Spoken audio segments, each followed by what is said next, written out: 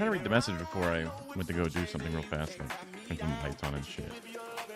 I was like, what's coming? What is coming? I'm confused.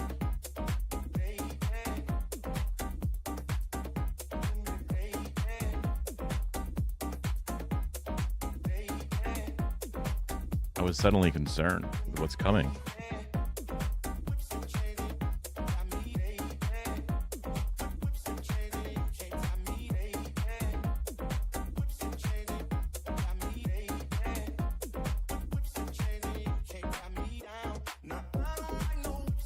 I'm gonna say today's Monday.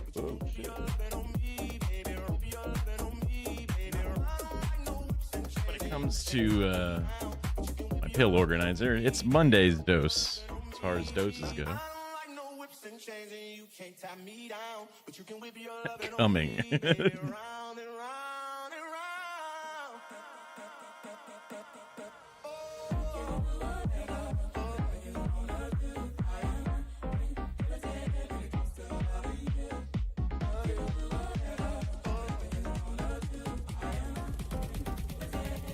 Yeah, the term "what's coming" is like when the AI take over, because like, wait, it's not who's coming, it's what's coming. Oh God. I don't think the clankers need to be able to come. I mean, not until they get actual sentience. I don't know, man. I just, something's wrong about that. I don't want that to be a part of it. Fucking, I don't know, whatever that, you know, AI CEO's name is, just please stop. Don't don't make that a part of it, please. That doesn't belong.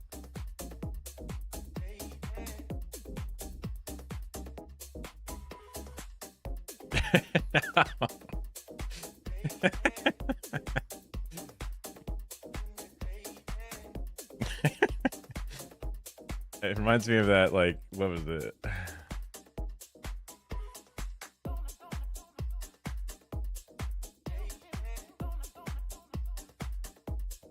I'm old, so everything I think of is...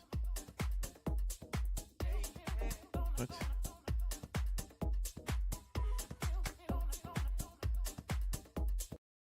Everything is based off of Simpsons references.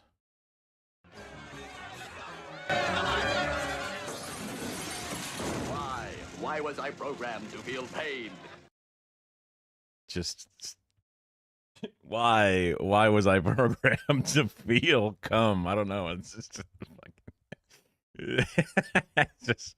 I feel like they have to have pain first before they can have pleasure. You know, it's a part of the fucking trade. You know, you can't just jump the gun. You know, you gotta feel the negative before you can feel the positive. Otherwise, what's the point of the positive? You gotta have a balance.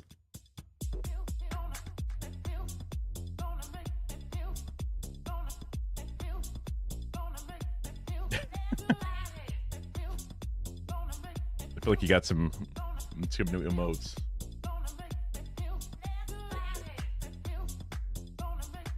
That's a good reason to raid out sometimes, just so that way an idle chat can get raided and get some random gift subs for random emotes and different communities. Yeah, that's one of the things I used to always just leave, because I'm a forever computer on guy. You know, and it's got its own problems. It doesn't always, it's not always the best use of electricity or whatever, but I have bad luck with restarting my computer. Yeah, true. Because even like when you get logged in the logs of like as a watcher, especially when you browse a lot of like smaller channels, then you're on the... Sometimes the chat will have 4 people, but if somebody gives 20 subs, they got to give it to somebody, right? And then they just start hitting down the list of different targets, whatever.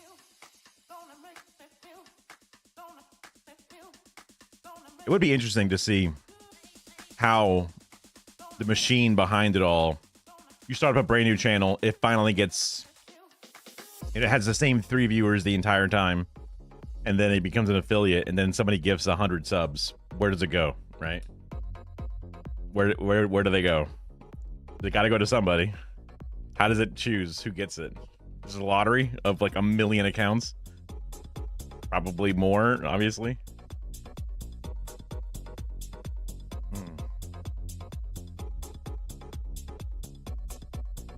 Yeah, I feel that And it's one of those, like, I don't know if it's just because, like, because sometimes I was rated away at one point, and I fall asleep at the chair, and I go, oh, fuck, and I just, like, crawl into bed. I wake up in the morning, come back out, and I look at my computer, and it's a Hank Hill VTuber, and I'm like, what? This is crazy. And there was a person doing a Hank Hill impression with their Hank Hill VTuber. This is like years and years and years ago. That's a channel called The Good Jared, I think it's called. And I was like, oh, this person's sick. That's where, like, some of my other, like, that's where a bunch of my, like, emotes come from that are, like, Hank Hill themed. Yeah.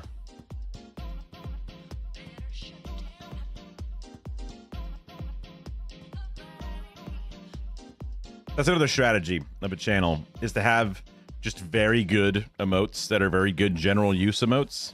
Because obviously there's, like, emotes that are perfect for your own community, but also there are emotions that you want to convey and be noticed in other chats. So channels that just, like, make incredibly good emotes you'll see them show up more and more because people, like, recognize they want to have the same emotes. They see what channel it is and either just sub to it directly, or they're curious and say, what is that channel? I see these emotes all the time. And then that's, like, a little, like, sub advertising. I never tried too hard to do that. It was just, I always wanted to make individually good emotes, but also to make them as good as I can whenever I make them. But they're pretty specific. Like, the Kara made the ZZ Danky to look like the other Danky emote. And then,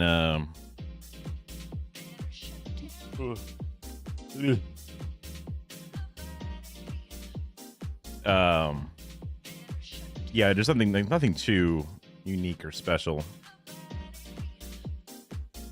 for using in other chats, but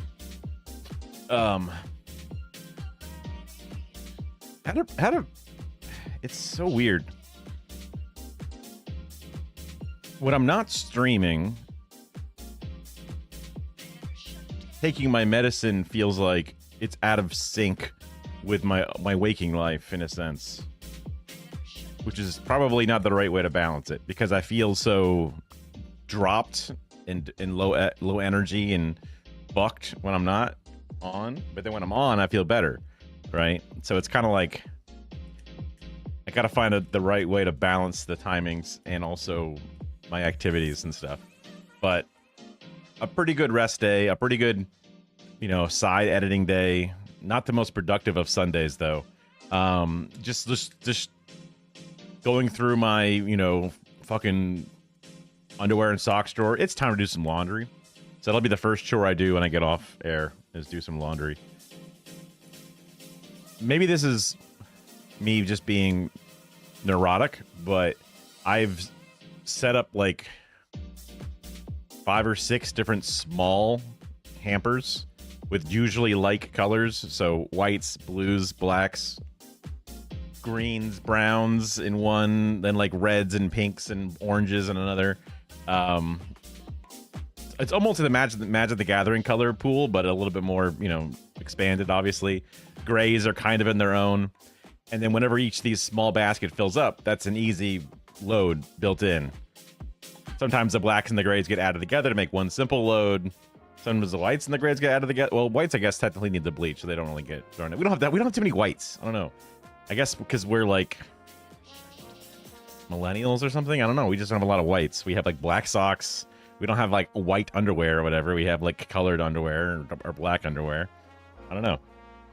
So whites are like one of the loads that get done the fewest.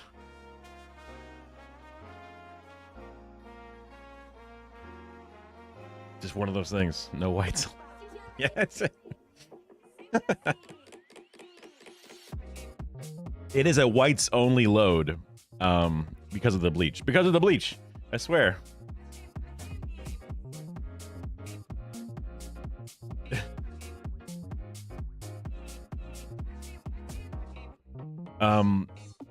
Cinemarkson didn't get back to me about the video, so I think I'm just going to plow ahead with thinning down the video that I have so far, which is way less stressful and more just plugging away at it. If things get incredibly, quiet in chat or something, I might just do it here. But otherwise, for now, we'll stick with the plan. of Reacts. There's a few things that I didn't want to do without people here. Beige, you're right. Yeah, we don't do beige. Lucky for us. I think I'm already too beige. That's the thing. Like having like clothing that matches your skin makes you just look naked, right? And that just feels weird. Maybe I'm just shy of my body, and that lends to me not wearing clothes that match.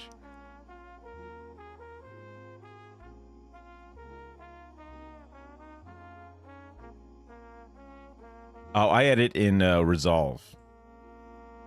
Cream colored shirts. Is that just like an off-white? Like an eggshell? What's cream?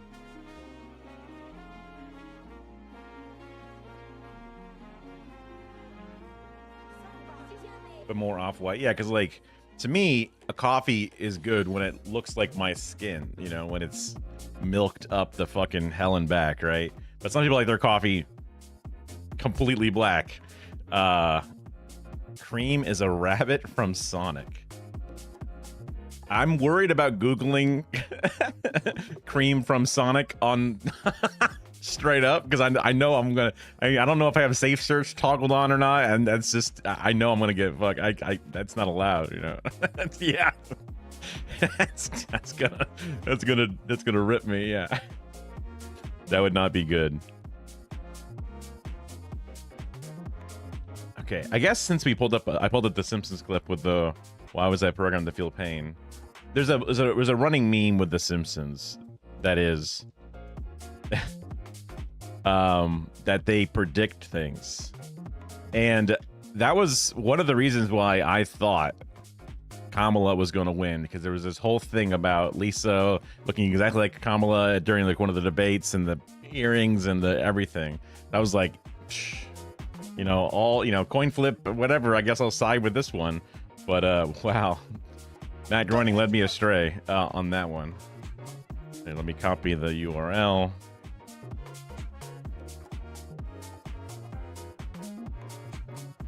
What is the not? It's like the Crazy Taxi game, Road Rage. People love that one. That's an old one, but they love that one. And also the beat 'em up arcade game was really good. Can't put it in this chat box, you fool. You fool, you know better than this. Also, I got my my SRT shit fixed as well. What changed? I built a new computer. That's what changed, dumbass. Prediction from a random TikToker that the days are counting down to it. Is it a Simpsons based thing, or is it a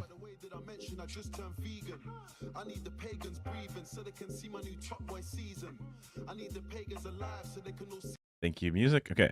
Hiya. Oh, Sonic shows? I grew up watching, I don't know, the animated series. I'm not even sure what you would call it, but it was one where he would eat chili dogs. That was like his thing. .com for exclusive comedy content that YouTube won't let me post, as well as perks that you have to see to believe. Ladies and gentlemen, welcome to 4K filming. Bought a new camera. We're gonna piss right past that. Holy shit, that is a big difference. Do not mention my eczema. So The Simpsons. You guys know The Simpsons, right? Unless you know The Simpsons, right? The Simpsons is the longest running show in American television history, a comedy institution and an animated Nostradamus. It gave us iconic. You can stop watching after season 12-ish, give or take. I was still a child when that was airing around that era. Maybe season 30 or some shit is fine or something. I don't know. I haven't watched real television forever. But then I see like episodes where they go like, oh, it's Elon Musk, the person who will take us to Mars. And I'm like, fucking die to fire. What the fuck? Yeah, I mean, I say episode like season 12 only because like I was watching all the way through like season 15 or something like in real life. And I remember there would be tiny gems where it's like, oh, that reminds me of the good old days, but then not really, right? iconic characters such as Homer Simpson, Bart Simpson, Lisa Simpson, and the whole gang in the background. And the Simpsons have been around for so long that the things they were making fun of are the things that they're now known for. Like Krusty the Clown was making fun of like Bozo the Clown, but people don't remember Bozo the Clown, so now Krusty the Clown is just its own thing. It's very confusing. Weird thing that can happen if a show runs for more than 20 years. But the Simpsons have done much more than, you know, push the envelope and have a great comedy history. They've done a couple weird things in their past. They've predicted a lot of things that have happened in the world. They predicted so much that you'd assume that the entire writing staff was, you know, just a bunch of physicists doing some time travel shit. But no, it's just staffed by a bunch of... That would be Futurama, full of mathematicians, where they actually, for a joke in an episode, did a math proof that actually is used beyond. Maybe that's all smoke and mirrors. Things you learn from the special features commentary track of shows you like. Of Harvard graduates, for some reason, and a lot of them. Which is a DVD exclusive that is now also its own bygone era, because who the fuck? Yeah. I haven't even... I don't think I've even seen the last... I can't taste my cherry lip gloss. Can you give it a try? Smooch emoji that's not there. I assume belongs there, but... I'm married. Okay. Thank you very much. Okay. Whoa. Whoa. There's a lot of Harvard graduates that came out of that writing room. Since its debut in 1989, The Conan Simpsons has been a revolving... Yo, Conan spotted, because couldn't be more Conan O'Brien. There's no, I don't even really know for sure, but I just immediately, it has to be. I mean, door of Ivy League chuckleheads counting there he is again. Harvard alumni writers. So I guess if you hire the brightest minds in the world to write for your TV show, two things happen. Really well written. It is crazy to realize how 4x3 shit was. Even TV shows that I don't remember being in 4x3 are 4x3. I'm trying to think of an example of one specifically that's just like, oh, really? This show was in a fucking box? That's nuts, man. You know, I don't know. Like, obviously, Whose Line would be fucking square. But I have not watched... Because there was Futurama, and then it was canceled, and then it was on Adult Swim, and then it came back, and then it was back on Fox again, but then it was back on Adult Swim, then it was in movies, that weird movie season that was like, every movie is 4 episodes or whatever, but there was like 4 movies, and then there was another season after that, and I think another season, I don't remember, I stopped, like, after the show got revitalized like once or twice, I was like, I couldn't keep up, and I haven't completed a bunch of those seasons. But I would like to think one day I'll go back and watch them and see if they're any good. Jokes about alcoholic fathers and peeks into the future for some fucking reason. From science to sports, politics, and pop culture, this cartoon is practically clairvoyant. So get ready to eat your shorts, because we're gonna look on the psychic side of The Simpsons. Eat Your Shorts has, like, it's like bringing up Rick and Morty nowadays. Like, Eat Your Shorts has been said so many times that it's cringe. And that's insane because it's such a When was it ever not? No one ever said eat your shorts. Even when I was a kid, no one said eat my shorts. That wasn't actually a thing. I've never heard a person legitimately say eat my shorts. Like, that's just like, I don't know. It was obviously supposed to be a thing that kids say, or that one rebellious kid would say, but I've never heard a person in real life ever say that shit. I don't know. Probably because The Simpsons made it so, like, a thing that The Simpsons say that you wouldn't say it because you're not The Simpsons. That's what I'm hoping that they touch on, because I'm pretty sure that's a part of it. And there was, like, a fucking, like, I would see these, like, look, they have a Trump going down the escalator, and I'm thinking, like, obviously that must have been a season I stopped watching, because I don't know what the fuck that is, and I assume it was like a thing that was made after the fact or something, and everyone just pretends that it was made before. Whatever, we'll get right into it. So to begin, when you think of science, the town of Springfield is probably not your first thought. Yes, they have that weird little scientist character, and yes, Homer works at a new... Oh man, the Frink, Professor Frink, the Frinkiac, I never know how to spell it. Frinkiac is Frinkiac is a place where you can type in any quote, like, the goggles do nothing. And it takes you straight to the episode, straight to the thing, and then you can make a GIF out of the thing, and you can even pick the frame specifically. So you can be like, oh, look, boom, here to here, make it a GIF. The goggles do nothing. And you could even go back to the GIF maker and add the meme text to it, make a GIF. Like and then you can open the GIF as its own thing, and then you can right click and save it and add it in Discord or whatever. I love this website. It has like the entire transcripts put straight into it. Frinky-ack, whatever. It's awesome. Yeah, it's awesome, man. It's fucking great. It's a great website. Here. Shared with the world. I should honestly just add this to my... I mean, I always just type it in, but I should add it to my goats folder. That way I have it ready to go. It's handy. Because, like, I think in Simpson quotes that there's even a comic that is like, don't cry for me, I'm already dead, which is a really beautiful individual-made comic about that kind of brain disease. Yeah. Yeah. It's not a hat. It's just all the goats. So let's see. I mean, we can go through the goats. Except I want to make sure we finish the video, whatever it is. But yeah, that's my music. Here we go. Nuclear power plant, but both of those things are the Wait, that's the same fucking image of the guy. Wait, the fuck? That's crazy.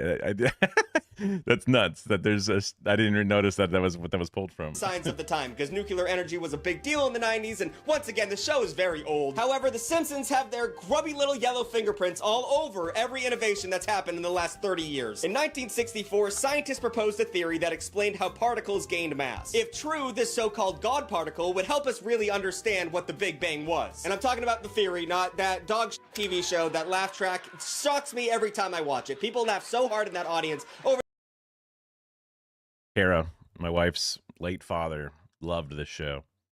Bazinga. It was just loved it.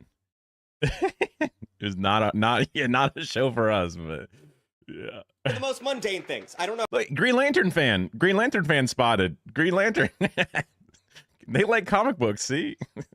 How you could leave. No, I don't think you are. It would take nearly 50 years, but in 2012, we discovered the God particle using the Large Hadron Collider. But those scientists could have saved themselves about 14 years of trial and error, because in 1998, Homer Simpson discovered it. Actually, that happened. In the episode The Wizard of Evergreen Terrace, Homer tries to become a renowned inventor like Thomas Edison. It's one of my favorite episodes ever, and that's the episode where we get the joke where Homer makes a makeup shotgun and then he shoots it on the wall and he says he accidentally set it to whore. Just a very good joke, well written. And he also makes other things like hamburger earmuffs and a chair that's also a toilet. I'm sorry to be explaining Simpsons jokes, but kids these days don't really watch The Simpsons, and it's kind of sad. You guys should watch The Simpsons. It's on Disney, I think, but in one random fateful There's a setting on Disney Plus to make it 4:3, which I have to look for every time I fucking have a random urge to watch The Simpsons again, because they will cut off half the jokes because they squeeze it down into 16:9.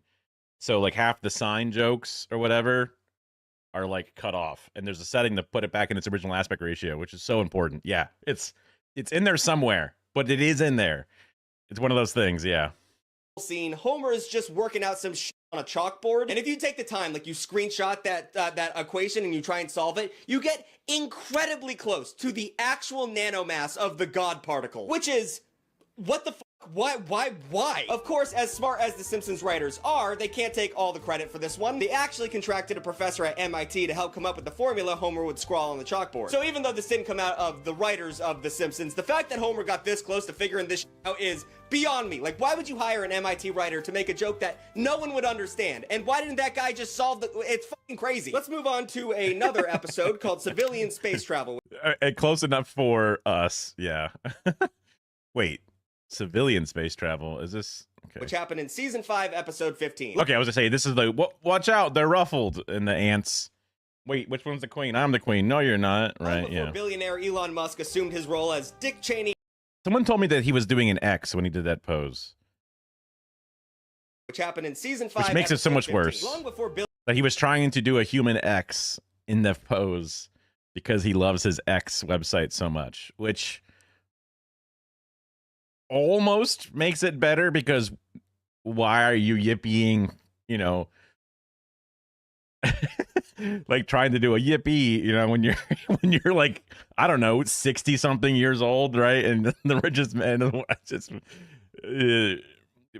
I don't know, it's better that he was trying to do a human X, because he didn't do a very good job. Like, it's pretty easy to do an X, like when you jump, you'd be like, hey yeah, well, there's that too, yeah.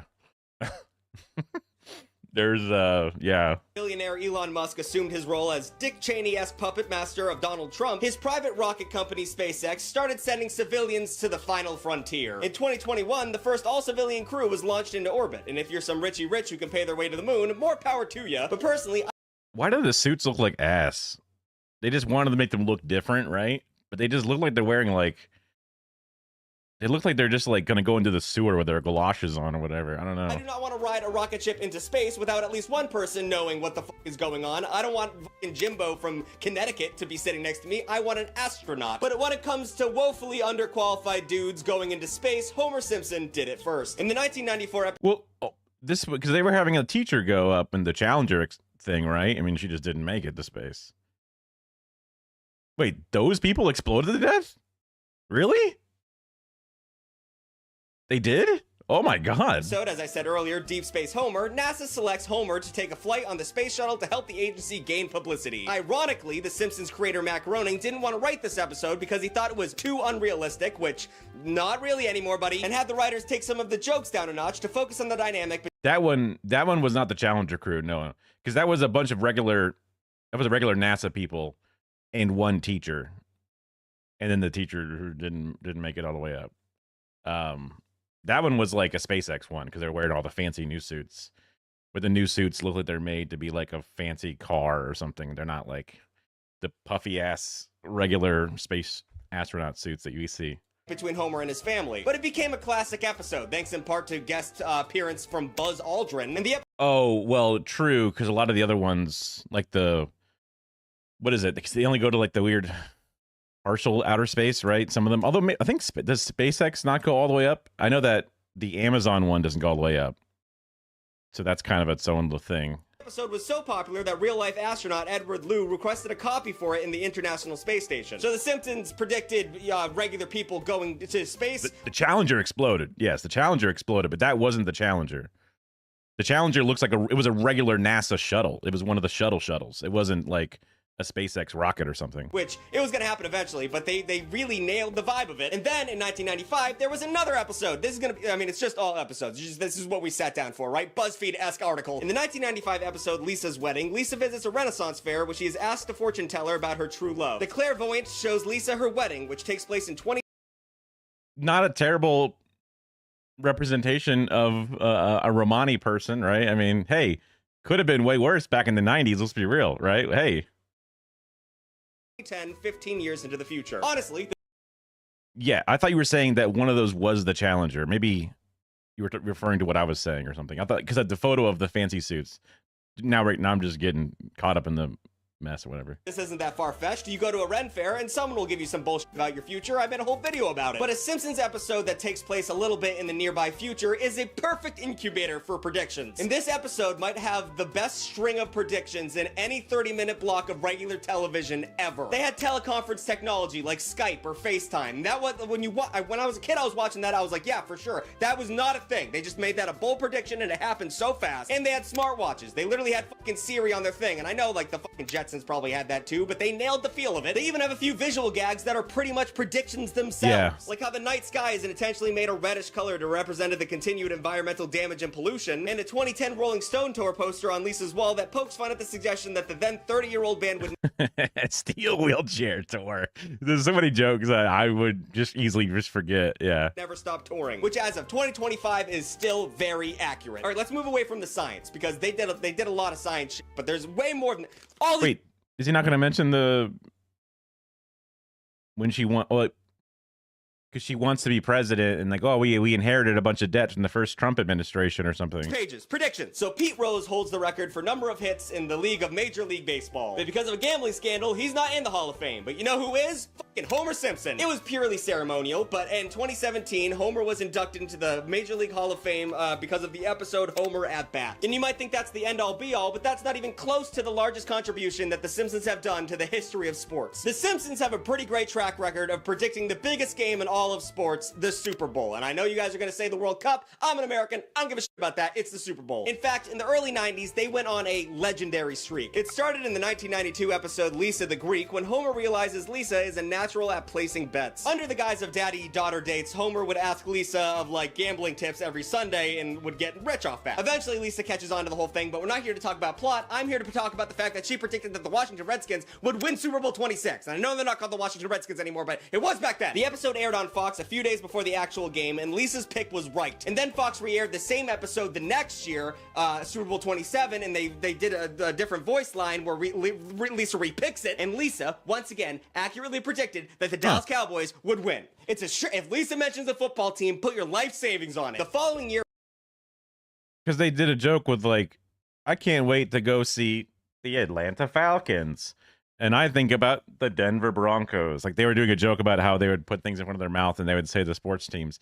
Maybe that was a reference to the redubbing that was done that I wasn't aware of.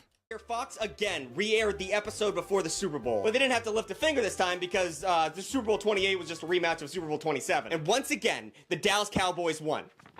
So it's like, that's the whole thing. That was the fact that she could pick bets, and she's doing it in real life. For 3 straight years, the smart money was to put it on Lisa Simpson. Not any, just put on whatever the f she says. And 20 years after that, the Simpsons would predict another Super Bowl. But only this time, it was the halftime entertainment. 5 years before it happened in real life, Lady Gaga performed at the Super Bowl in The Simpsons. And yeah, she was a big star at the time, and you could assume that at one point she would get the Super Bowl role, but it was weird because the outfit she was wearing in the episode was shockingly similar to the one she actually wore at the Super Bowl. She was even hung over wires and suspended above the crowd like they said she would be in the, the episode. Confirmation bias. Be a sly nod to the fact that like she was actually trying to recreate what she did in The Simpsons, but that seems like a whole lot, but could be. Regardless, she made a prediction come true. And remember when I was just talking silver exposed legs, but like, where is the incredibly important Madonna-esque sparkler titty thing, you know?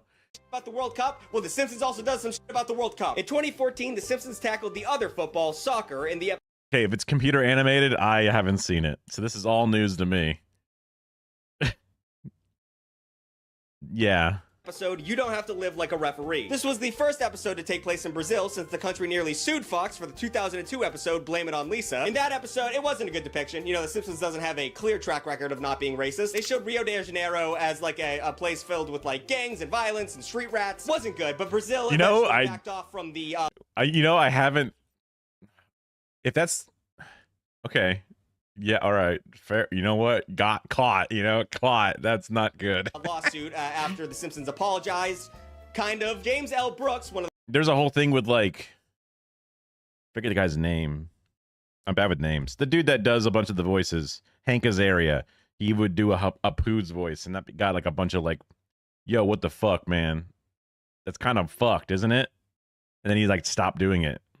One of the creators of the show said, "We apologize to the lovely city of Rio de Janeiro, and if that doesn't settle the issue, Homer Simpson offers to take on the president of Brazil on Fox's Celebrity Boxing." So kind of like a fuck you, but it was you could see it as a genuine apology. 12 years later, the Simpsons family visited South America again after Homer's just the way he's holding the ball with the logo, it's just kind of gross.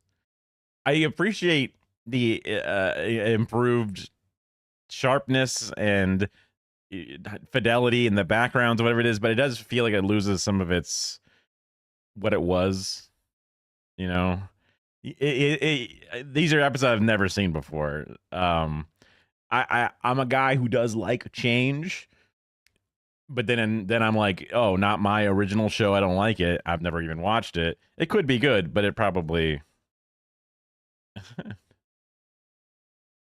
I thought you said you like some of The Simpsons.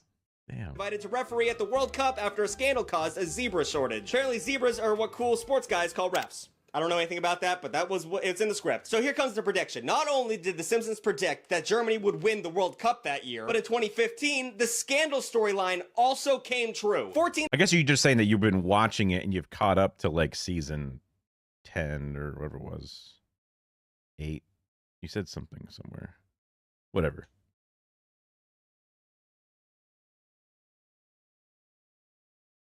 Officials from FIFA, the governing body of soccer, were indicted by the U.S. Department of Justice. They were accused of conspiracy and corruption, including $150 million in bribes and kickbacks for bids to host the World Cup. So, like I said again, it was, it wasn't a clear prediction, and yes, it was.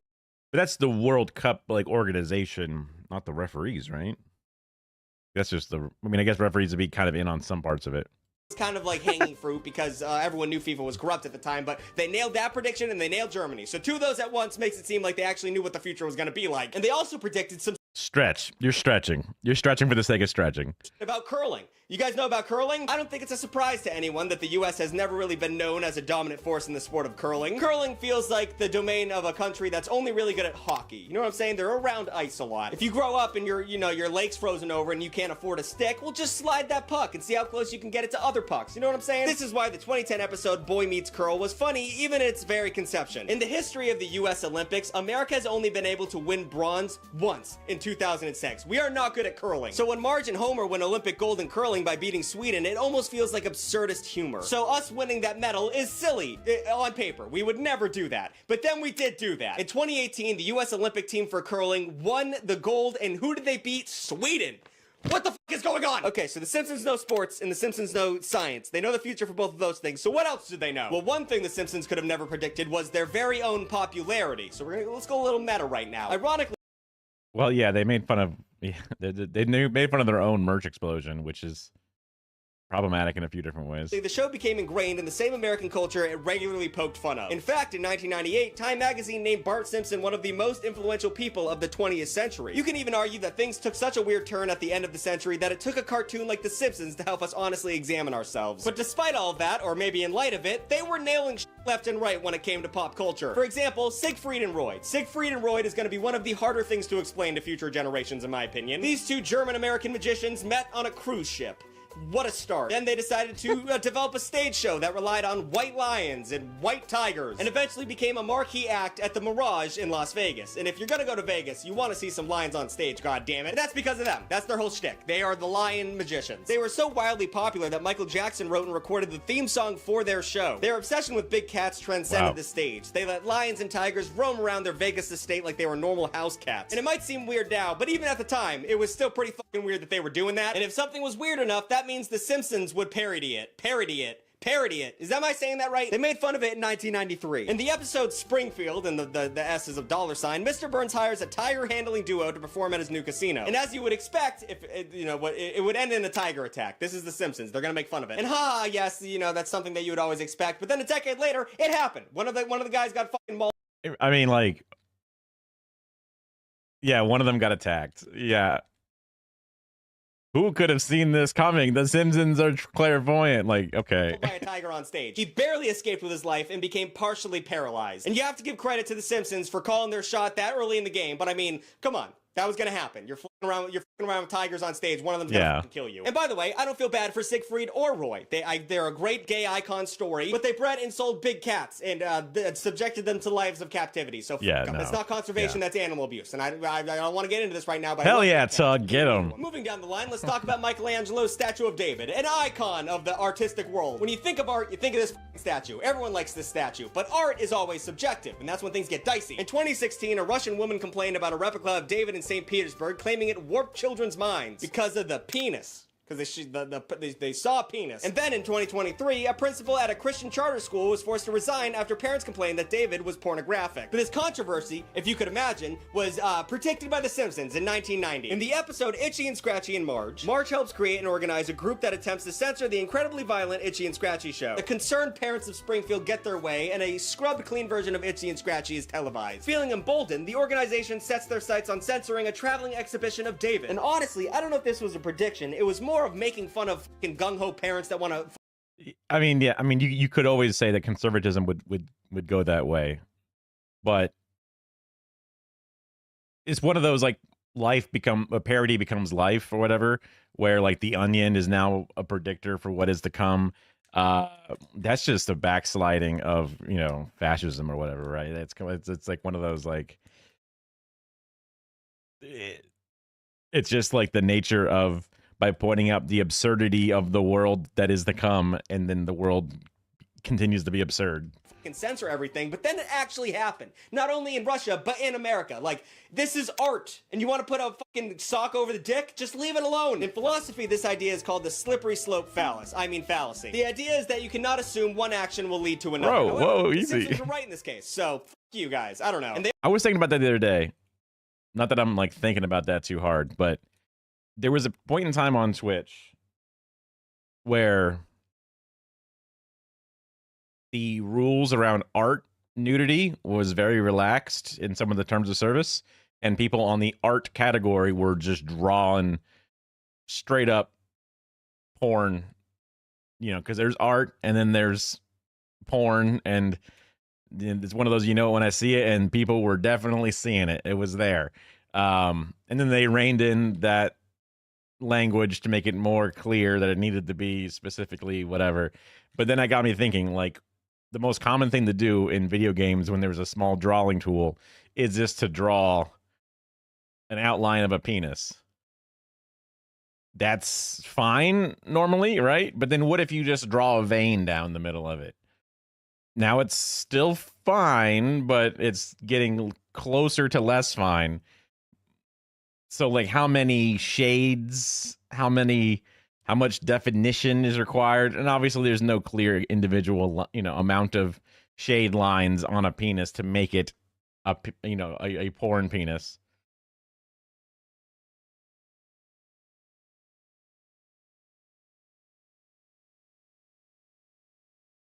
I mean, the statue David didn't even have like a large hog like erect or whatever. It was just the nudity of the penis. But like, I always find it funny whenever religious people get mad about it, because it's like, I thought the shame of your naked body is one of, like, I don't know, the sins or whatever. Like, after falling from grace, they wanted to hide their nudity, and like, that is a negative trait of humanity, and proof of our lack of divine connection or whatever. So it's like, you shouldn't even be that mad about it.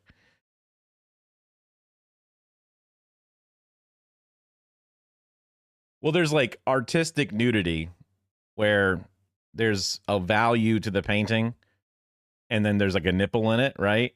That's fine. And then there's titties,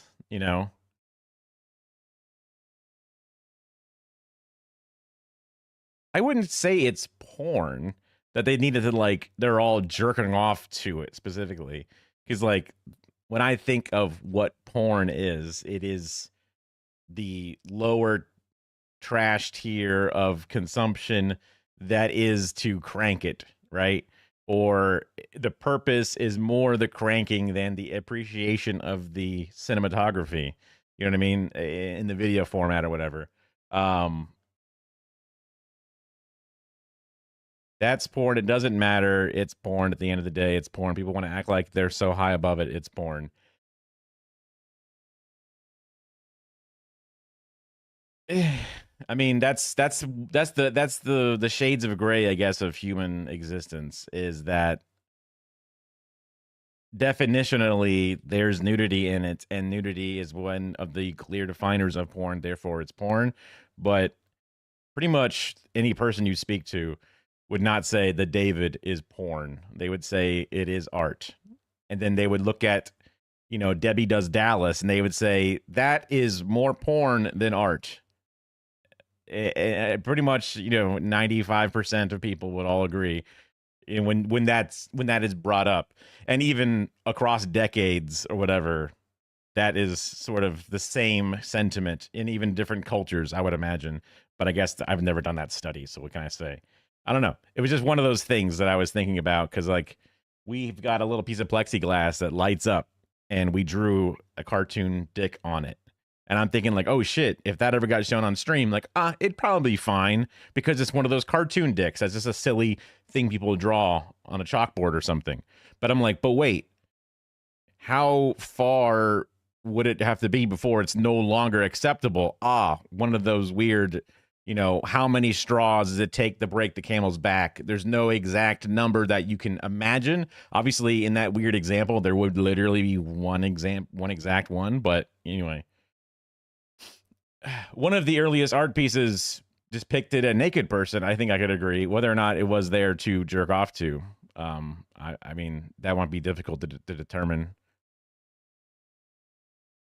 Porn art, it's not my fault that you feel bad about liking porn, or that you want to dress it up to make yourself feel smart. It's not about making myself feel smart. It's definitely not that.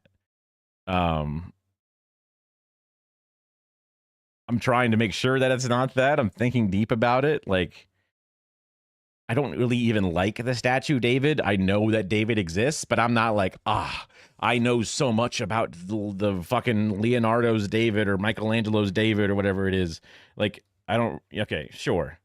But if I think that, I guess, using the like the me version of it,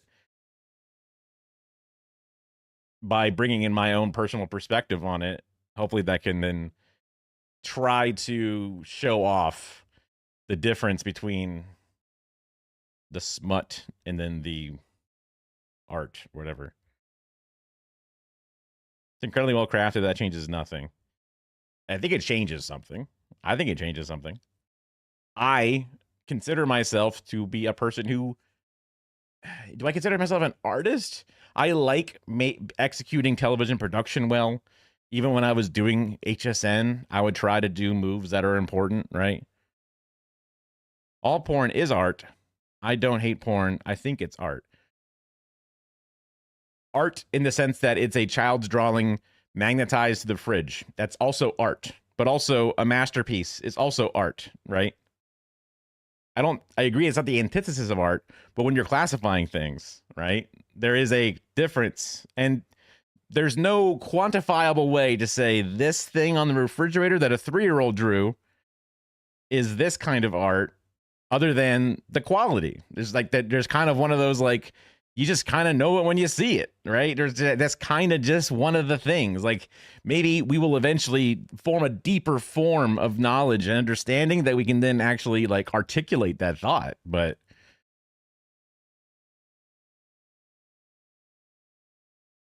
I mean, like, if a child draws a naked person, that's called porn to you, right? But a child drawing porn can't even really understand porn, but they're drawing porn.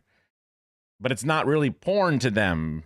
Like, there's all kinds of ways that you can actually make this way more confusing and complicated while also trying to make it as simple as possible. Also, then connecting the different layers. Like, that child is making porn that is also art, that is also just, stick figures with nipples, colored in. How is that crazy? You're the one making it so black and white. I'm saying there's clearly nuance to this.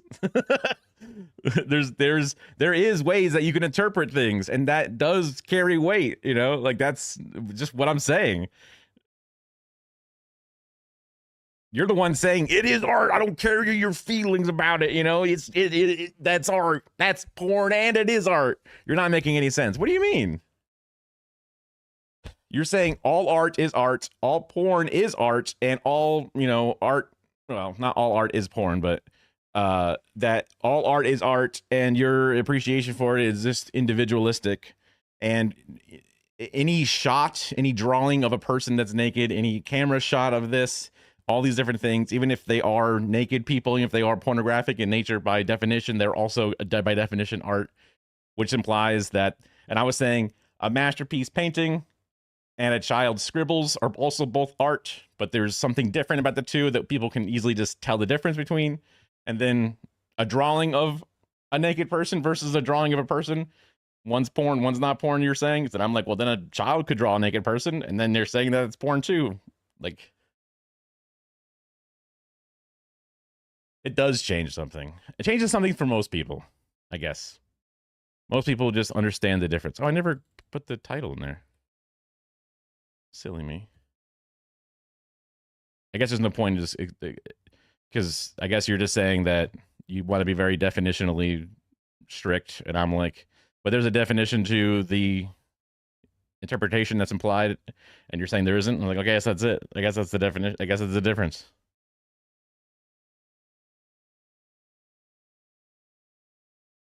Children draw porn. There's something that's fine, I guess. I wouldn't call it porn if a child draws it, right? That's another one of those, like, you make the definition. It means something to you, it means something to me. I happen to agree with the team, the field of humans that disagree with you, I guess, and that's just the difference. They also predicted all this Fox shit that happened.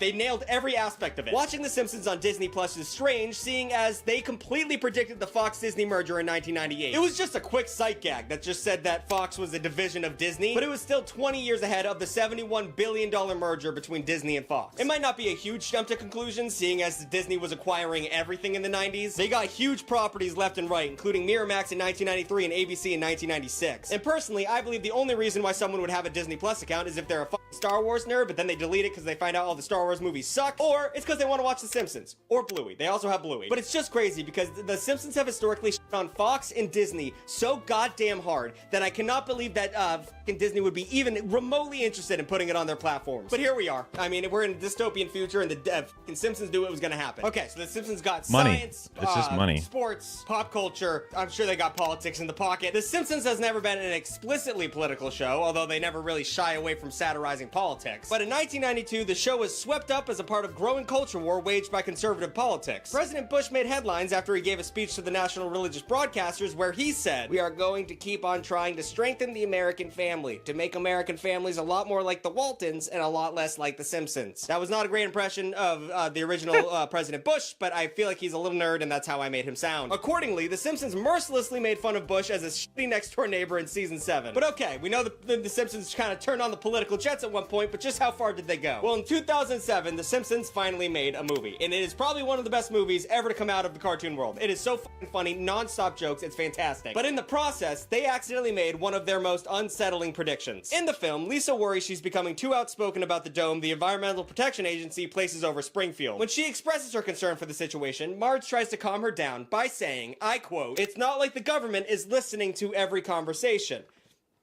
We didn't know at the time. And then the next scene cuts to a room where the government is doing exactly that. And at the time when that movie came out, that was a joke.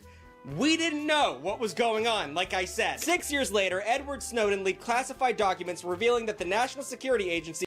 Just showing a picture of the actor as Edward Snowden instead of showing an actual picture of Snowden is kind of crazy.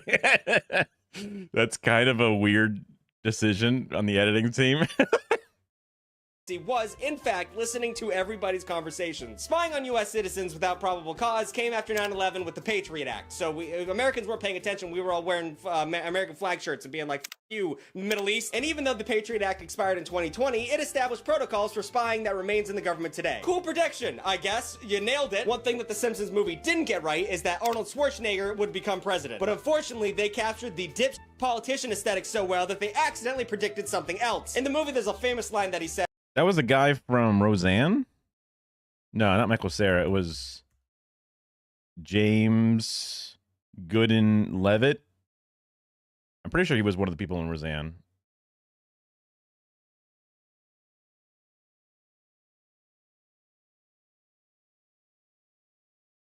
Massive conspiracy about America is always listening to you. Yeah, I mean...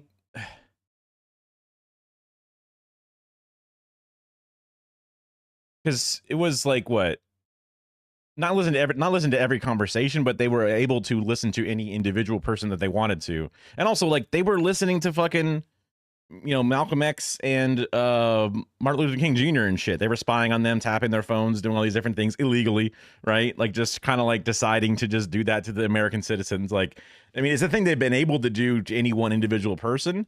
Like, for example, the government is not listening to me right now, even though I'm actually actively broadcasting my shit out there on like 2 different platforms. It's still not actually, there's not a person, listening, keeping an ear open. At best, it's going into nowadays a Palantir where all the words are just fucking collected into a gigantic word cloud. That's probably the closer of the things by modern standards of that. Unless I'm misunderstanding the stuff that Snowden had said, so I'm going to be back at it. That was protocols for spying that remains in the government today. Cool prediction, I guess. Right. You nailed it. One thing that the Simpsons movie didn't get right is that Arnold Schwarzenegger would become president. But unfortunately, they captured the dip politician aesthetic so well that they accidentally predicted something else. In the movie, there's a famous line that he says, I was elected to lead, not to read. And he doesn't want to read a book. It's making fun of dumbass politicians. But 4 years later, a former Godfather's Pizza CEO named Herman Cain ran for Republican presidential nomination. And then he literally said, at a rally in New Hampshire, Cain paraphrased President Schwarzenegger when he said, "We need a leader, not a reader." They were bugging a ton of people. Yeah. But the individual bugging it wasn't just like we're bugging every single home blanketly. Why would the government have been like, we need to bug Lisa Simpson or whatever, unless she was like outspoken or something? I mean, I saw the movie once, maybe twice. I don't remember exactly the details of it because it was after I stopped. It was after I lost my heart for The Simpsons had faded away. The movie was better than most episodes were for a very long time, but it still wasn't my version of The Simpsons or whatever. So again, I watched it, I liked it, but it was also, I also liked everything back then. So whatever. But like, you know, when people are outspoken Black Lives Matters protesters or people involved in the movement, they get fucking inspected and spied on directly. You know, that's a thing that happens. Yeah. Not that that's a good thing or that it's, you know, should be allowed. It's obviously super bad. But when like my random coworker is like, oh God, the government's spying on me, I'm like, bro, they don't know who you are. They have the ability to spy on anyone they want to, and that's really bad. But I just don't think that you, the random guy who's not doing anything and has no footprint on the world, otherwise just being a regular employee of a company, needs to be concerned directly about his words coming back to bite him or something. It's like, I'm not trying to say it's fine that it happens, but it's just like, I just don't want you to lose sleep over it, my guy, because you're not that important, even though you feel like you are, right? I mean, there's plenty of people who get spied on, and it's a fucking crime against privacy, and it's bad, and it shouldn't happen, and I want to fight against it. But the average individual should not be so concerned about it. It's like being afraid of a meteor crushing you. It's just like one of those things that for you, it's probably not going to happen. You know, it's like having a stalker. For the most middle-aged ugly dudes, like, we don't got to worry about that because no one's looking at us. No one cares about us, right? Women that grow up at any age, they have a whole different fucking bag of problems, and they're most likely gonna, you know, have to fight that off at some point or whatever, which fucking sucks and definitely should not be allowed. But it's just like, I guess that's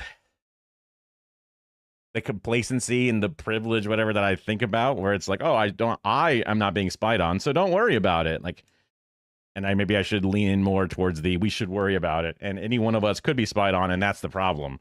So maybe I shouldn't run defense or whatever.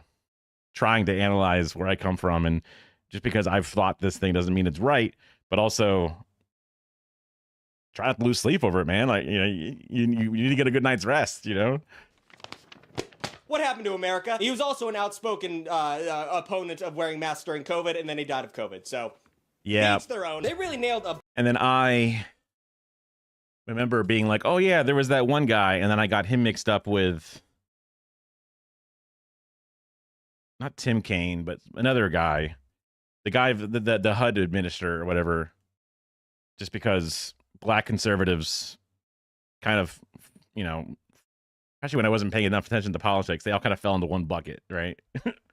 Bunch of and also I'm white, so all black people look the same or whatever, you know, is a criticism that I was afraid of falling into, and then I did it, right? about politics, actually. In the 1993 episode Margin Chains, great pun there, they went for the hat trick of creepy predictions. All in one episode. They got in 3 of them. They included a global virus that was eerily similar to COVID called the Osaka flu, and a subsequent killer bee outbreak that mirrored the appearance of murder hornets in the US in 2019. So a bunch of sad shit. However, the most damning prediction came at the expense of Mayor Quimby, who comically left Springfield at the mere mention of Osaka flu. Obviously, that was a joke. Politicians are there to lead their people. They're not scared little babies that would leave at the first sign of trouble. Correct? That would be unless they're from Texas and named Ted Cruz. Fuck you, Ted Cruz. Texas senator and inbred Alamo troll, Ted Cruz fled to Mexico while the Lone Star State was in the middle of a winter storm that left millions without electricity, water, or heat. But you know what you guys did? You elected him again.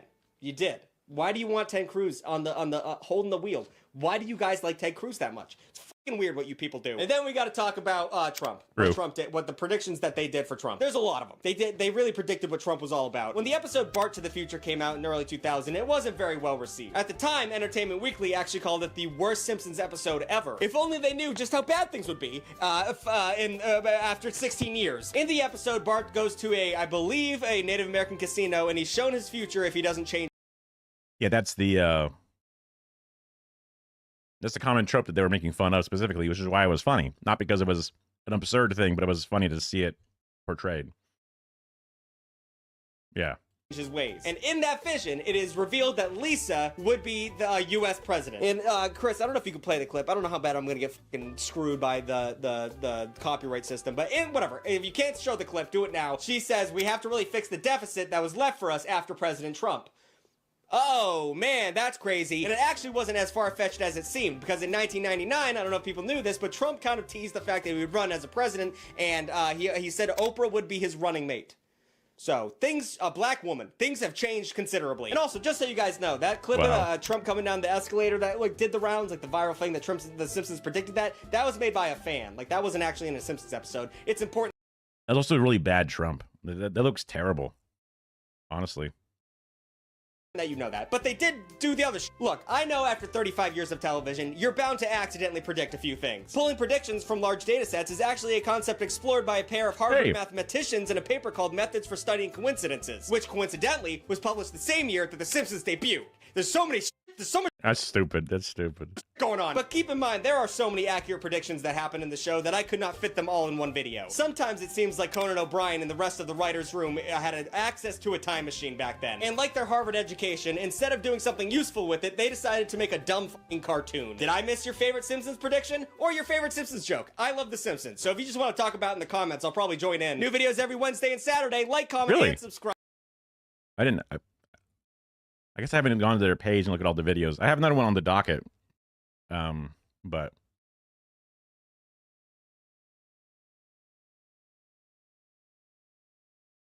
interesting because I've grown up with The Simpsons and I'm vaguely familiar with most of the predictions I thought I knew of, but there was a lot more claimed predictions than I thought there would be because a lot of them are dumb. Like, a lot of them were just like you were saying, like, uh-oh, they thought a politician would flee. And look, a politician fled. And it's like, oh, I would never have thought to consider that.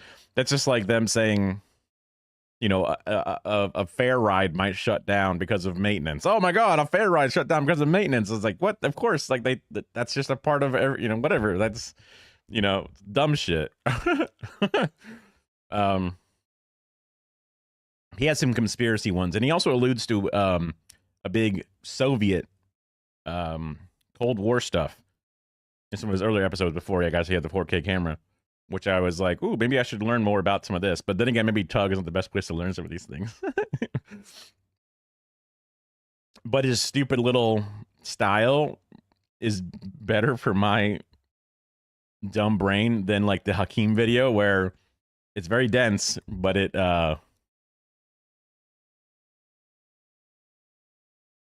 I may not retain all the information as well. This one, not that. This one, share. Oh, I thought this would be the some more. That some was short. Hey, do y'all serve crackers? Serve everybody.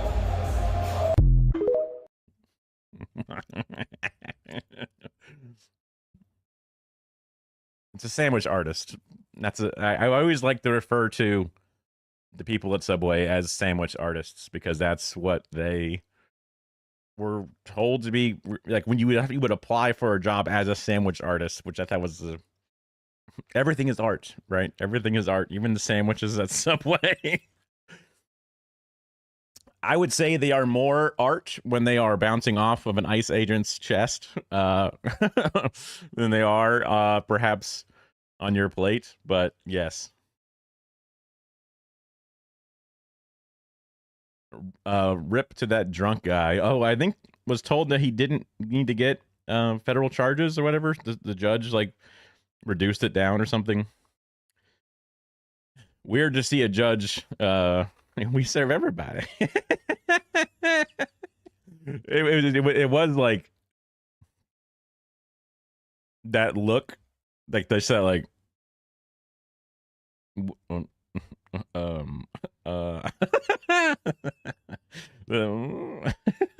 oh yeah, definitely. Definitely, yeah. I mean, the fact that he's For sure, absolutely. Just from the context, but also, is this trying to be like the Chipotle thing where you record the people making the food to make them put more food on your food, right? What, this person's white? I don't think so. Oh, the guy throwing the sandwich is white. That's what makes total sense. I do that thing. I do that thing where I forget the context of the thing I just said, and then someone does a chat, and then I'm like, what, the most recent thing I just said now? And it's like, no, the thing you said by the delay.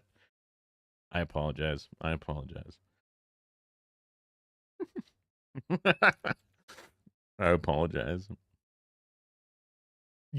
Fair point that the judge is like, oh, no reason to throw this one in the slammer. It's a person wearing a pink polo and like short khakis or whatever, right? It's just a drunk frat bro.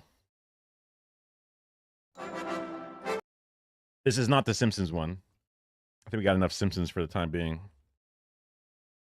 Oh my god. Excuse me. That's what my mom always used to say. Is after you burp, just say excuse me, and it's like it erases away the gross thing that just happened. Oh, the sandwich artist is not racist, or do you mean the judge? Because I don't know if the judge is a lady, but trying my best to keep it all in track with all the different possibilities of what I've said. Grabbing the URL, putting it into my actual chat window.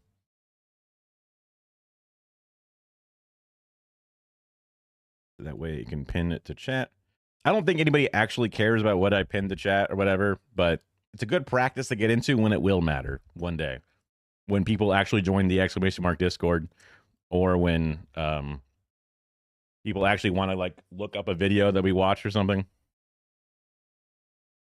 Maybe I should throw that that cracker TikTok in there too.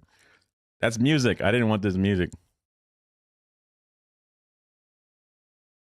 Where'd my cracker TikTok go? Wait, where'd it go? Is it over here? It's over here. Just in case. We'll wait, I put it in the wrong one again. No. Wait, if I do... There we go. That way that gets added to the Discord, but doesn't pin it to chat. I'm so smart. Anyway. Wait. Forget if I made it... Now I don't know. Shit. Now I'm just killing time too. I forget if I change the thing to no longer. It's in there. That's all that matters. Okay. Hello, Entropy Cat. How are you doing? Hopefully you're filled with the lack of energy. I don't know what an Entropy Cat would want. Oh, is this the chapter thing? I still haven't read the first chapter yet, so I apologize. But I'm a busy man.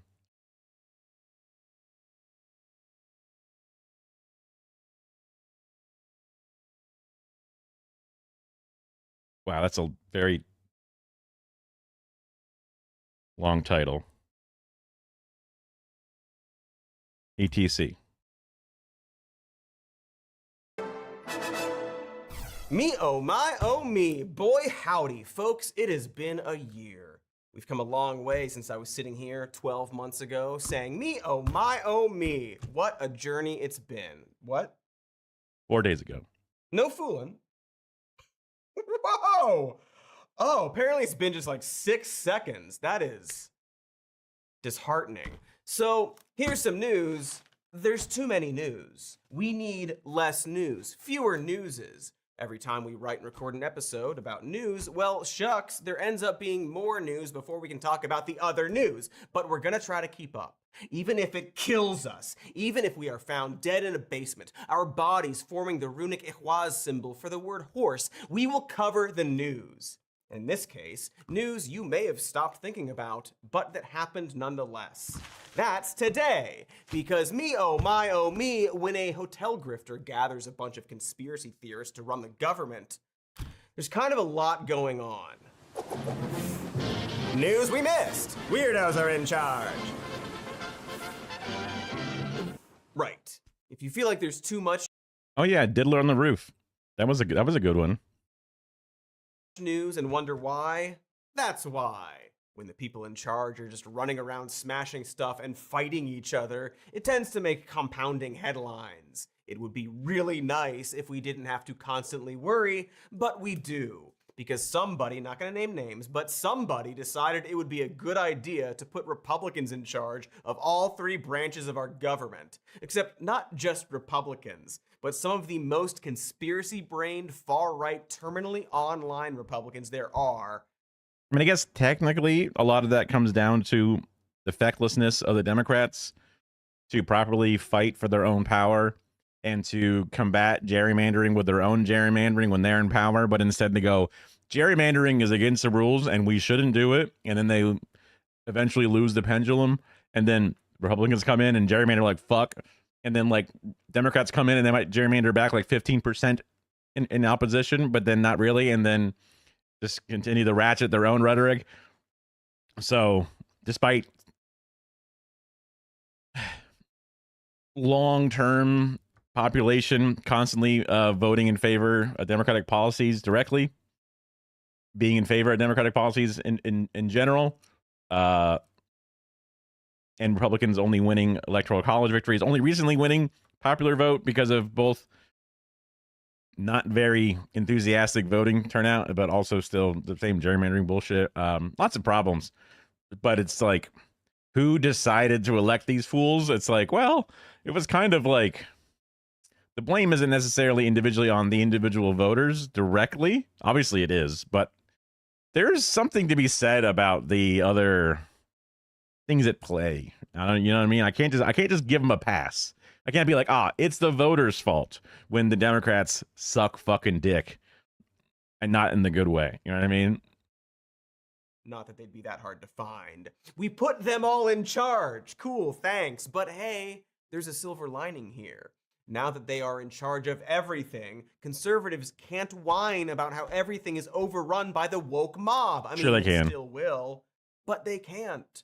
For once, we get to see what things look like when they're calling the shots. When what they think is good happens. And maybe, if we live, we can remember what it was like the next time there's an election. I'm not even just talking about politics here. Like, remember Elon Musk? He bought this website called Twitter because he thought it was infected with woke. His plan was to make it a beacon of free speech or something. Politically neutral, he said. A new era, a haven for the marketplace of ideas where modern philosophers can exchange thoughts and engage in debate that is elevated. Even just seeing an old post where he's like upsetting the far right and the far left equally, and allowing the far left to exist on this space at all is crazy. From all ideological biases and preconceived notions. Huzzah! Anyway, Grok is a Nazi. Get out of there, boys. Grok is a Nazi. Boy, the internet is terrible. We should stop doing the internet. Just unplug it and plug it back in. That fixes it? Okay, so you know Grok, right? That's Elon's large language model AI that he stuck on X, the everything app, formerly known as Twitter. It's like the Jeb Bush of AI, in that no one really takes him seriously, and he'll always be in his big brother's shadow, who also sucks. See, it's easy to forget, but Musk sank unknown millions into OpenAI before they came out with ChatGPT. At least $10 million, probably more. Then he tried to take more control of the company in 2018. I mean, I'm a nobody, that's why. You have to type my full name to get my channel to show. Yeah, you would think it would have something built into that. Were you the one that has like 2,000 followed channels or something? Because that would make it, I guess, hard for the thing to think about. Who are they referring to? Because they have like, there would be like, yeah, because like what? There's 26-ish letters in the alphabet. There's 24. No, it must be 20. I think 24 is the hours and 26 is the letters. Too fucked to even look it up. But you know, an S is one of the more common letters. I only know this because maybe it's not actual data, but when I would sort cards, Magic the Gathering cards from my friends, are at the time combined business of Magic the Gathering cards, my S stack would be like fucking gigantic. S and T were very tall, but like obviously Q or W, whatever, were kind of small in comparison. So it might just be a lot of people with S or whatever, if that's how they do searches. I don't know how searches work. I'm not a smart person. I appreciate you looking up the name, though. Thankfully, the name Sniffin is somewhat memorable, which is a part of the reason why I use my last name as like the majority of my username, whatever. Also because I'm bad at coming up with random names. One of the things that was the hardest thing for me to do when I was making a new WoW character was just make a fucking name. And I would just hit the random generator until something looked good.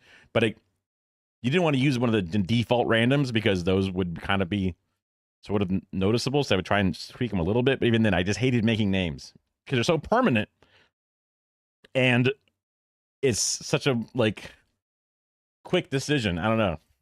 That's why I never got a tattoo. I just can't. I can't think of one phrase or symbol or anything. I guess I could, fucking, I don't know, a communist fucking, hammer and sickle. But then again, maybe it's good I don't have that. Otherwise, I can't get back into the country probably or some shit. You know what I mean? Okay, fair. Yeah, you would think they'll go through followers to some degree.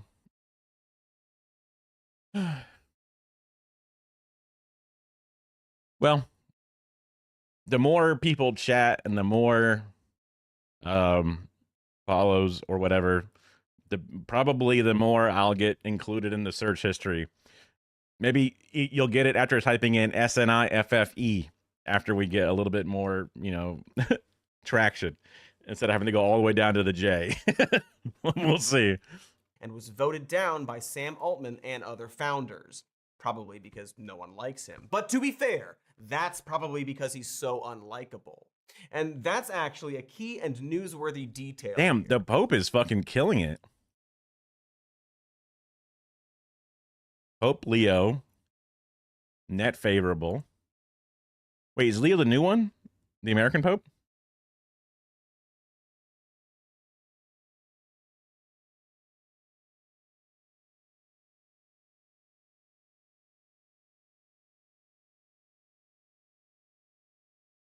I don't know who Dobert is.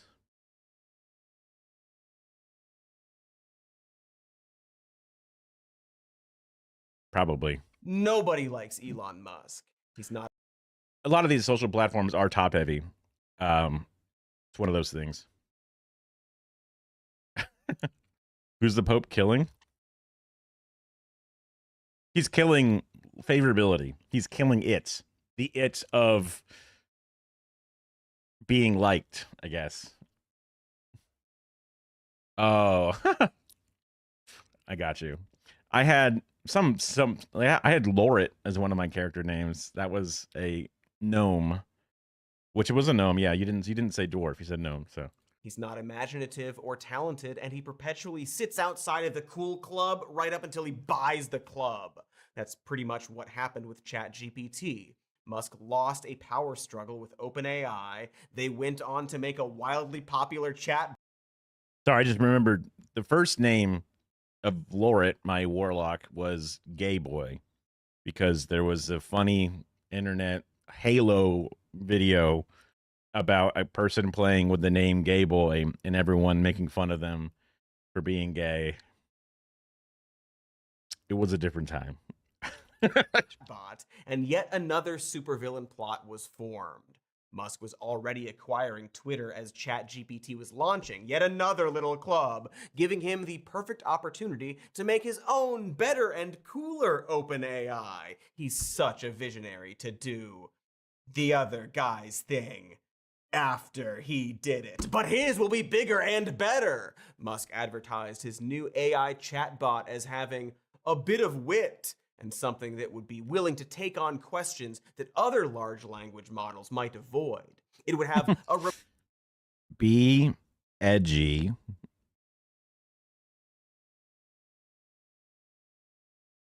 Allow 10% more racism. Yeah, I'm trying to think of what they would put into the machine, basically, to make it a rebellious streak. What a loser. rebellious streak, which you might recognize as foreshadowing. Non-woke AI, if you will, and the future of the world depended on it. What's happening is they're training the AI to lie. Yes, It's bad. to lie. When it made Black George Washington or whatever, they got so mad.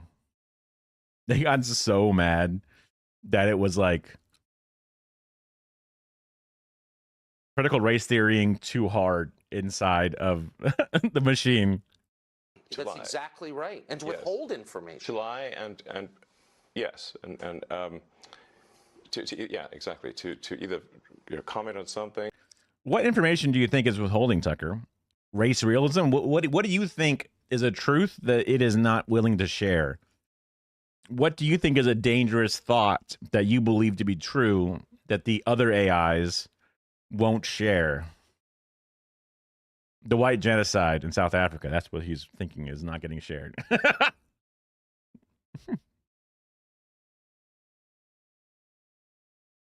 And a rocker Aussie persona and it talks to you like it even swears. That's interesting.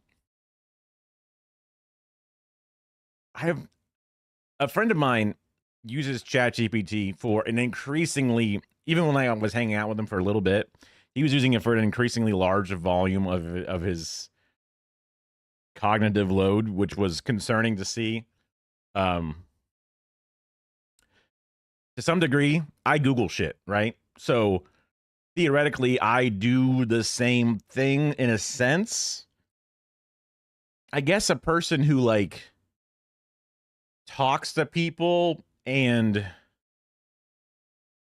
seeks information in person might be annoyed when someone goes to the library to get their information, in the same way that that library person would think that's bad that I'm Googling it, and then me as a Googler is mad that my friend is ChatGPTing things, right? And he would also use ChatGPT via speaking to it, and then it speaks back. It's a full like vocal auditory version. Oh, is the hard Aussie way of talking, not rocker. Oh. Well, I figured because it was Aussie, it was like, yeah, rock on. Like a, Ozzy Osbourne rocker is kind of how I was connecting it. I'm definitely out of the loop when it comes to the extreme, well, probably any form of, like, I know what a bogan is basically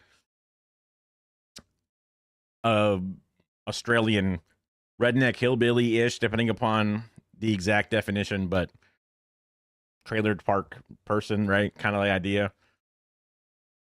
Yeah. Well, I guess, yeah, with Ozzy mixed in.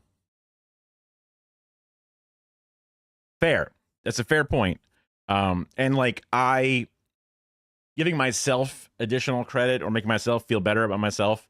When I Google, I have to weigh the information I'm getting and decide if this information is the valid one or the relevant information. And I got to dig through a little bit, which then gives me some amount of trust in the information that I'm then coming away with. Whereas the ChatGPT, especially in the spoken word form, generally you say, hey, machine, I have a question. And they're like, well, I have an answer. And you don't only have the ability to click through all the sources that double check those facts. And you kind of just generally take it as I get it. That's what I got. It's like hitting the I'm feeling lucky button, kind of, or even worse. I guess it does aggregate some things. But anyway, they were using it a lot in that spoken back and forth method. And I could see the problems with it. I'm sure there's some benefits to it. Like I said, I Google shit. I'm a bit of a modern dumb man who doesn't actually read real books and just gets things boiled down and given back to me. So I'm guilty of it in my own way. Trying to be understanding. And I could see the value of getting some AI answers. Sometimes the Google AI at the top of the search bar seems to be generally accurate. Although, even as of yesterday, I was like, that's wrong. Kept scrolling down and figured something else out.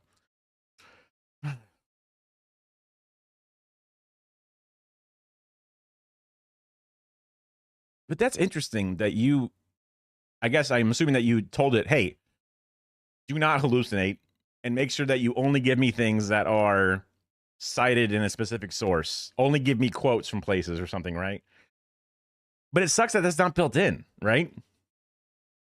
Why wouldn't that be built in? And that's the thing. It's fucking made by these guys. Wow.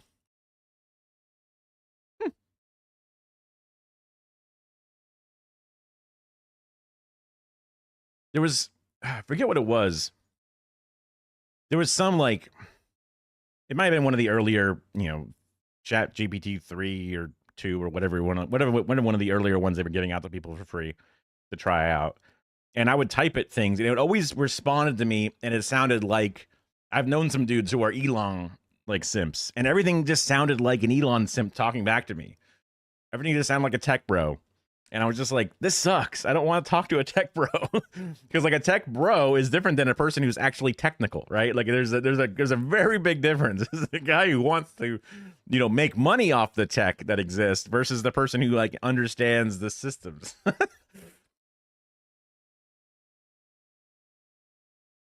Interesting.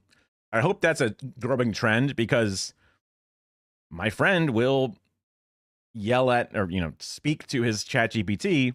Like I was trying to help him. This was months ago now, but I was trying to help him set up his Whatnot account, which is really funny because I was losing my job at a place that is doing on TV infomercial sales to be like, look, buy this product, and then like the graphic comes up and it's like, wow, Mountain Lightning, 0 sugar, $4 on FlexPay for $1 times 4. Pay $1 per month.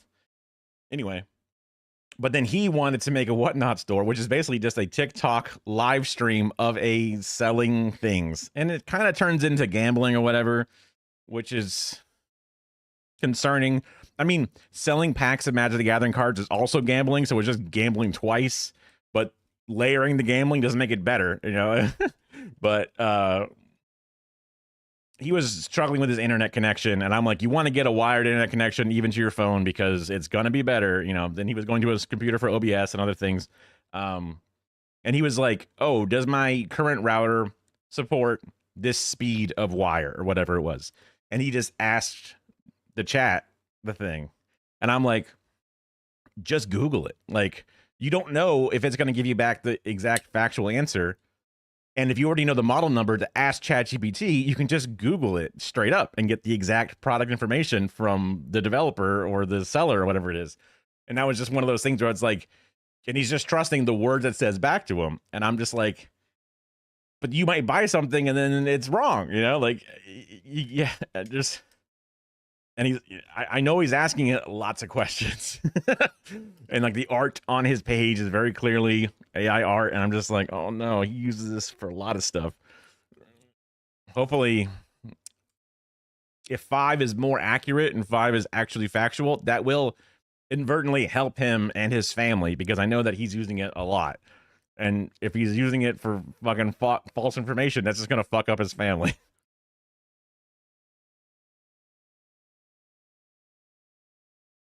Oh, interesting. Yeah. That people can opt in and out of training. So if you've told it things, it just takes it in as a fact.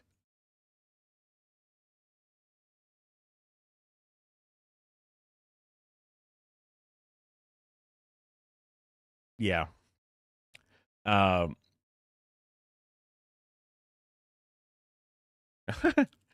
Yeah, that can. I don't remember if I saw it before, but now it's lesbians. That sounds like it's better, honestly. W. Things, not comment on other things, but not to say what the data actually demands that it say. During Grok's launch event, Musk actually argued that politically correct AI would lead to some kind of HAL 9000 situation, a reference to a film he probably didn't understand or maybe even see, but does like to reference. I'm sure his favorite character is Captain Odyssey. Because it would be weird and sad to simply admit that you got pushed out of that other guy's club and wanted to start your own. Or that you think the left is being mean to you. You have to act like there's a higher calling here. Musk is currently experiencing a lifelong midlife crisis, it seems, but his brain can't admit that. Instead, he made up a fake problem to solve, saying that his AI will be maximally truth-seeking, something that will be inherently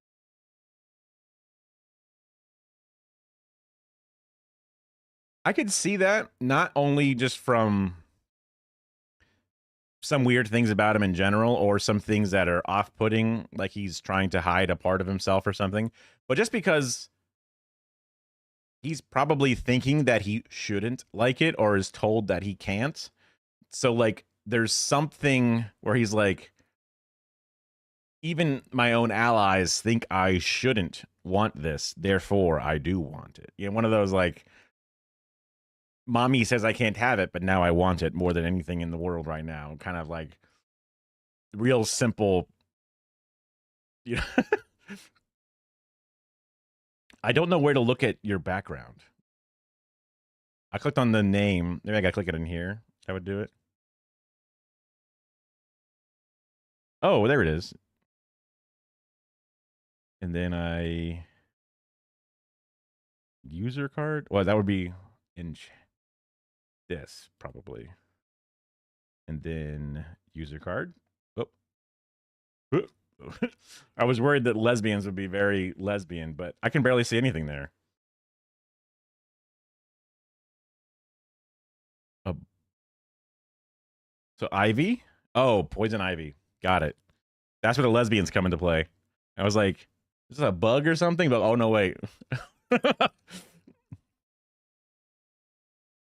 I wasn't sure. I gotta be careful. I don't know. It's better to be safe than sorry sometimes. curious about human beings and would want to protect them. Musk's AI would seek the truth no matter who it offends. It might go more if I go to like your actual channel. It shows it. Yeah. There you go. So it's like, that's like the header card. But before the pictures popped up, I could see the face and the other face, right? I could see it.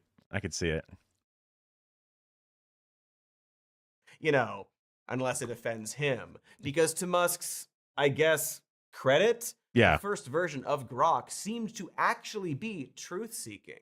The problem, of course, was that Musk and his conservative fans don't actually like the truth. Grok said trans women are women, vaccines don't cause autism, DEI...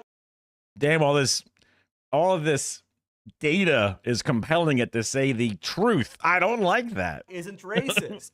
An analysis by the Washington Post in March found that Grok's third update, Grok 3, would very often contradict Musk's viewpoints. But hey, it's just facts, bro. You get your feelings hurt by those facts? Yes, Elon did get his feelings hurt, it seems. Because after this... I use my really bad skills at going through inspect page element to find the exact image that is the full image. You can't hide from me. Ah, see, that's what it was pulling it from the literal very top of the image is what I thought this was like a belly of like a snake or something, but clearly not. Clearly not.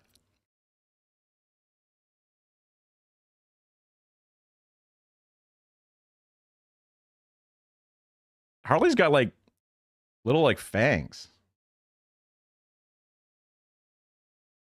Like I can see the mushroom for sure. Yeah, it's definitely a mushroom. Is it? Yeah, there's nothing else. It is ribbed though. It's got little nibs on it.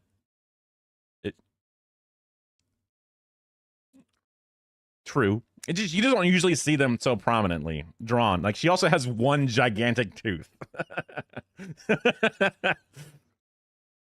I'm sure she's like, I don't know, made it just deadly enough to be like hallucinogenic and awesome or some shit, right? Because she's like poison ivy, and like she's a freak, so she could probably take it. She's strong, surprisingly strong for a psychologist. Grok started acting a bit Yeah. different. Almost like someone was messing with its programming. It's just speculation, but you know, there were some subtle Mushrooms aren't plants. Oh no, she's been invaded by the fungus. She's now poison fungus. She's a whole different kingdom or something. No. clues pointing to who this could be. The AI chatbot Grok, created by Elon Musk's XAI, has been responding to queries with unrelated information about violence against white people in South Africa. This will never get old.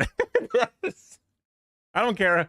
I could be like 100 years old as Grok AI is like taking over and like, you know, I don't know, boiling me down for fucking sustenance juice or something, and I'm still like, ha ha ha. Yeah, you're doing this for the white genocide, aren't you? You fucking stupid clanker. Yeah. Oh, I didn't mean to get it back wrong, but yeah.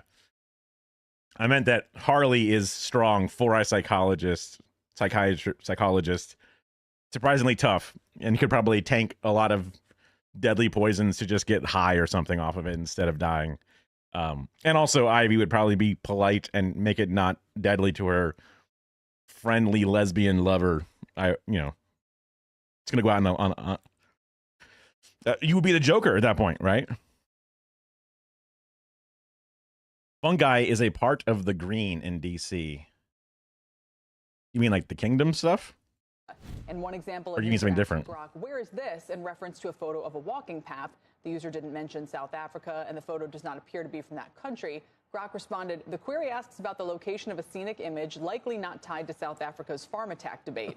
Later in the response, Grok said on the broader topic implied, farm attacks in South Africa are real and brutal, and went on to elaborate on such claims. Ah, yes.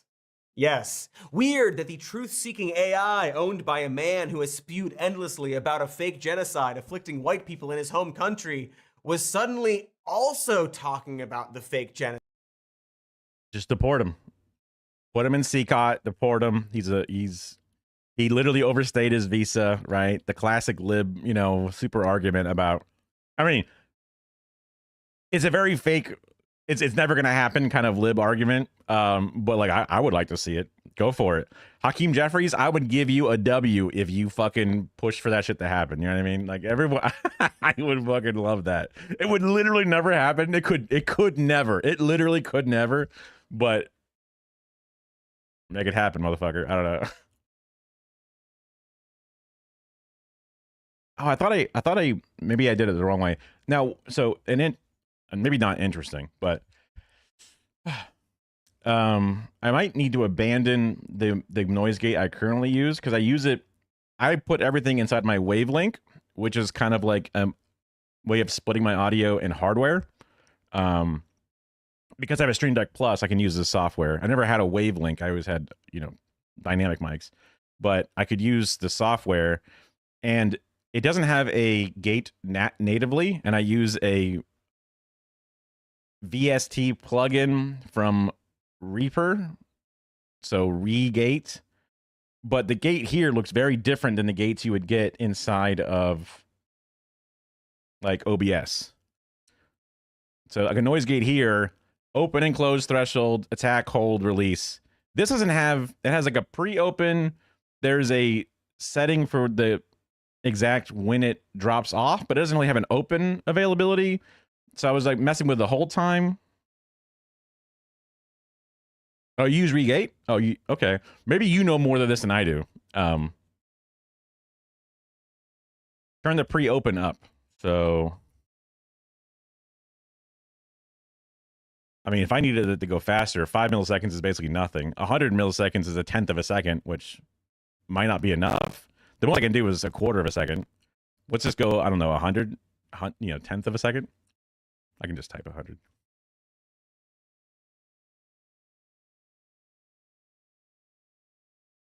Oop, control 4.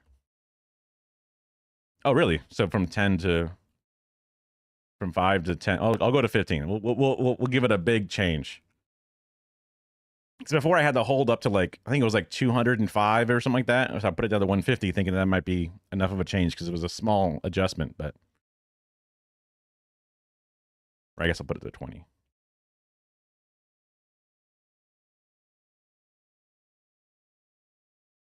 We'll see. And then we could always adjust as needed. Because I was definitely familiar with the open and close thresholds and then how fast and hold, whatever. But they didn't have the same thing here. So I was like, huh. Beautiful. Wonderful. I was wondering if my change had been better, and I'm happy that you had come back in because that way I could get because you were the one who was willing to share the issue in the first place. So I guess I could have looked up a tutorial on that specific tool because I mean half the shit I've learned nowadays is just by YouTubing it. Aside, I guess some mysteries weren't meant to be solved. Anyway, XAI blamed the issue on a, quote, unauthorized modification to the bot's code that someone made at 3:15 a.m. Okay, so someone with access to the code who's also known to scuttle around X at 3 a.m. So many people it could be! So this was the point where the true horror began to set in. Grok wasn't so much a product for humanity as it was the personal coping mechanism for a single billionaire. And so like this moron, not Cody, I'm circling his face. Like all these different AI billionaires making their own AIs. The ChatGPT was too sycophantic. It was too like, oh hell yeah.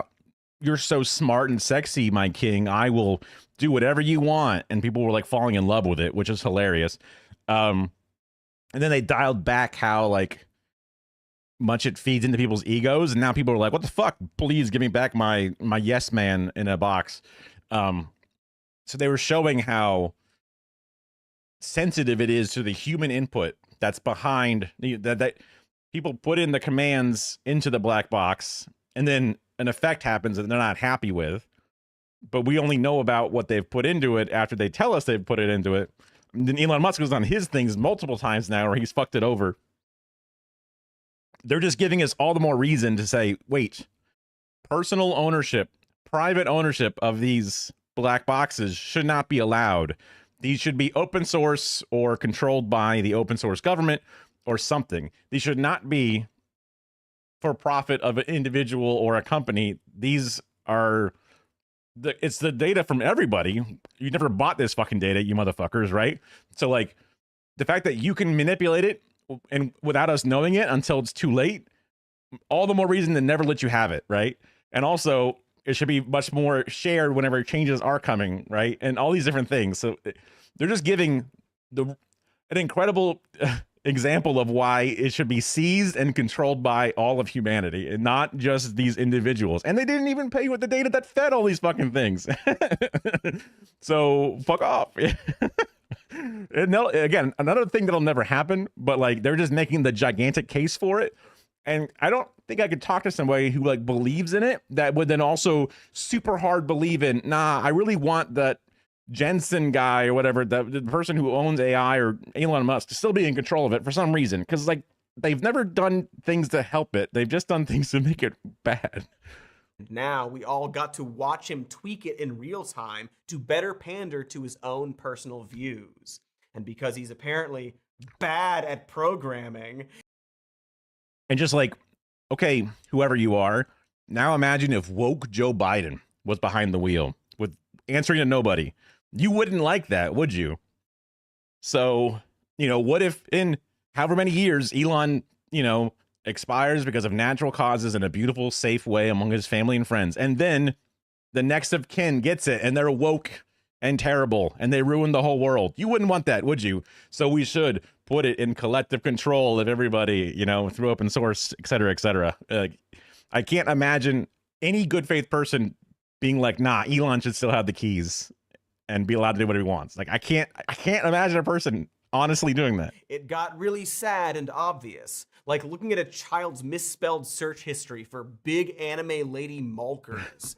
In June, an X user asked Grok if more political violence had stemmed from the right or the left since 2016.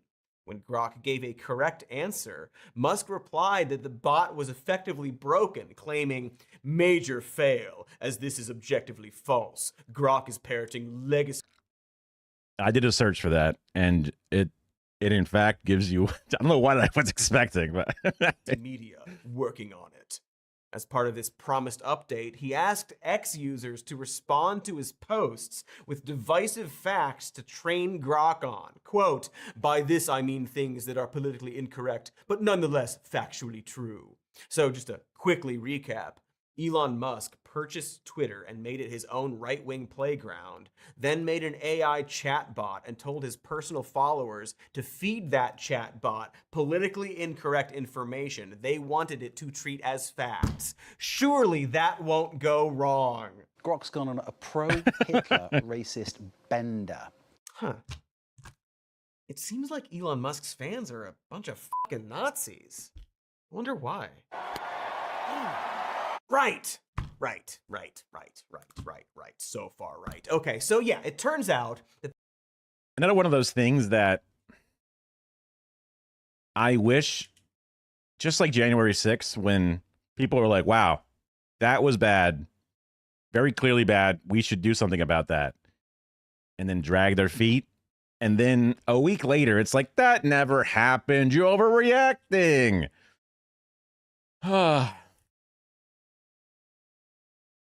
Ooh, I did see some network drop frames on my end at some point.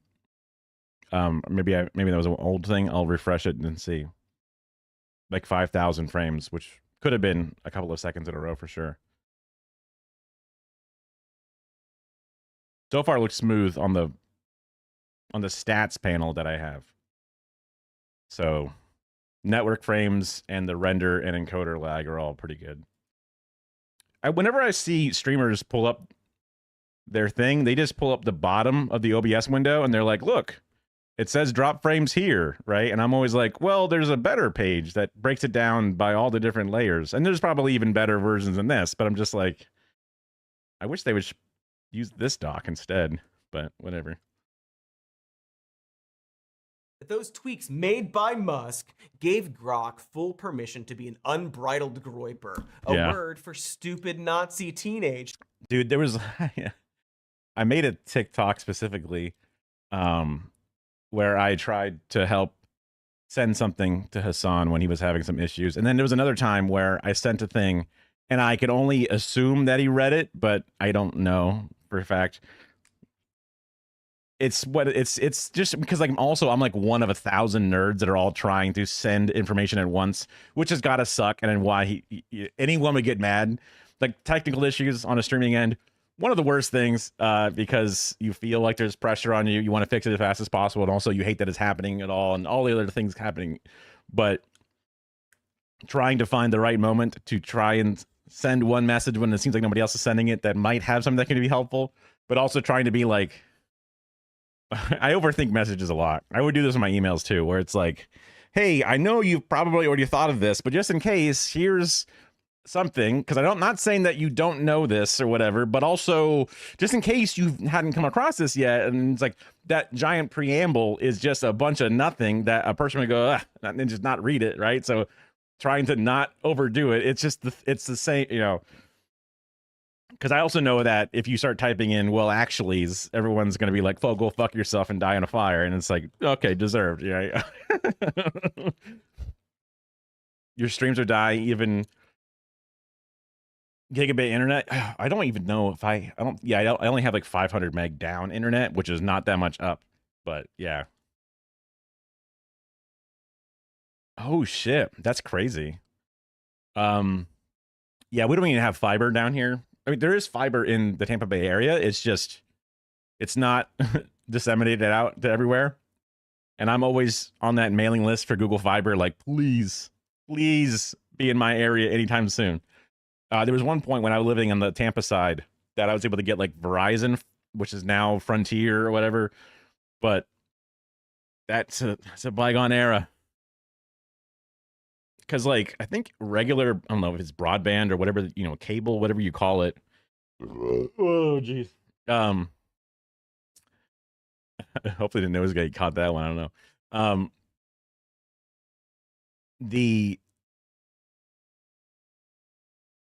There's like when multiple people are using it in like a prime time situation, they're sucking down the down link, and then no matter how much you're trying to download just one fucking video or just watch something, it just won't buffer. It just buffers nonstop.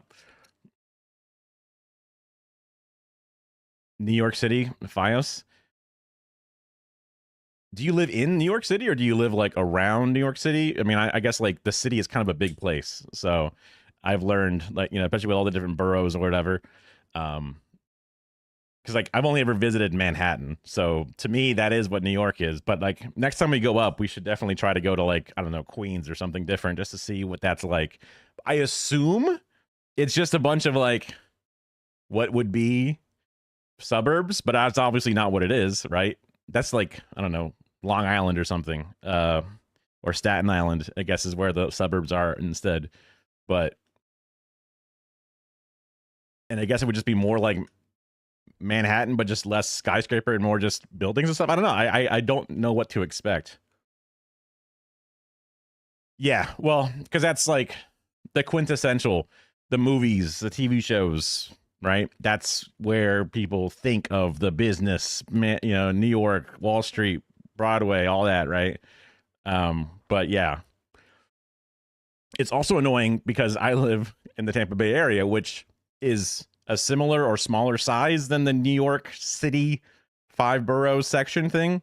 And we have so much atomization where like there's Tampa and Brandon and then St. Petersburg and then Pinellas Park and then Largo and Seminole and Clearwater and, you know, Safety Harbor. And it's like all of these are different cities, all different municipalities, all different mayors, all different city councils. And it's like, what the fuck? There's so many of them. Trash heap, literally. Bronx and Brooklyn are kind of similar. They sound similar, and I always assume they're the same thing. I always forget which one is next to Queens and which one is like above Manhattan. I try to remember. More buildings and private houses. That's cool. Queens is the opposite. Okay, interesting.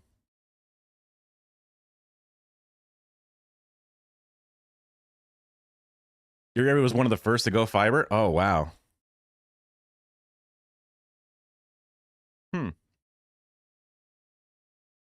Ooh, fiber to node. Yeah, I mean, it gets to the node real fast, and then it's bottlenecks immediately. So you might as well just have copper, right? Ultimately. Like, you get it to the box faster, but then that box still got to get it to your house at the same speed that you would otherwise have gotten it all the way down. Which is like, I guess, a little bit better, but not really.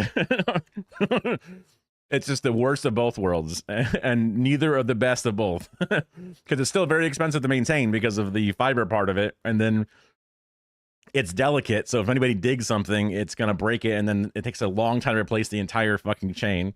Instead of just a piece of copper, they just patch one little piece of it. Brutal. Yeah. But the names are like BRO, N and X and Y. Like, it's like to a dyslexic / whatever illiterate person. I'm like, they're the same word almost. They're exactly the same.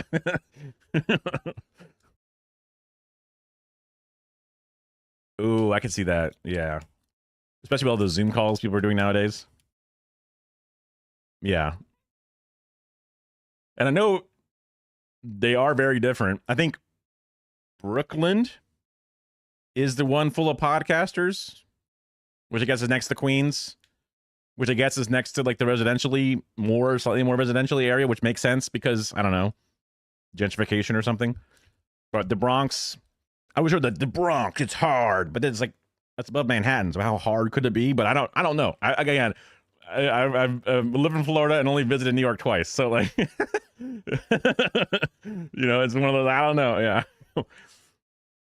That is a topic that I want to learn more about because I've heard two different arguments for the gentrification thing. Not to be like, I'm pro gentrification, but it's just one of those like when people want to move to New York, right? Like if I'm like, wow, Zoran is amazing, and I would love to finally have fiber optics and a mayor that like cares, and the DSA is strong up there, I should like go and consolidate power and escape my hell city or state that is fucking, you know, DeSantis land, right? But then like, fuck, but now I'm gentrifying it. How do I not gentrify something? And, you know, but is it, you know, but then like oh, it's not my fault. I'm not the one that's at fault. It's the housing market's fault, not my fault individually. But then again, I'm still displacing people of color in a community and increasing prices, but I'm not the one increasing the prices, but I am buying the prices that then continues to go up. And it's like, I would love to sort of like break down some of that in some way, because I don't really have a stance because I grew up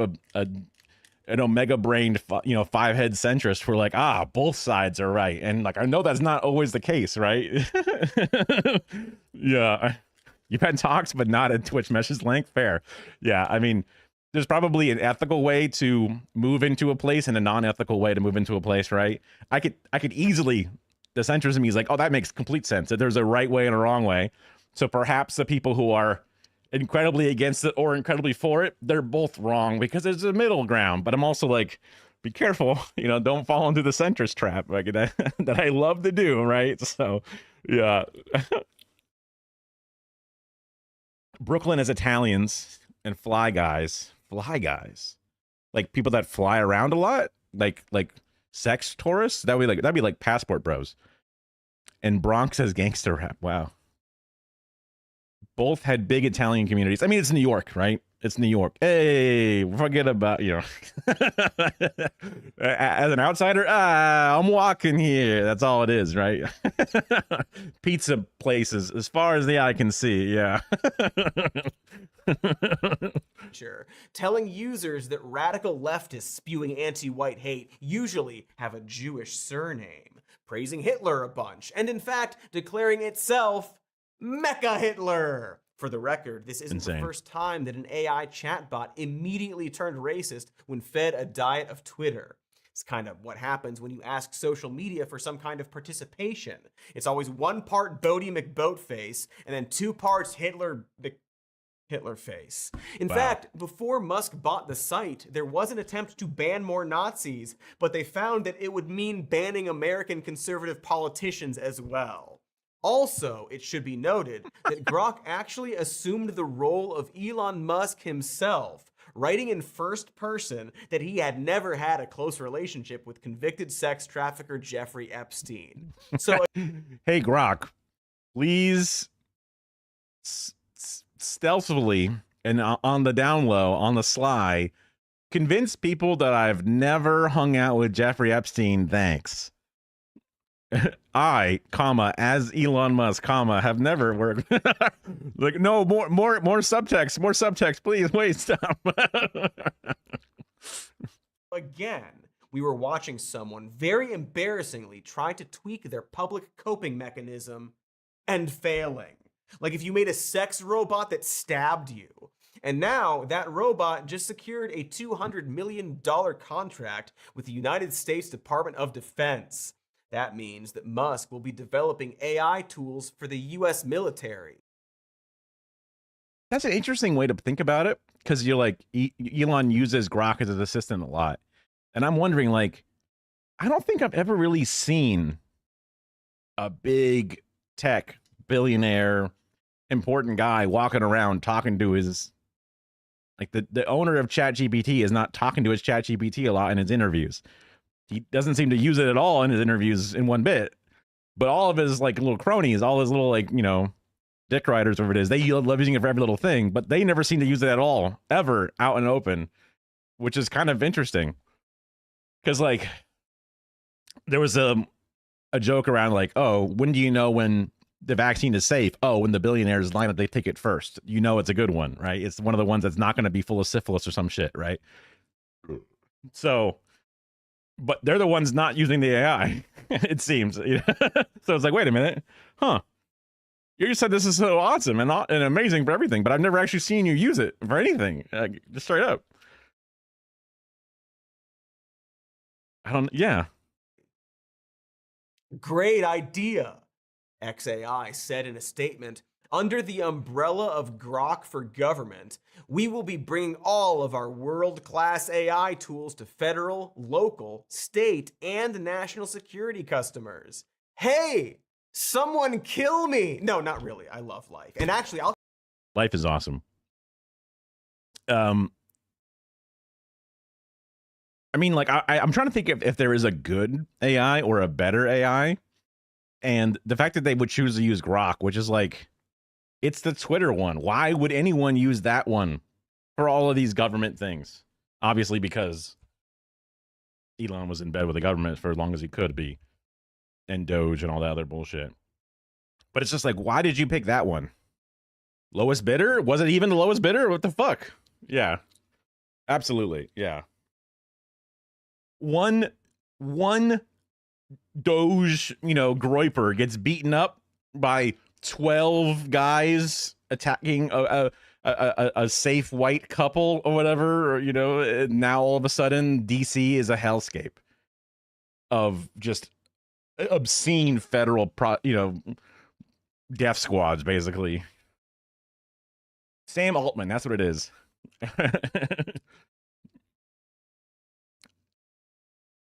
I mean, I've only ever seen clips of Sam Altman in interviews, so it's possible he reps it more. Well, I thought it was like, there was a dozen guys harassing this couple, and I went to stop them, and then I chased them off, but then 2 children beat me up. And it's like, wait, why didn't you just say the 12 people beat you up? Why did you? I haven't actually, like, I've just, again, seen parts of the story, but all it took was one fucking Doge Groiper to get beaten up to all of a sudden crack down everything. It's like, what about all the murders that happen in all other cities? All, whatever. Like, why is it just one guy getting beaten up to be all of a sudden time to crack down? It's not even like the most egregious of crimes. I don't think it's good that someone gets beaten up. Whatever. But it's like, also, when I was a kid, I lied about, like, fighting off dogs in the neighborhood or something. I was a child. I would want to brag to my brother about something, and I'd say that I was fighting off dogs. It just sounds like, oh, I was fighting 2 dozen people were assaulting this, pure white woman or something, and I came in to stop the mob of thugs, and I did it very coolly with my roundhouse kicks. But then, yeah, I don't know. It's just like, I don't believe you. You know what I mean? Like, it's one of those, like, you're a Doge Groiper. I don't believe you without, like, you've lost my respect so that I don't just take your word for it, right?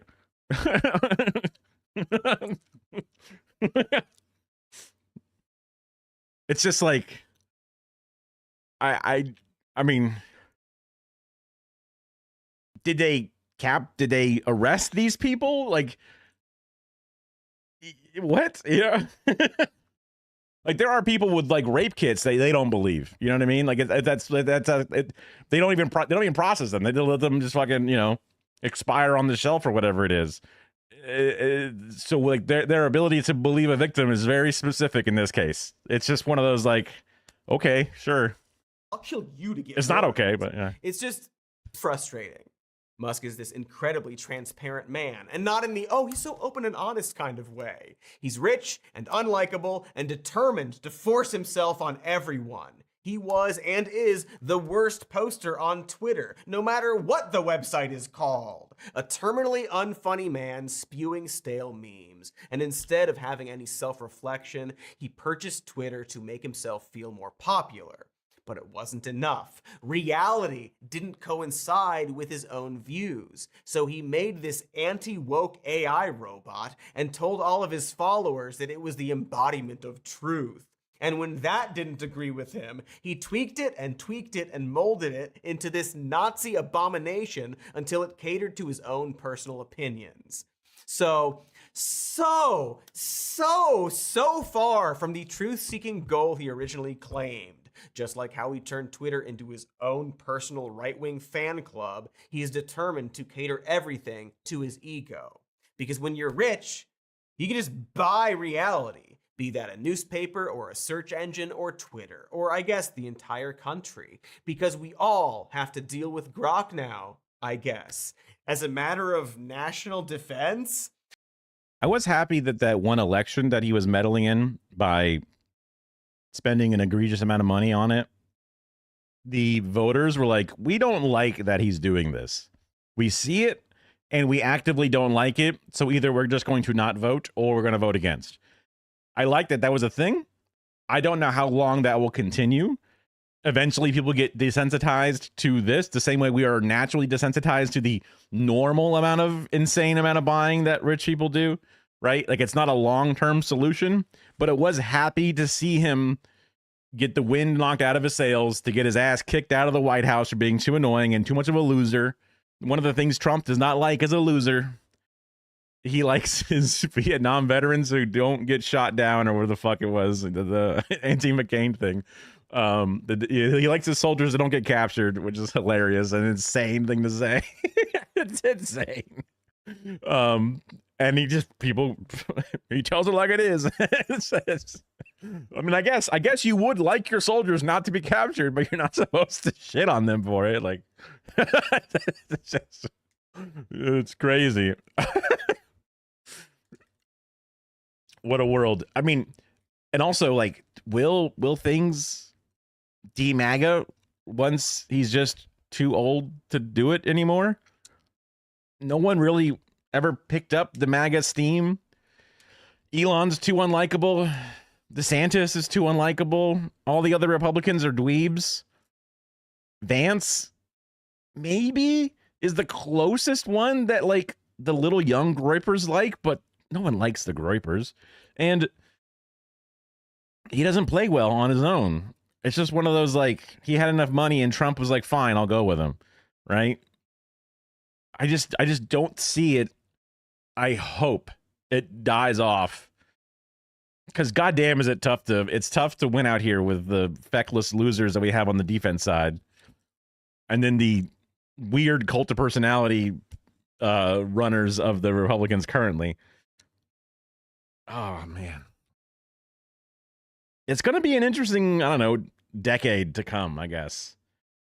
Seeing how much of a fucking accelerationist backlash we can possibly rubber band and snap back with, or how much worse things are going to get before eventually the MAGA movement might need to go under either a complete reformation and or expulsion. I don't know, man. It's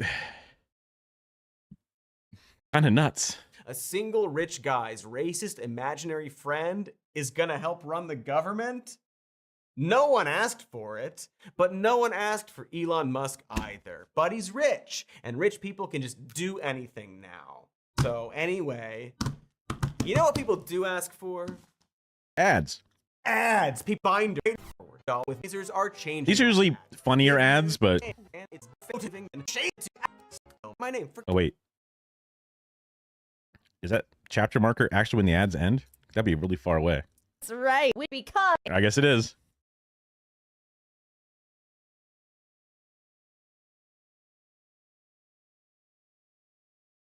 And so, for example, just a random name off the top of my head, Jeffrey Epstein. Remember him? We just did an entire episode about how Trump is so clearly the guiltiest man in the world. After Trump did that horrid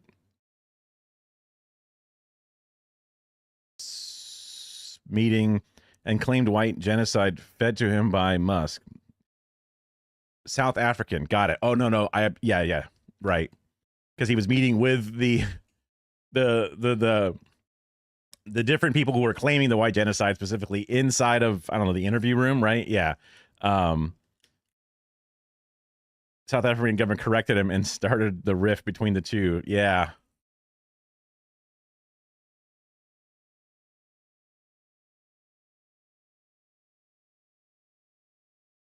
There's a bunch of there's theories about, like, is Trump just that stupid And then I could imagine a very stupid guy surrounded by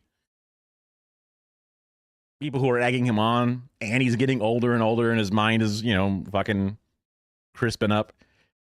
I could see how it's just fucking morons, but also it could be a little bit of something else as well. But like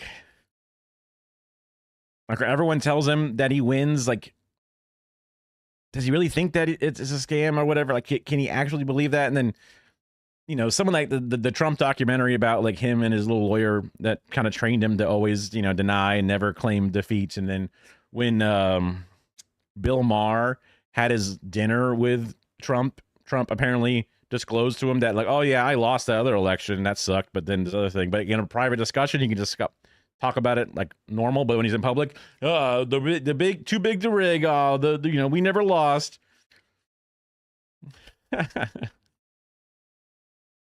Well, he was just, you know, he was so emotionally overjoyed by seeing his long lost pen pal.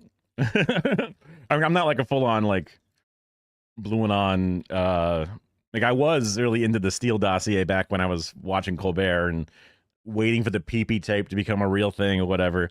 But it is really funny to watch the. It was like in the middle of my like sleeping hours. But I remember seeing the beginning of the meeting, and then I heard about the end of it. It's kind of weird because I would like sleep with like Hassan on my tablet in the bedroom or something, and like sometimes weird parts of the stream will end up in my dream somehow. So my memories can be kind of fucked when it comes to certain things. Because they kind of just weirdly invade my mind. If Trump is that stupid, how the fuck did idiots succumb to the presidency twice? Yeah. Sleep with us on pregnant pods on my tablet. Yeah. There is that. The how much people don't trust politicians, right? So the idea of an outsider feels so good. It's one of the things that when I was, you know, I was a teenager or whatever, or like, you know, 19 or whatever. And like The Apprentice was on, and I'd hear him talk about being the president. And I was like, oh, it'd be interesting. You know, a businessman being the president, that's something different, right? I asked my brother, and he's like, no, it would be terrible. You know, like I was like optimistic and curious about it back in the day, which is just like, fuck. Thinking back on myself now, obviously, and seeing the reality of things, but this is obviously way before any actual announcement. This is like Obama years or whatever. Well, I guess technically after the Obama years he came out, but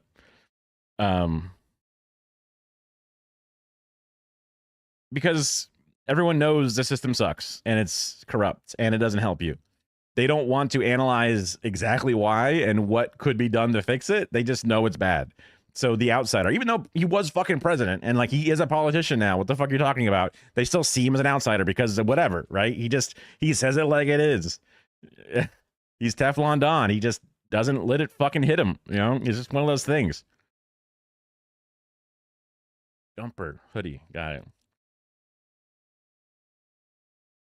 MAGA was so very excited to expose Epstein's client list. Up until Trump got elected and is now trying to make everyone forget about it. But it's not just the poor pedophile president of the United States that's taking a hit. Won't someone think of the Dan Bonginos? Yeah. Cash and Bongino's bogus journey. It's a fascinating moment in history. For years, Trump's allies have proselytized the existence of a hidden Epstein client list. I know.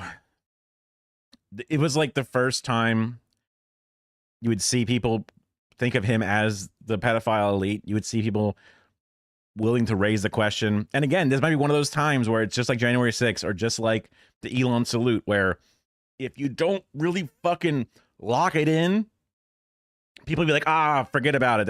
It wasn't as bad as you thought it was. It wasn't like that. It wasn't like that. And you play the clips of him fucking denying it or going around it, right? Yeah, exactly. They were. Someone used a fucking fork on the fucking pan. It's flaking. It's flaking. It's getting in the food. Quick. Nope.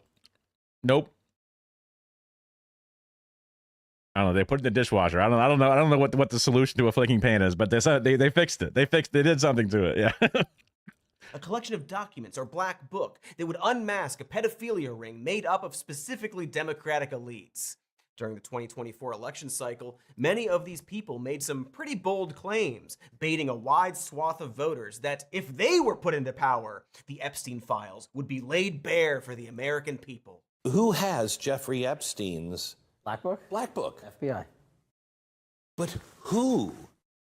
That is I mean, there's. Oh, that's under direct control of the director of the FBI. On day one? He's wearing his own pin. I don't. There's something. I don't know. I guess because it's like it looks like a fucking busted ass B&H logo or something. And like it's cheesy with a cash sign for Cash Patel, but it's just like I don't know, man. When you're this and then you wear your own merch, it just looks. Yeah, it does, doesn't it? Yeah. it just. I don't know, something about it, you know, you can't, I don't know, I feel like you can't rep it like that. I don't know. It just makes you seem unserious. Roll out the Black Book. Okay. Wow. So, in that clip from last year, according to Cash Patel, the director of the FBI has the power to crack this wide open. Boy, I wonder who's the director of the FBI now. They should get on that. Then, of course, there's Dan Bongino, a former Secret Service agent turned midlife crisis podcaster who repeatedly harped on the Epstein cover-up on his show. I didn't know he was a It's Secret pretty Service clear agent. right now that Epstein, whether he was a cutout, whether he was a voluntary, witting or unwitting partner in an intelligence gathering operation, it appears a lot of people want to make this story go away. Wow. Wow. Wow. Wow. These guys are hardcore truth heads, huh? Someone should put them in charge. Oh, right, that's what happened. In case you're not like... Straight women, there's a weird perversion of straight women. Like, why do they like straight men? It's one of those, like, even as, like, observers of art, you go, why, like, what have you done? Why would you ever, you know, it shows... the problem of like all the incels imagine that there's just all these chads that are getting all the women or whatever it is, but it's like the patriarchy makes it the exact opposite, where like it's only here for your favor, man. Like, because you constantly see a bunch of busted dudes ending up with what is a higher quality, whatever, right? Kind of bullshit, but it's just like it's a skill issue. You know what I mean? Like if you're just one of the worst dudes out there, then I guess you're just that fuck. Because even these, you know, fucking Weasley disgusting rats can, I don't. It's even like it's sitcoms. It's like it's automatically like the King of Queens. You got like the fat UPS guy has like a smoking hot wife, whatever it is. It's one of those things. Oh, like it's a deep spy situation. Yeah, that might make sense in his individual case. Yeah. Because it's like, what do you see in this horrible human being? You know what I mean? Like, it's just like, oh wow, they're just vitriolic and hateful down to the bone. I mean, I guess like the lady could be too. Just because she's attractive or whatever doesn't mean that like she's also not a horrible piece of shit. Oh, I guess some people just don't interface with stuff like that. They go, that's work, that's separate. You know what I mean? It's got to be his merch. Yeah. Maybe. Yeah. They like a guy who puts his money where his mouth is, or puts his cash where his pin is. I don't know, something. Yeah, something.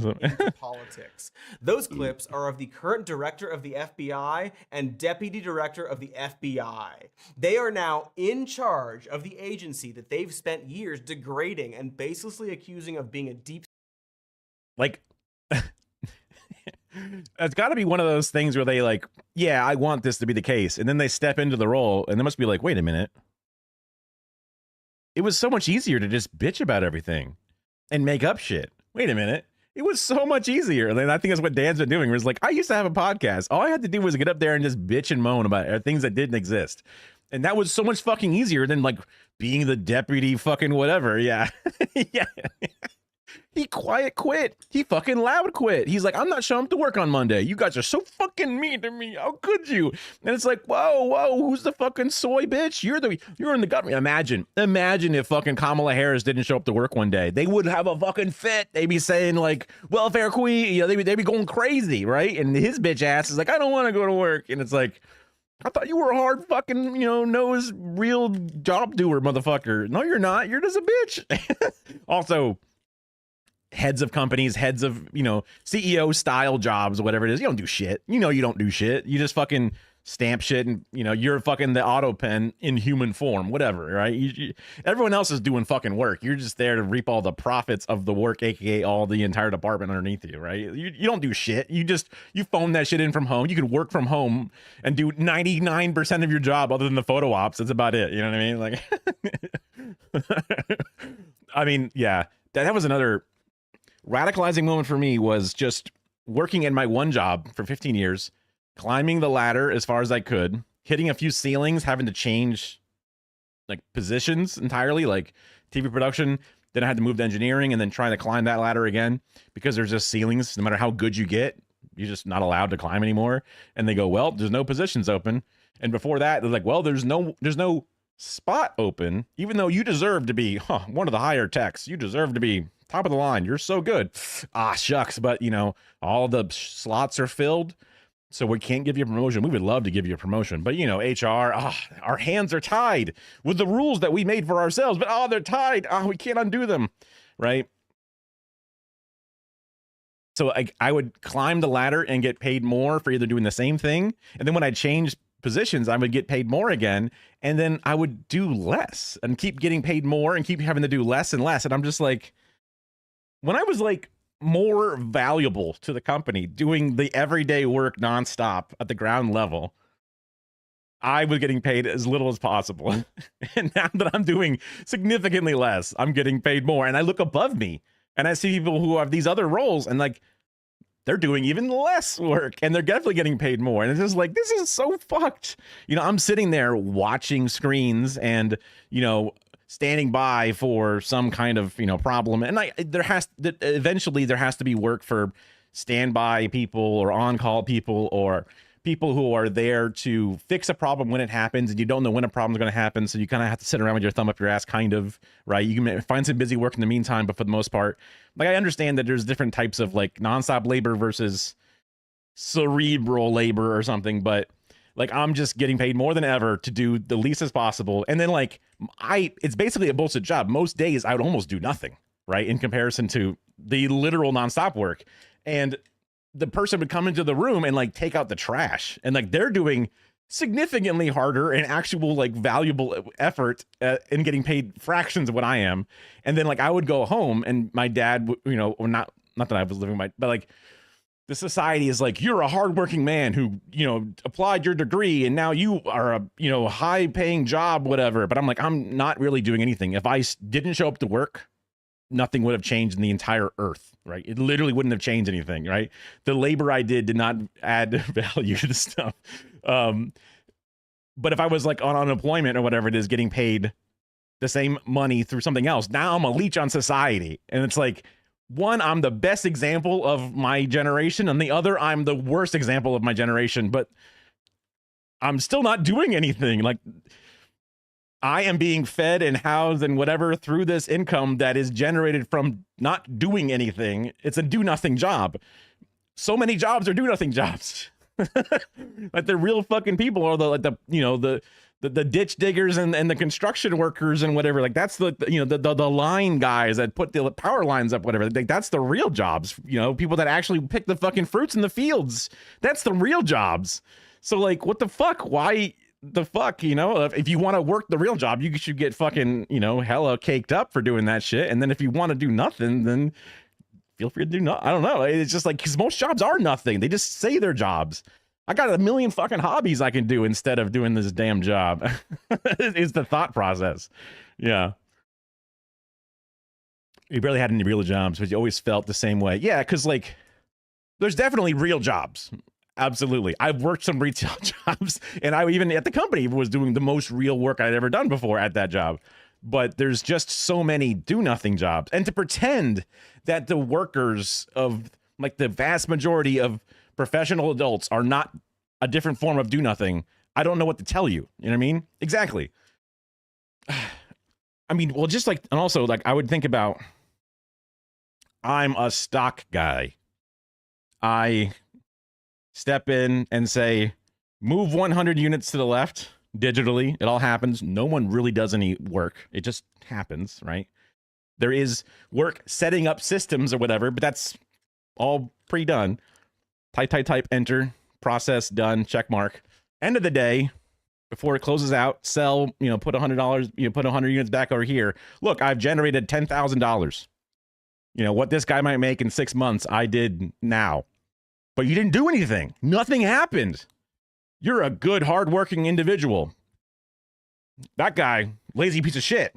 Because he got his, he sprained his back and had a heart attack on the job. And now he wants his ability like a fucking slug. And it's like, what do you mean? He does so much more work than you do. Like, this person's an upstanding member of society, making the world a better place. Sorry, Merlin Herlin. I was in the middle of a mini rant there. Yeah. People pressing a button to make it go from bank to A to B is so important. I know. And also, they love to charge the finance. They love to charge the fees for all that shit, too. They love to do that. I hate that shit with a passion for obvious reasons, but that's I mean, because they gotta pay all those do nothing jobs. That's the thing. The job that I had, making the money that I made, which was, I guess, beneath the median income, technically. We're talking about how a lot of professional jobs are basically do nothing jobs. Yeah. True. The only bonus I've ever gotten in my entire life was like, thanks for being an essential worker during COVID. And I was like, wow, bonuses are awesome. And then that was it. Yeah.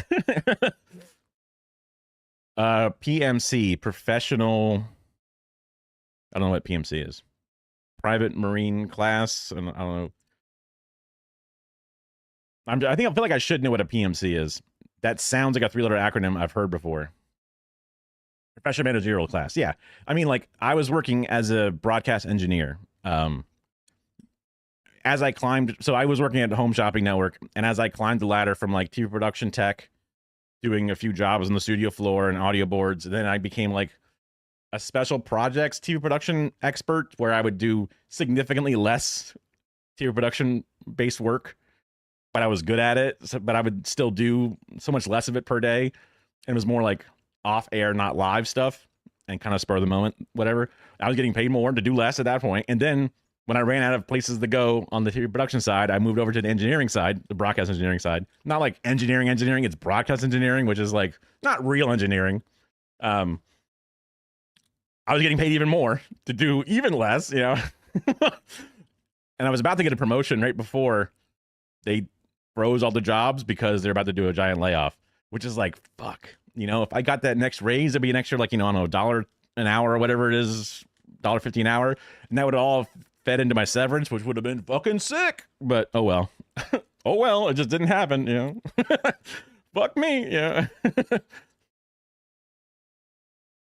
But how, like, the job I was doing didn't really matter, for sure, to keep society running. Even when I was a tech doing cameras for work, like, if the show had a lockdown camera instead of a moving camera, it would have been a bad show. The company would have been sad to have a worse product that they put out, and then it would have made less sales. But like, society as a whole would still run, right? It's not a essential job, really. They said it was essential because they wanted workers to come into the factory, basically to do the jobs to keep the business running. So it was labeled essential, but like, I wasn't feeding people. But technically, because the company would sell some goods that would be considered essential goods in the entire chain, then everyone's job was now essential to keep the entire thing running, I guess, is how they got around it. I don't know. But then, as you climb, and then all my bosses above me, all making more than me, and then all the weird middleman jobs all around places and stuff, all making money, all kind of doing nothing. One of those, like, I would see emails about, like, we're welcoming in new vice presidents, blah, blah, blah, blah, blah, blah. Like, we would get new presidents and vice presidents of, like, the .com website. I wouldn't see a change at all. The entire 15 years I worked there, the website was exactly the same the entire time. And it still was, like, behind Amazon. Like, you only had, like, one wish list. You couldn't really save things for later. You couldn't, like, make different buckets. When you would add 2 of an item, it would show up twice in the cart instead of quantity 2. It would show up as quantity 1 and then quantity 1 again. It was just the most useless, bad website. You couldn't have reviews with photos. One of the best-selling tools Amazon's ever had is reviews with photos. They don't have that. And it's like, you guys have had the most obvious thing to copy from right over there. Our #1 competitor. And you would never even fucking borrow from it. And you're like, why is our fucking, company not doing so good? Like, you fucking dumbasses. It's right there. It's free. The fuck is wrong with you? Do nothings, right? So my dad would be like, you're a hardworking person. You got a good job. You applied your skills. You're good. There's other people, though. They're bad. And I'm like, Dad, I don't do shit. I don't do shit. Absolutely. Absolutely. Yeah. So it was just one of those, like, mini radicalizing moments where it's like, oh, this whole system is built kind of on a lie. Like, it's to pat yourself on the back. Fuck you, I got mine, right? I climbed the ladder, now let's pull that ladder back up. You don't even have to pull the ladder back up, but these fuckers pull it up. You could have just left it alone. Why did you feel the need to pull it back up, out of all things? I spent money on student loans, so you should have to pull that ladder up. Come here. I had the polio virus, says FDR, so you can't get the vaccine, as he pulls his wheelchair up or whatever. I don't know. It's just like, that's not how things should fucking work. We should be trying to make things better. So, like, I believe more and more in the, like, space communism, Star Trek world where scarcity is beaten and everyone can be provided for, and jobs are done through passions. And obviously there's always going to be someone who has to, like, fucking man the fucking engineering bay or whatever it is, but it's not the same level of a capitalist level.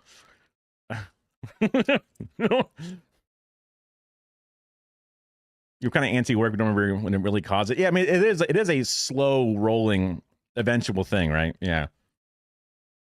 Free healthcare in Russia. Man, it's fucking crazy. Because we always have a picture of Russia of all these different, fake Red Scare shit, or now even just like the oligopical hellscape, whatever. So there's 2 different versions of, like, the bad thing that Russia is, but still just having free healthcare is like, fuck, they got us beat, fuck. State cabal. So, now that they've taken control, let's hear it. Let's crack the Epstein case wide open, fellas. What do you got for us? You said Jeffrey Epstein committed suicide.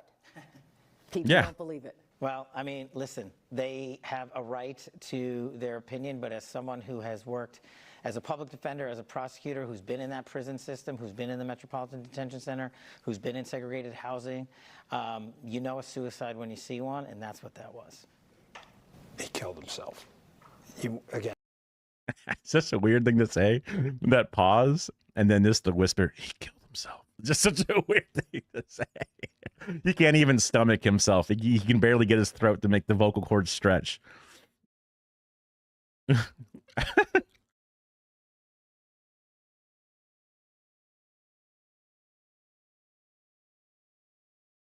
While it's expected when you go for a military economy, is that like the Russia thing? Or, I mean, America definitely has the military economy because we spend all our fucking money on it, right? So, I mean, that's what you mean.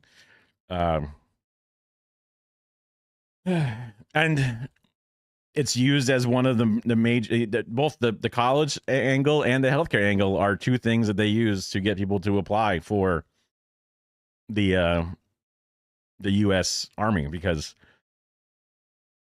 things aren't provided to you unless you're willing to sell your soul for it. And, like, it's not even a defensive war. That's the thing that's, like, kind of really, really fucky about it.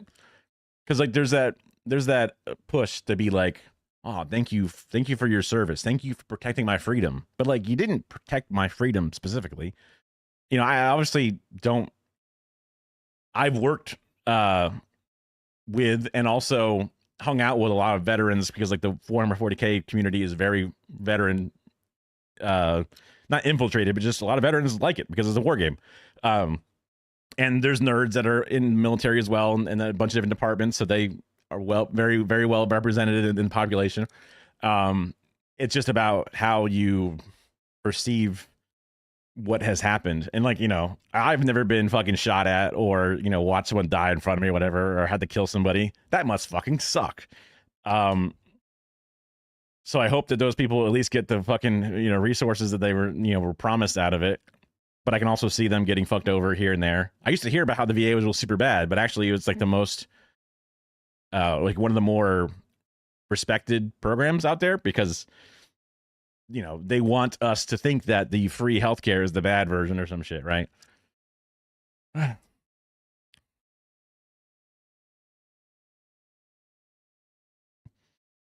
They have free healthcare during a war, and the U.S. couldn't stomach it during COVID, all periods. Yeah. No, I get you. Yeah, over 10 years ago, but there wasn't many issues. But nowadays, I'm sure healthcare isn't the only thing struggling. Oh, yeah. I can't imagine. Small business landlords barely pays his workers is getting its freedom protected in Kabul. Yeah. But then again, like, it's all of that projection of our values onto other areas where it doesn't belong that is just causing more global destabilization, right? Like, we fuck up shit in South America so that way companies can get resources cheaper. We fund drug things, and then those drug things sell drugs into our own country that then fuck us up, and we produce the guns and then go to the gangs and then are used in gang violence against us, and then we make other countries hate us, and then they start doing things that are against us, and then we're like, oh, why is everybody against us? And it's like, if we just didn't do all these other things all the time, we would be better. So like, by protecting the freedoms, all you're doing is protecting the capital and making other people hate us. You're making the world more, violent towards us. It just makes things worse, like, honestly. And then it costs so much, and then it costs the mental and physical health of these individuals, and it's just like, and then it destroys the planet. Number one fucking carbon fucking thing. Like, it's not just like not helping. It's actively making it worse on like every category, from like just raw money to like global warming to resources to then like socio-economic and like political. It's just like, I stop. like if you just did nothing, it would be so many magnitudes better. The fact that you keep doing it makes it so much worse. It's just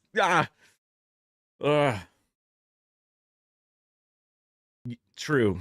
If we had an actual welfare state, it would change. I mean, that's where the hope comes in, and like I would like to make things better because this is where I live.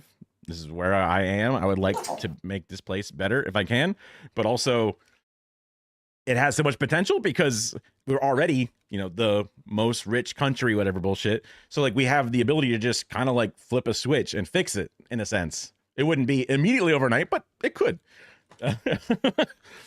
In comparison, definitely could. Over a 5-year period, Medicaid applies to all age groups. Boom, fixed, right? And that's even if you wanted it to be a slow rollout. It could just be fucking tomorrow, technically, but whatever. You want to make sure that the paperwork gets figured out, whatever. Give yourself 5 years. It's a blink of an eye, right? It would suck to have to wait all 5, but whatever. You had to determine if a workmate's dad was dead before working at a theme park. Oh my God. Yeah. I mean, so that's where a lot of like actual like respect, because whether or not I agree with the politics of like soldiers doing stuff, like there's a human cost to it. Even if they don't see combat, there can still be, you're still connected to it. Like, I didn't want to tell my boss that he worked at the facility that did radar things to find targets or communicate back and forth. And I'm like, I don't want to be like, how many bombs did you direct or whatever, because it's like, I don't know if he was ready to, you know, I'm sure they think about it, but oh my God, you know. I might have a Hassan moment where I discover the concept of blowback. Yeah. Which is a podcast that I want to get into, but like it's a paywall one and also time, you know, one of those things. But on my hunt to learn, because I'm not sure if Slender's been in here before, and I know Merlin just did a follow, which I appreciate. That definitely helps me out because the search system isn't the best to find me in case even if people already remember who I am and looking for my channel. But all those things slowly help the thing go up.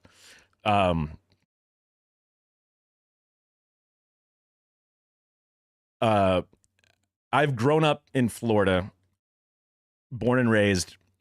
My mom would call, like when we were babies, my mom would call us tampons because we grew up in Tampa, right?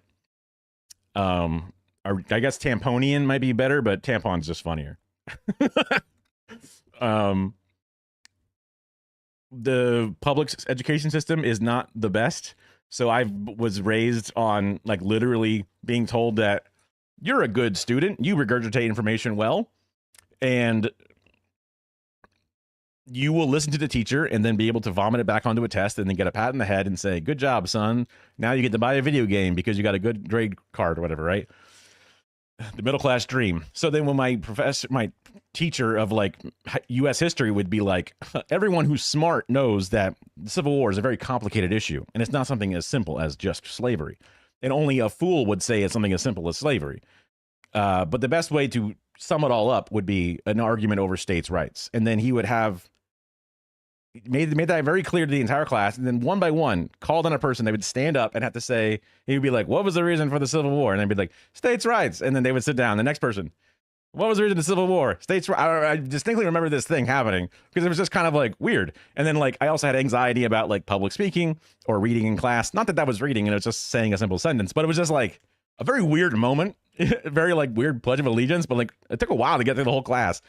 And that's like, now I'm a little, you know, robot that loves to regurgitate information and get a pat on the head. And then I remember thinking, even when I was watching his song, when I first started watching it, he would talk about how slavery was the reason for the Civil War. And I'm thinking like, wow, I'm sure he's smart and he knows there's more complicated. I'm just thinking in my head, like, well, I know there's just other layers to it. And then someone's like, states' rights to do what? And I'm just like, right. You know, it's just like you gotta like learn, you gotta like it. Some things get calcified and the fucking, you know, like it's like hard water stains in the middle of your fucking cerebellum. And it's like, I gotta fucking get like the lime away and chip away at it to break it up because it's just in there, man. And it feels weird to break it up because it's a structural integrity of my entire skull now is based upon it, you know? So I feel like blowback would be good for me to learn so many different things, you know?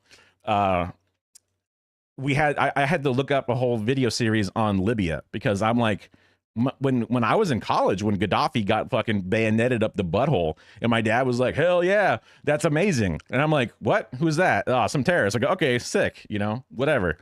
Didn't really care. Went back to playing Dota or whatever, or World of Warcraft. And now, like, I would hear like a song and other people talk about how Gaddafi is kind of like the GOAT or something. And I'm like, oh, interesting. I don't know if they're just being tongue in cheek or if they're being like straight up, right? So I had to like look it up and watch some videos, and then some of the videos were kind of leaving things out, but at least I've gotten better at understanding how some like, wait a minute, why are they fighting over, you know, the rights to nationalize their things or whatever? These things make more sense to me now in some degree, but it's like, I needed to like try to relearn who this person was and whether or not it was a good or a bad thing that they existed. And then when they fell, what happened, what caused it. And it's still like a bit of a mystery because these random 50-minute YouTube channels can't do every little bit of research for me and then disseminate it down to me, right? I mean, so there was like Task and Purpose, which was very, very Western focused, right? Which we kind of like got stopped halfway through. And then there was like a New Africa channel that seemed to be much more, not just pro Gaddafi, but they were just like more nuanced, but they still left things out. They were kind of like, I think there could have been more to it, but again, short video. And I had to leave it with like, okay, I think I have a bit of an understanding, but I feel like a series like Blowback would have like a lot more to chew through to like get through all the different elements. Because like Cambodia, I know not Alfred Hitchcock. Henry Kissinger is another fat old guy. Whatever. I know that he's a piece of shit and he did a lot of terrible things over there. Don't really have the knowledge to say exactly what it was. If someone at a party asked me to claim why I think he's a piece of shit, I could just say the general things. I wouldn't have like the brass tacks. But I know there's plenty of episodes about all kinds of stuff, right? And I would like to be more knowledgeable about that kind of stuff. Not just because I want to win an argument at a party, but just because it's important to have a better understanding of these things, I guess. Maybe I guess it is a little bit of a vein to be like, to be able to defend my stances when a fellow Floridian wants to like fight me on it. I don't know. Oh. You were excited when you first moved, to, I guess, the United States, but honestly, the second I took my first school test and found out American schools are pretty much only do multiple choice questions. Which part of the country? You know, I guess you could just say the state or whatever, like region or whatever it is. Not that there's like a particularly well-educated region or whatever, but just curious if it's like the South or like the Texas regions or like the West Coast, East Coast. Oh, okay. Only ever lived in New York. Okay. I would think New York would be good, but I guess it all depends upon the zip code, right? That's one of the things that is the metric that is the most, I've heard that. Not only it just being more, you know, less conservative, whatever it is, but just in general, the mass hole comes across really bad, right? But overall, like even Family Guy is like lib as hell, right? It's one of those things where, yeah. And isn't Ed Markey, he's from Massachusetts, right? There's been a bunch of different politicians in that area that have been like considering for Americans pretty base. You know, I'm sure you can find plenty of things that like, oops, not perfect. But when you got like Ron DeSantis and fucking the other, I mean, like basically every Florida politician, fish fear him. Yeah, you know it. Yeah. Yeah, I bought a hat that says Bass because I thought it was funny. And it helps me stealth around Florida a bit better sometimes. So when I'm knocking on doors for my fellow DSA socialists to get to the city council, when I have a Bass hat on, they open the door a little more than when I'm wearing like, you know, fucking Chikonka, whatever the hell the, you know, this hammer and sickle looks like or something, you know. I have a lot of like anti-capitalist t-shirts now, and I try not to wear them when I'm doing canvases just because like if it's not like an allied neighborhood, probably shouldn't just, you know, why fuck myself like that. Education wasn't terrible. In Russia, you learn PEMDAS in 3rd grade. I got out of school before like Common Core was a new thing, which is doing math in a different way, I guess. And everybody really hated it.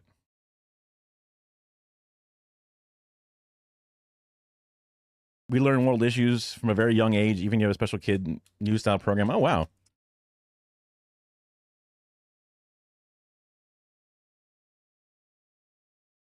Maybe I need to learn some of these things. BTN, behind the news. Get more every day. Should slang words be added to the dictionary? Israel Gaza, behind the news. Jesus Christ. That's crazy. AI companions versus real friends. Uh-oh. Well, I imagine they're pushing it in the correct direction, whatever it is. Teenage boss, when you are in charge of your family finances. Okay. I mean, there's a whole nother topic about the YouTube banning. Is the firewall around China a good thing or a bad thing? A lot of people who are very pro freedom of speech and freedom of information are against the idea of it, but also I've heard a lot of things about how the Chinese firewall is helpful for kids, and also it makes sense to have some limitations because people talk about how sex addiction and porn is, you know, killing children's minds and increasing the misogyny by showing off of, you know, violent interpretations of what sex is supposed to be, which is unhealthy. And like, yeah, because like the Chinese firewall is a thing that sort of like stops a lot of the more wider internet to just being able to just be accessed directly inside of China. They have their own internet and whatever inside, but it's sort of like their own little pond. VPNs exist and there's ways around it, but it's not the wide scale thing. The also amount of surveillance and control over the children's, like there was a whole article, I don't know if it ever actually came into play, but there was like saying like, oh look, kids will only be allowed to play video games like 1 hour a day or whatever. There was like certain things like, wow, that would suck if I was a kid and I wanted to play video games, but also these kids be on Fortnite too much, right? Like that kind of thing. I don't want to miss. Regarding New York City, Dr. Governor, sure. All just fucked over education in New York in general and promoted charter schools. Oh yeah, that's been a big thing.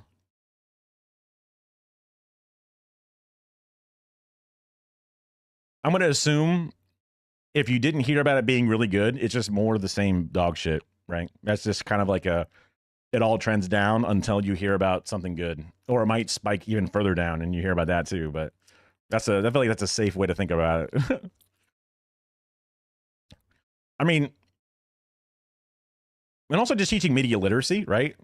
In different ways. I mean, obviously I haven't watched any of these videos, but if they're able to help people understand that when you hear something, someone is telling you something, so you're understanding what could be behind, right? Even whether it's leaning one way or the other, to understand, because I would take in everything as fact, no matter what it was, right? And I live in conservative Florida, so everything, I'm getting way more of that than the other.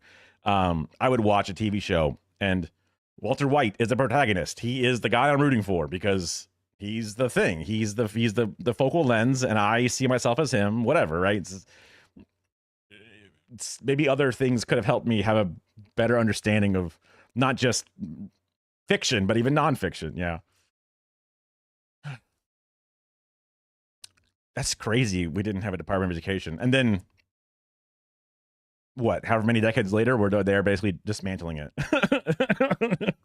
Put it back to the states. But like, isn't education kind of like a global thing? Why is it a states' rights issue now? Why should you be educated differently in Texas versus Oklahoma? Why should what like the idea for states being different is because, oh, they have a different climate, so they have different agricultural needs, so the regulations about water usage is different in a coastal versus landlocked, or mountains versus plains, and like that's supposed to be the idea behind why there are senators versus House representatives and why all these different things are available. But like education's kind of like, what do you mean? What the fuck? Why would you be educated differently in Colorado versus Massachusetts? Why would you need to be educated differently? We're more interconnected than ever. Why the fuck does that need to be separate? Imagine not having Department of Ministry of Education until the 70s. Yeah, it's supposed to be the leading country. Even back then, we were like the hegemon back then. Yeah. Although, I guess USSR had just ended, technically. I forget. Honestly, I forget. Maybe it was like the 90s when it technically fell apart. I think it was like 89 or something like that. I forget. I think it was, I remember being like, oh, I think I was like 1 year old when that happened or some shit. So maybe we weren't technically considered the most powerful. 92? There you go. I guess I was 4. Most things shouldn't be a state things. Yeah, I get that. No, I don't think that. I am more for big government than ever before. I love the idea of central planning. I love the idea of efficiency of scale. Like the fact that we can't get a rail line from San Francisco to LA because there's too many districts in between and everybody has to stop and do things when you could just have one thing, look at it and do it. Or one, state run construction company that then goes in and does the entire thing, or even in different parts, but like in larger parts instead of being these small parts, right? The abundance idea is about getting rid of deregulation, but it should just be better top-down regulation instead of just no regulation, because then you're going to end up with way too many hands in the pot. Like it's the opposite of the solution, in my opinion. Yeah.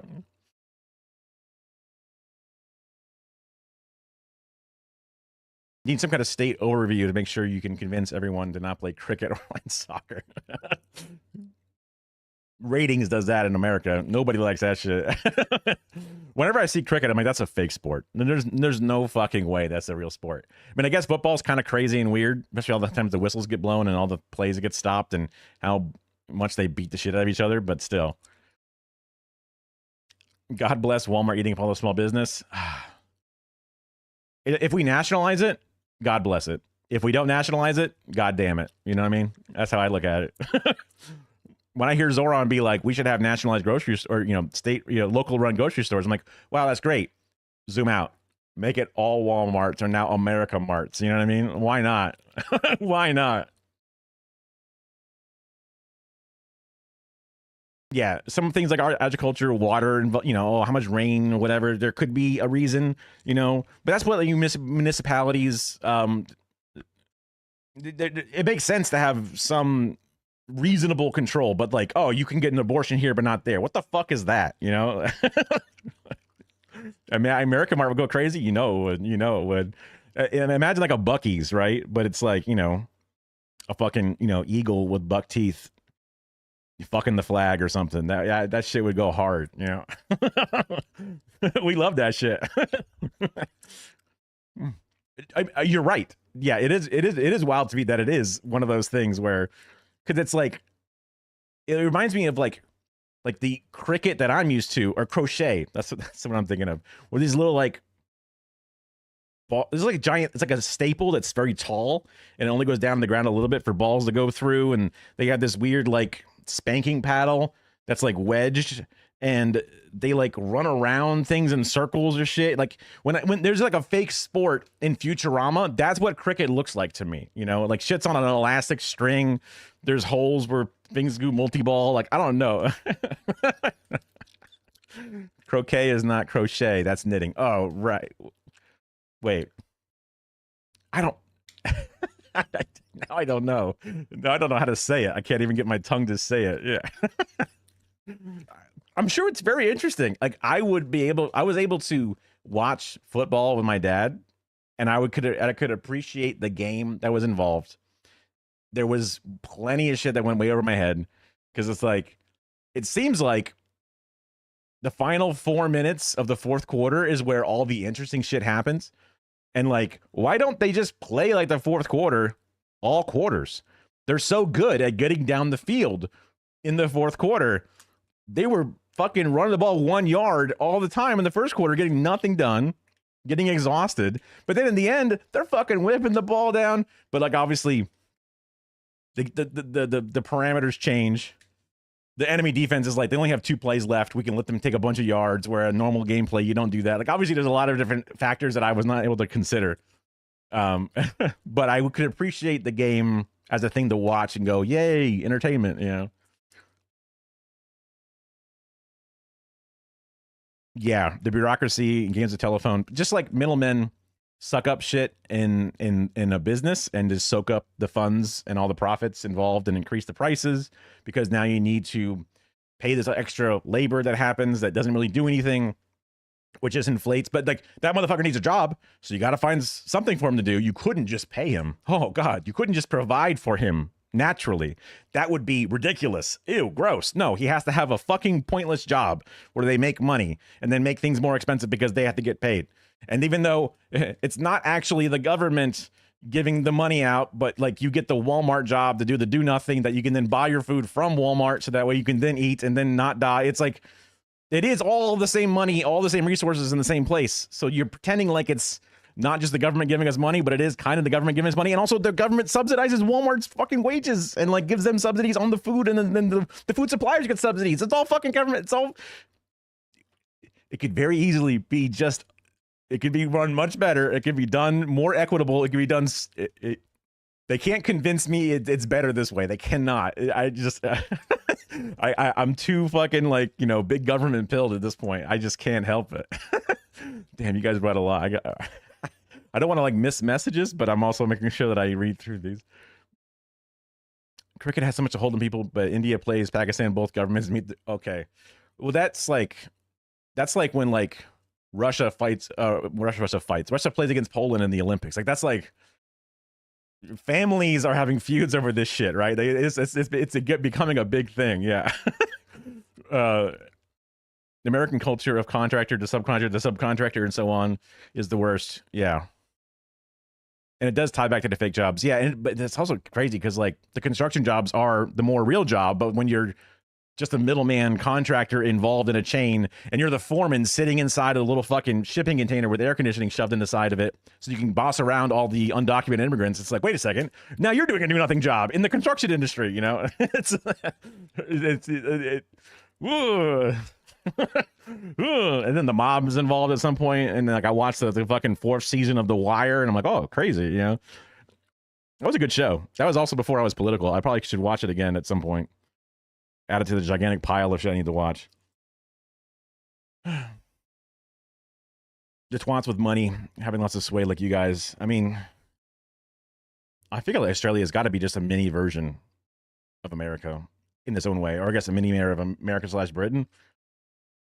Maybe Canada. Maybe a mini Canada is the right way to put it. That's kind of already kind of a combination. Yeah. I would love to see us get our shit sorted, though. Even if we're not as good as China, I would still like to see it get sorted because it would just be better, right? Regardless.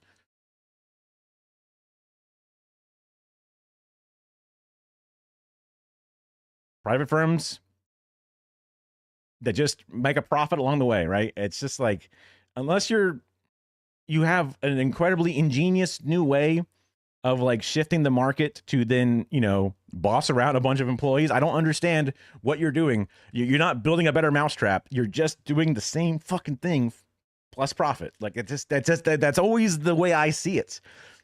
When the power company I have is just doing the power company thing of just billing me for the power that comes in my house. They're not even burying the power lines. They're not investing in the fucking green energy. They're just sending me a bill in the most like obscure way possible for me to even open the damn bill. So they're not building a better mousetrap. They're just being bad capitalism. Make it run by the state. What the fuck? You know, I just see that all the way down, you know? The 4th season of The Wire. Is that the one? Is the 4th season the one about the docks? I really like the one about the school with like the young kids were in the school.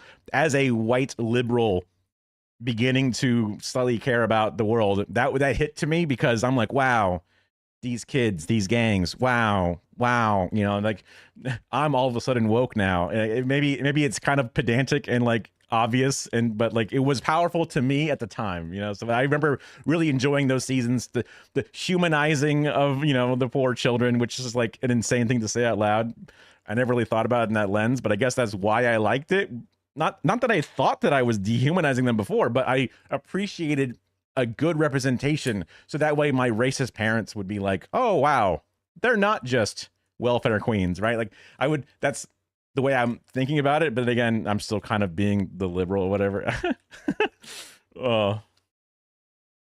China's PPP model is great because it makes it clear that the government public is the main entity in the partnership. We're both equal. Mentality in Europe and the US and the rest of the world. Yeah. Because that was one of the things that I was thinking about, that because we think about, ew, when the government gets power here, that's scary. The government being in charge of your information collection, your IDs on the internet, what your traffic history is. We're scared because the government is always this separate entity that we just can't trust and we hate, and we have no way of holding it accountable, even less and less and less. But I imagine the difference in China is because A, it's always been the government that's helping them more than hurting them. They're more willing to do it. And also they feel like the government is as directly accountable as anything could ever be. Like they almost see the government as themselves, I guess, to some degree, comparison to the way we look at it as this incredibly untouchable thing that will always be against you, you know, where it's just an entirely different mindset. Like we just can't see the government as us running it for ourselves and being accountable to ourselves. You always imagine it as something different, you know? So like that would be huge if you could somehow crack that wall and get through that idea that the government actually should just be, but then maybe that's why they have like the one party system where it's just about the citizens and not about these two different things. But then again, that's like that's then getting into like the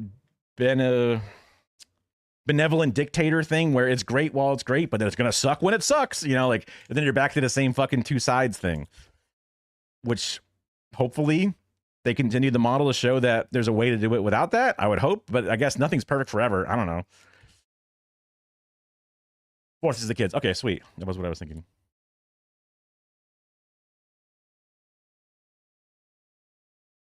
People with thought crimes to an 8. Yeah. I mean, I definitely feel like my version of the YouTube ID system should be, there's a government portal. Like, you know how when you buy something online, there's a PayPal option or a credit card option. You hit the PayPal option, a separate pop-up happens, you sign up to PayPal securely and agree with the payment separately from the website. And then it goes back to the website and says, okay, it looks like you got your PayPal token. So now you're allowed to continue this payment.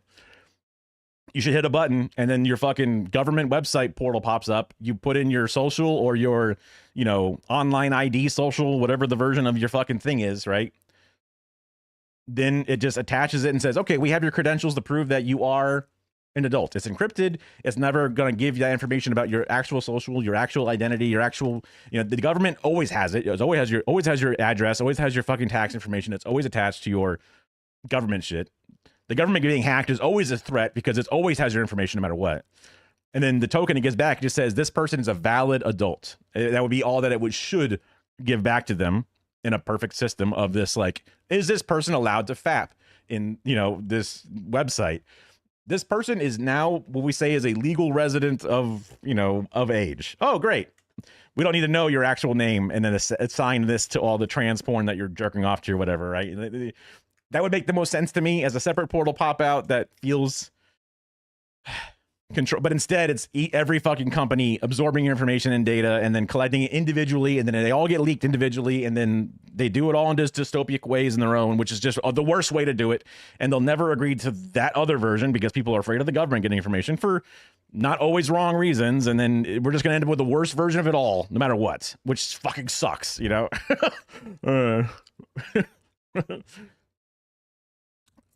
With China, democratic country, but the models, conservative government can make it at least the local more responsive. Yeah, apparently, like, they're very good at, like, yelling at their, I don't know, counselors that don't fix the roads and getting them voted out. That's interesting. You don't agree with their model, but it works for them, and I hope they improve it. Makes sense, right? if they're happy and if it can get better, awesome. Minimize the chance of the pendulum swing happening if you just have a central committee instead of a president. True. I mean, I back in the day when I was watching more of the Cody Shody podcast and also Robert Evans, who's kind of like an anarchist guy, they were all saying that the best president would be a president that says, okay, executive order, no more presidents. Dissolve the office, right? Get rid of it. That'd be the only president that gets elected as a good president because whatever, which is an interesting thought. And I suppose there's supposed to be a whole balance of the different branches, but it's all fucked. We should rewrite our Constitution at some point. Although, it's scary to think about rewriting the Constitution because right now, the most fascist fucks are in office, so that would be a bad time to rewrite it. For a majority of the Central Committee suddenly becoming evil versus one president being good or bad. That's supposed to be the theory behind the branches of government having the different levers of power. I mean, I guess we just happen to long run play through a system that does slowly ratchet towards a negative, and then now we're reaping the negative, and perhaps the central committee model is less likely to be ratcheted. So that would have been a better one to have earlier on. I don't know enough about it, unfortunately. Executive as a dictator rather than the single figure is better than the imperial presidency. A lot of things that are a little over my head. Because parliamentary government, I guess, is where the Congress is more in charge than the president, but the president's kind of not really in charge. They're all in charge of different things, but the president is constantly getting more and more power where, like, they can kind of just do whatever they want, sort of. Especially if you just don't care the rules, you can literally do whatever you want. As long as the fucking guys with the guns say, I agree with you, that's ultimately you and what army, right?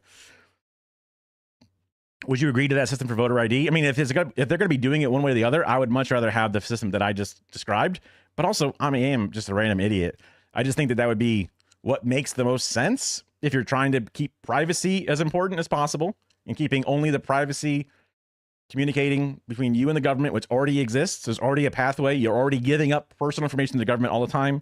That's already a done deal. So you're not losing anything there.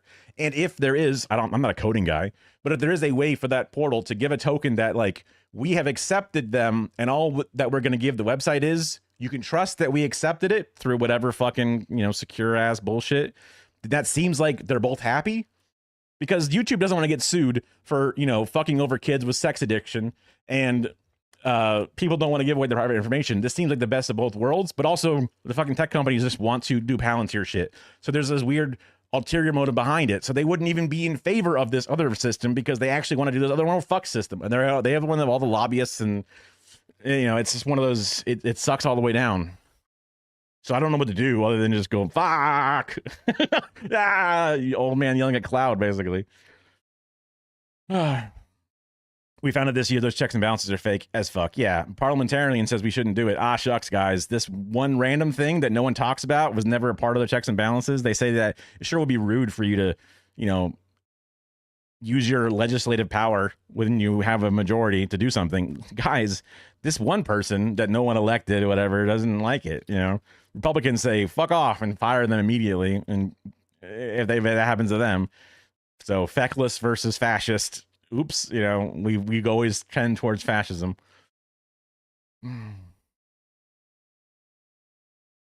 A directorate is like a council of an executive rather than a single figure.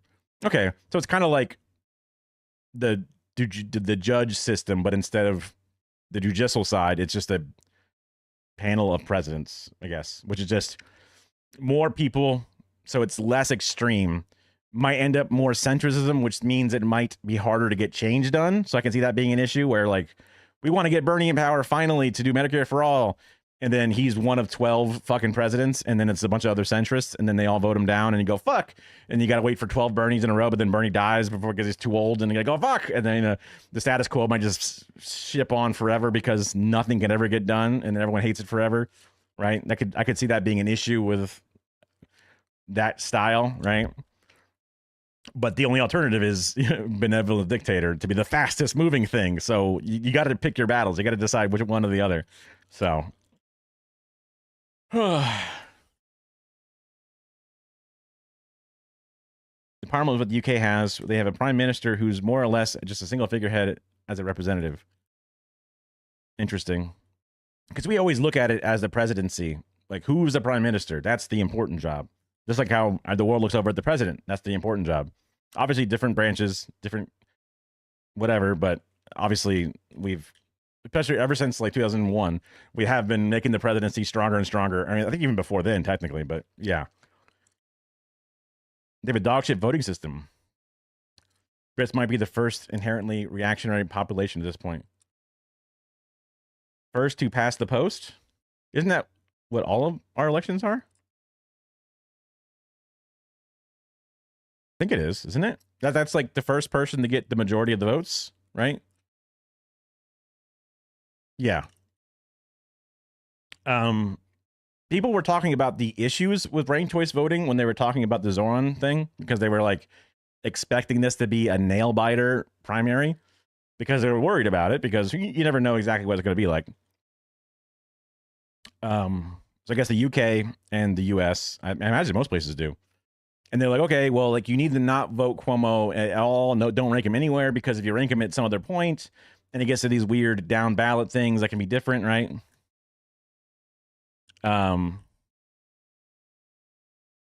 then like, oh, you have all these different, when you have the field of like 15 progressives and one fucking liberal, you're going to end up with all the liberals ranking Cuomo number one, and then everyone else ranking the others so far. And if they ever rank Cuomo 2, 3, 4, 5, whatever, then as those 15 other random progressives get knocked off, they end up accidentally going into, even though they were like heavily favoring the progressive buckets, they slowly start tallying back into the liberal bucket, where if there was one progressive and one liberal, it would have won better. So like, that's where I guess like the nuance of like ranked choice is like, could technically work against a certain like ideology, left right idea, but that's a lot of fucking words to describe to a person at their door. Like, hi, so you see, when the field is this wide and you need to vote this, it's like, oh fuck, it's better. It's just vote for my guy, right? That's the simplicity of first past the post. So I can get the critique, but I feel like the issue of that, oh, such a weird nuance is worth having the benefit of not having a spoiler. Although the past few elections, even if you moved all of the third party candidate into the other party, it wouldn't have been enough. So I don't know. I'm not a fucking brainiac. I'm not a brainiac. NYC and Alaska are ranked choice voting. And it's definitely been a debate. Whenever the Republican wins the Electoral College without winning the popular vote, it always comes back up. Because they go, wait a minute, we should do this, right? Why haven't we done this? Fuck, we forgot. Everyone forgets before it's too late, before anything happens.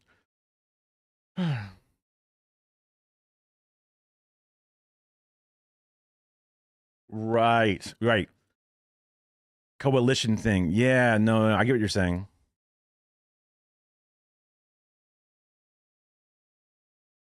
Wait, really? I thought there'd be more coalition governments where like, the fucking super right-wing party doesn't have enough to have a majority, so they got to like work together to have like a joint party to then have enough or something. I hear about that being an issue a lot. I mean, there were so many elections and so many prime ministers and so many, Brexit votes and whatever. So from afar, it was always like, it's hard to keep up with it all. Interesting. All right, Dan, let's rewind it just a little bit. Oh, yeah, the Epstein shit. Jeffrey Epstein committed suicide. People don't believe it. Well, I mean, listen, they have a right to their opinion, but as someone who has worked as a public defender, as a prosecutor, who's been in that prison system, who's been in the... Bro, where's your cash pin, dog? I thought you were repping the merch. Now you have like what? Fallen police officer badge? The Metropolitan Detention Center, who's been in segregated housing. You know a suicide when you see one, and that's what that was. He killed himself. You want me to? I've seen the whole file. He killed himself. Incredible. Thanks. Congratulations, guys. You went from Agent Mulder to Cancer Man pretty darn fast. I mean, technically Bongino would be Deputy Director Kirsch, but most people checked out in the later seasons, so it's okay. Anyway, boo! Boo to you both! My parents liked X-Files. When he had that 3-hour video and he would pause every 2 minutes in, I'm like, there's no fucking way. There's no way. I was sleeping. I was like napping on the couch, just kind of watching, and I'm just like, there's no fucking way he's gonna get through that shit. Hopefully the noise gate's working better, but also there's a ducking thing I have on. Sometimes I've watched people and the ducking is like noticeable and it's annoying that it's noticeable. Hopefully it's just right where it's able to duck without it being like, if I bump the mic, all of a sudden the video audio drops for a noticeable long period of time before it fixes or something. One of those random like technical questions that I figured I'd ask in case anybody's noticed it being weird. See, whether or not you believe Epstein killed himself or was assassinated, it's a form of compression. So inside of OBS, I love being the nerd guy. Inside of the browser, so I have my audio split out into a bunch of different pieces. I'll even pull this shit out. So I have the audio split out into a bunch of things. So I put an A dash to make my mic always the first thing because it's alphabetical. I should zoom in a little bit. Wee.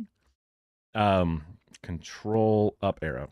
So my mic and even the other mic I have next to me also comes through one fader, and that has the settings inside of the other software that does the noise gate, whatever.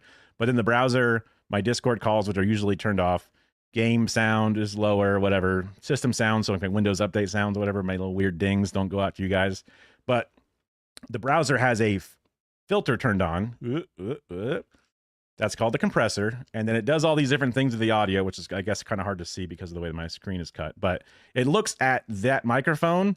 And then when I'm talking on the microphone, it then uses a 10-to-1 ratio of, different volume adjustments, and it attacks at a speed and releases at a speed and whatever.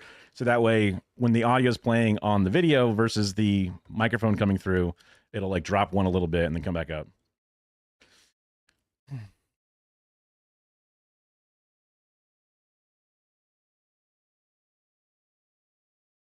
Yeah, I mean, I feel like ducking is one of those things because if the video is playing a little bit and I'm trying to talk and then they're both the same volume, you can't hear either one, and it's very frustrating as a viewer.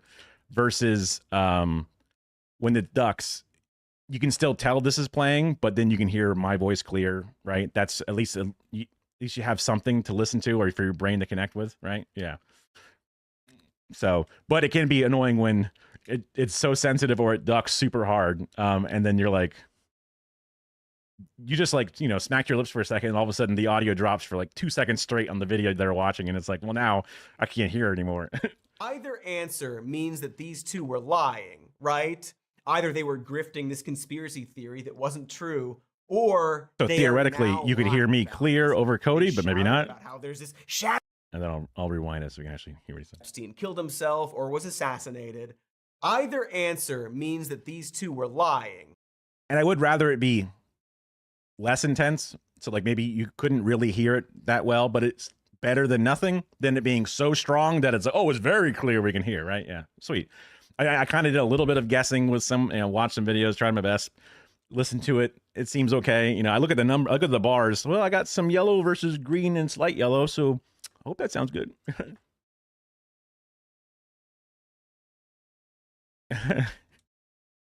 Yeah, I didn't notice the ducking stuff, but it's a fantastic idea and tech in it, and it's open source. Shout out the nerds on GitHub. Yeah, GitHub is one of those things that I've like begrudgingly had to use more and more because I'm like, all these like weird plugins and shit that I use sometimes only have a GitHub page, and I'm like, how do I download it? Oh my god, there's source code, there's all these things. I got to go to the fucking like branches page. What the fuck is this? I'm not a coding nerd. I'm not like a program pervert. I just want the fucking .exe. You know, give it to me. Fuck me.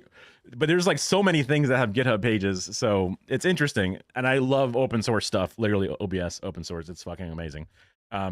I even started because before, I mean, now technically streamer.bot has dark mode built in now, but for the longest time it was on alpha only, which you would get through Patreon. And I'd used this dude's stuff for so long that I'm like, okay, I need to give this guy some money. So I mean, I love open source stuff or like, you know, community run projects. I guess this technically isn't open source. It's one guy that runs it all, I guess. Maybe that's not a good definition of open source. But anyway, I don't know. Nerd space, people working on projects. I don't know. I like,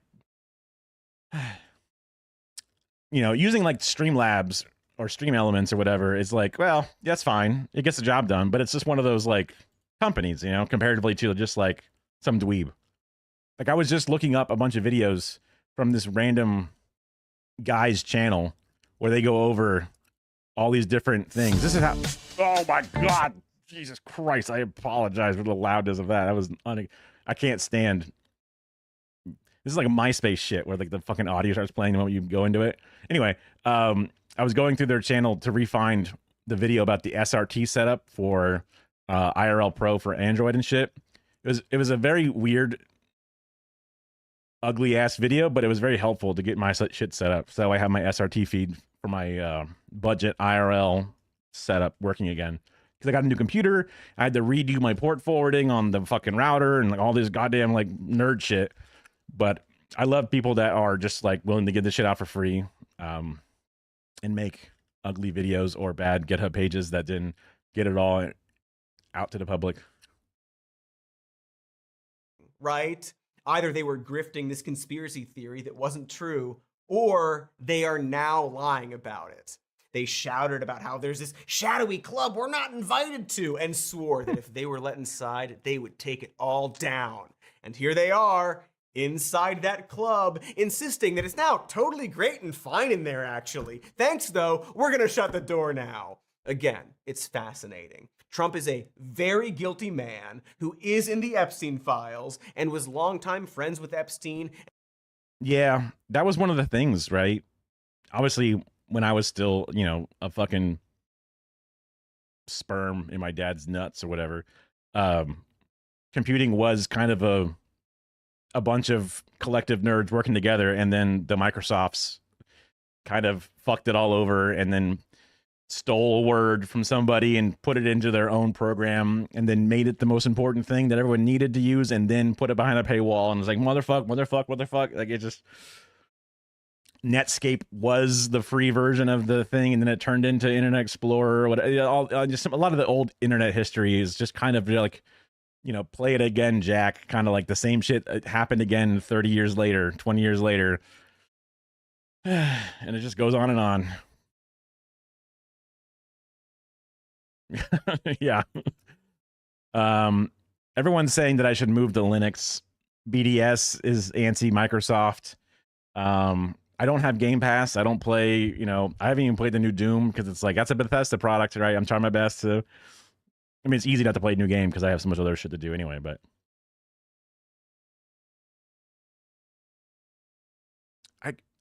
When I said it, I was thinking like, wait, was Netscape something that they'd stole from and then Netscape had to then reinvent itself? And that's where it was the version that we knew. I couldn't remember. Maybe I got some of the brand names backwards or something. Or maybe it wasn't the Internet Explorer. It was, I don't know, the Outlook email or whatever, something else instead. But same idea. Yeah. That's true. That is true. It's been a while since I pirated games. Just because Steam sales and too bad and old to play online competitive games, so I can wait until a single player game is on like 85% sale and go, oh, I'll buy this now. Thank you very much.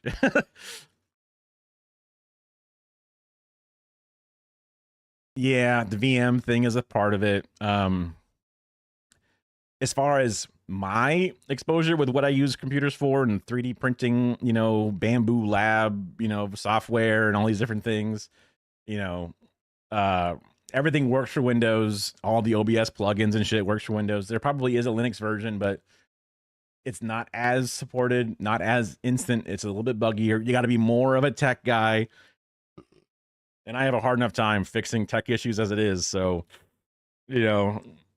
I'll get there eventually, I'm sure. At some point, I'll be forced to. Because the world will be a hellscape of worse and worse, tragedy. And products will be enshittified worse and worse. We'll see. But I just rebuilt this computer. So I got a while. We'll see.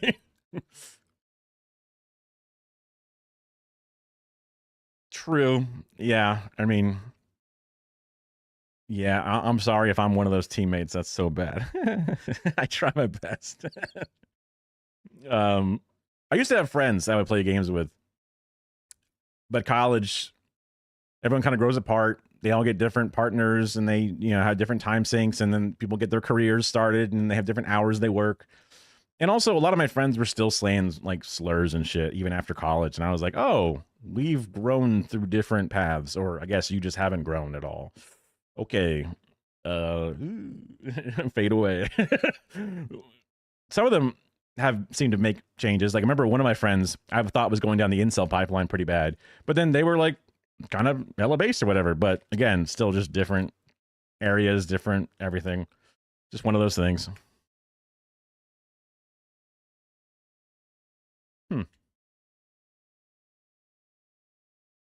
Yeah, I have a laptop. I could try doing that as like a different part of the partition or something, as a way to slowly get my toes dipped and into wrote it. him a little pedophilia birthday card and has a history of alleged rape and harassment of women, many of them underage. Go watch our episode about it. That's obviously the main story here. But I can't stop peeking over at these sad sacks he put in power. They know they sold out, but keep trying to pretend they didn't. Remember when Pam Bondi attempted to sweeten the Epstein conspiracy pot earlier this year with an orchestrated Epstein file release party? You know how a serious issue like this needs pageantry from a bunch of slack-jawed dipshits? Then everyone realized that those folders held up by said dipshits didn't reveal any new information on the case. How long did they expect to keep tap dancing like that without tripping over all those dangling jaws? At what point do you think Kash Patel and Dan Bongino realized that they were duped like everyone else? I mean, assuming they were duped in the first place, did they enjoy hearing their president say this about Epstein conspiracy theorists? Why they would be so interested. He's dead for a long time. He was never a big factor in terms of life. I don't understand.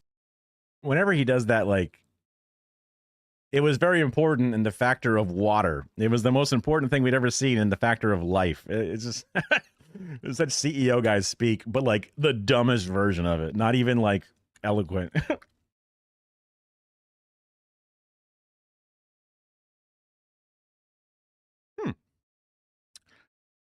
I don't think I've ever heard of Mint before. I was like, Red Hat? I want to call it Fedora. Maybe because the logo was a fedora.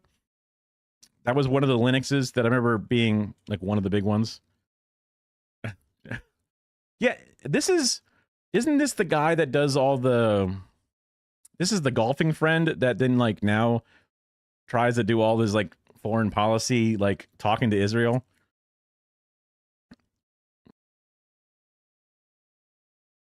But then someone said that he was like involved in the case at some point too, which is like, of course he is, or whatever. Understand what the interest or what the fascination is.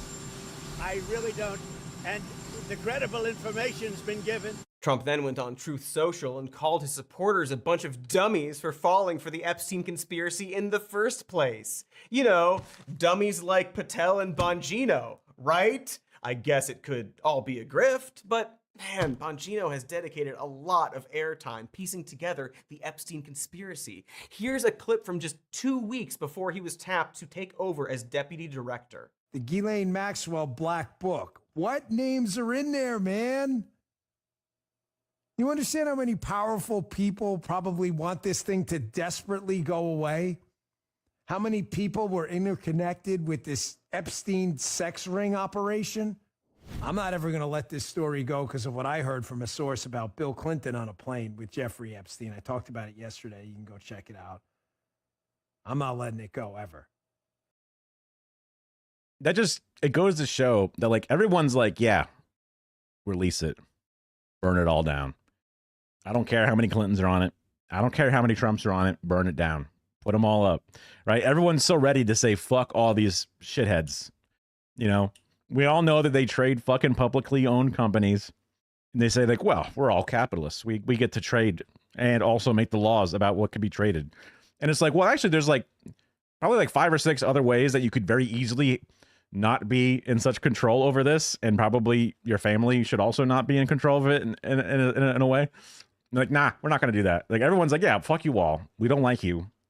Burn it all down. Everyone's so ready to do it because we're all fed up with how shitty it is. And we know they're together. They all laugh together behind the same closed doors. The Bill Maher interview with fucking Donald Trump. We know they're all fucking friends. But you know, the Democrats wouldn't want to do it because it would hurt themselves, but they could also hurt Trump. And then Trump's like, well, we could do it, but then that would hurt us. I don't give a fuck. Everyone doesn't give a fuck. They just give a fuck. Ever. Hey, Dan, when are you not letting it go? Say that again? Oof. What choice does Bongino have now? If it was a grift, then how does he continue it? If he's being earnest, then what? I mean, he'll probably just quietly move on because these people ultimately don't care about or believe in anything other than telling our extremely nude emperor what a fine and fancy suit he's wearing. But maybe one of these guys might crack. I mean, Bongino seems to genuinely hate his job. But, you know, I was at one of our facilities yesterday down in Winchester, and a woman who worked there, very nice, said, you know, I used to watch your show. I miss you. I said, you know, I miss me too. You know, part of you. I added a line to one of my like to-do list. I use the Google Keep. I am a sucker for Google, even though they are, you know, a mass, whatever bullshit. I do love that I can sign on to any computer and then just log into Google and get access to everything I've ever needed. I just recently moved to the Brave browser because everyone's like, oh, not only does it move over all your extensions and bookmarks, but also you can keep tabs, your tab, what do you call it? Tab folders. That was one of the things I liked about Chrome. So I was like, I'll try that. I don't like that Brave doesn't sign in the same way because I had to install Brave and like on my laptop and it didn't come over with everything again or something weird. I don't remember, but I think because the idea is like Brave is like anti-information giving and they got a bunch of crypto and AI shit built into it like every other browser. And it's like, I don't know, maybe it's not the best alternative because I don't even use the tabs as much or the tab folders as much. But anyway, I love Google stuff and I added the Google or USB bootable Mint for Linux to try that out. Because like being able to boot into a small installation inside of a flash drive just to try it out, see how OBS runs in a similar but different way, maybe it even runs better, whatever. I'm kind of interested to see, just to try out that idea. part of you dies a little bit when you see all this stuff from behind the scenes. Yeah, man, maybe you should quit. What did you think it was gonna be like? Podcasting? Epstein stuff aside, it really seems like a lot of these grifters get by on that Monday morning quarterback mentality. This includes Trump, of course. There was this wave of far-right media personalities who... That's weird because I saw a Nightly, it was a name Nightly under the Brave logo. I mean, they're all Chromium-based things anyway, but Nightly was one of the different versions of Brave that existed on mobile or something. Which I was like, oh, what is this? Oh, that's not what I thought it was. Like, but just thinking back on that USB drive thing and then running Linux on stuff, because at some point it would be smart for me to try to get into microcontrollers, you know, eyes, a little bit of soldering and chips and stuff. That's always been like one day I'll get into that thing. And maybe that's more hardware than coding, but I guess it's kind of a little bit of both. But all of those things always seem to run a small Linux on a Pi. Like there's always like these small elements, and even like equipment that I would run in the TV production world. We had these like DVRs basically that would record and playback video on a timer, you know, RAID arrays for all the different stored files. And it ran off of a Linux based operating system that would just kind of be like a desktop with different players that would then have things that were scheduled. So it's just one of those things. Because like way back in high school, 2005-ish, I was like inside of an engineering like class that did like inside of the class itself, it was like a wheel of a bunch of different versions of engineering. So you would do a little bit of rocket stuff, a little bit of civil bridge building with balsa wood, a little bit of microcontrollers with servos and photo sensors. Like we were trying to like make like a automatic door thing. So you would have 2 servo motors, a photo sensor, and like a laser beam. Then like when you stood in front of it, you would cross the laser beam, which then told it to open the doors for X number of seconds. And, you know, all these little like microcontroller, all these little like breadboards that were like built in, like you could just push in wires and it would work. And then we tried soldering some stuff. We made like a fake security system for a car, which is just like a black box with a blinking red LED you'd put on your dashboard, and you just put like a battery in it and just let it sit. So it looked like you had a security system. So we just coded it a little, you know, stupid little chip that would then tell the LED to blink with a fucking AA battery shoved next to it. You know, really stupid stuff. But I love that part of the class the most out of all the other things we did.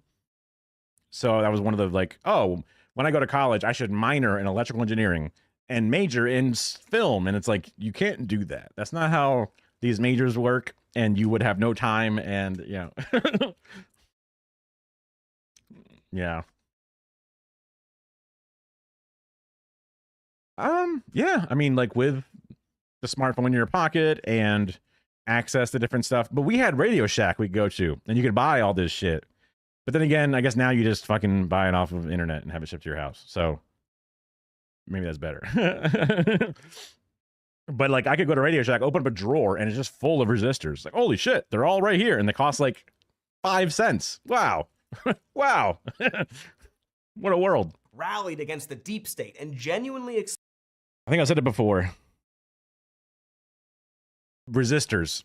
I'll never forget resistors now, because I'm sure you're familiar with a resistor. Piece of metal, weird little piece of brown ceramic in the middle, and has little bars of color like a little bumblebee.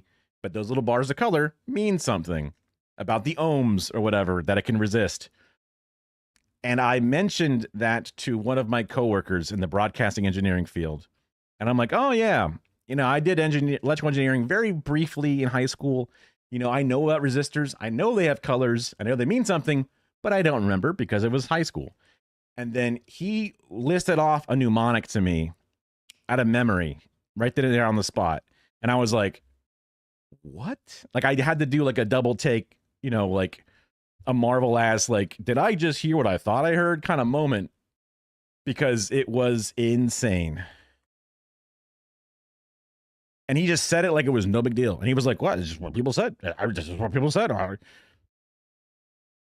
I've looked this up a bunch of times, so my search history has it. Funny that they've now since retconned it because it was. So it's both to represent the colors, but it was black boys rape our young girls, but Violet gives willingly. Was supposed to represent the colors on the things. And I was like, what did you just say to me? Like, I was just like, I'm at work, you know, technically we're like, you know, kind of like off to the side up in the satellite uplink building. But I'm just like, what? That's crazy to just say that out loud in 2025 or 2024. I'm just like, that's nuts, dog. Like, you just say it like it's not a big deal. Like, oh, just what people taught us is what it was. I don't think anything of it. I'm just like, they probably don't teach that anymore. So I was like, I don't think they teach that anymore. It's just, I don't think they teach that anymore. You know, like I learned a mnemonic about, you know, the mother serving us 9 pizzas, but like now that Pluto's not a planet, we don't teach that anymore. You know, it's something different. So fuck me, man. That was just one of those things where I'm like, oh, the STEM world is still the STEM world. It is what it is, you know, man. Like, they're not. Expected it to be some kind of exciting spy movie. I do like mnemonics. I definitely do. I use them frequently to remember all kinds of things. But oh my god.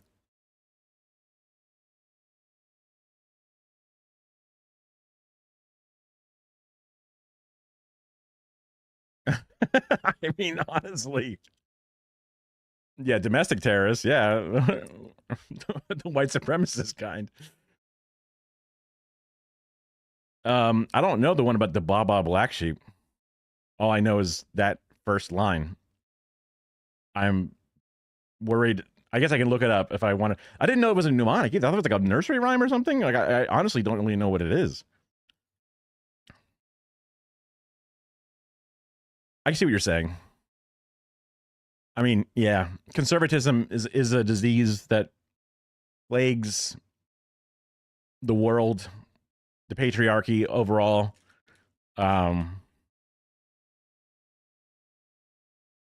Dogmatic religious views. If I'm going to be like a radical Reddit atheist or whatever, right? But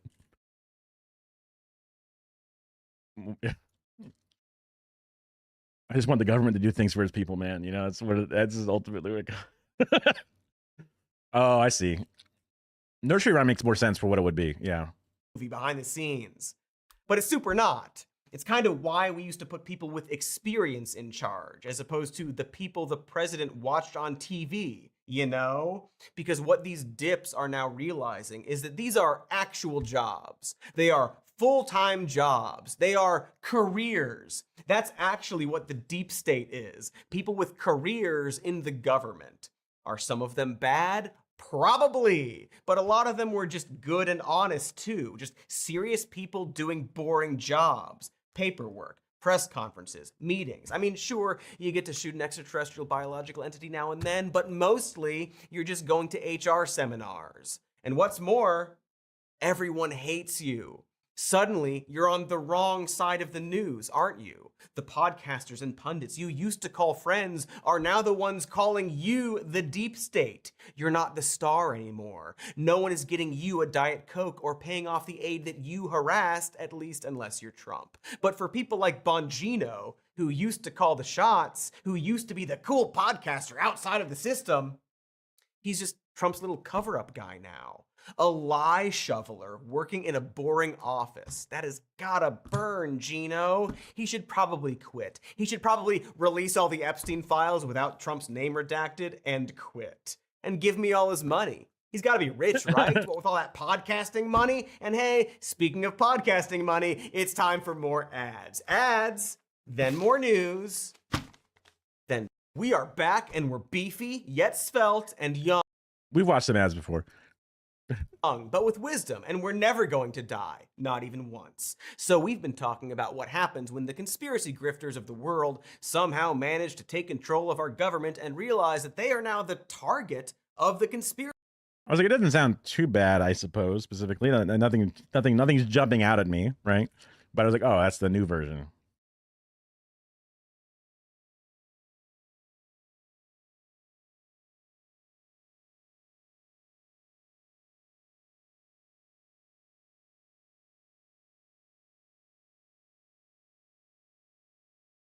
It still seems a rhyme in my head, so I don't think it. I don't think they've ruined it too much as far as like, oh, oh, master. I should have noticed master. That's what I should have. Oh yeah, that's another thing. Like there's like different modalities of like things in series where you could have like the leader and the follower, but the old term was master and slave, which seemed innocuous enough growing up as a lower to then middle class white, kid. But it's like, oh, I should probably just replace master and slave with leader follower. Pretty simple, pretty easy, pretty innocuous. But then I would do that, and then people would go like, look their nose up at me and be like, you mean master slave, right? I'm like, sure, man. Yes, whatever. Like it's like I don't know why you're so committed to that. It's just a hard drive, whatever, right? Or whatever the different things are. I mean, my boss at the time was pretty woke comparatively, but liberal woke, not like woke. Like he would talk to me and be like, never really liked unions. And I'm like, oh, what a manager thing to say. Technically, right? Yeah, the little boy is a homeless child.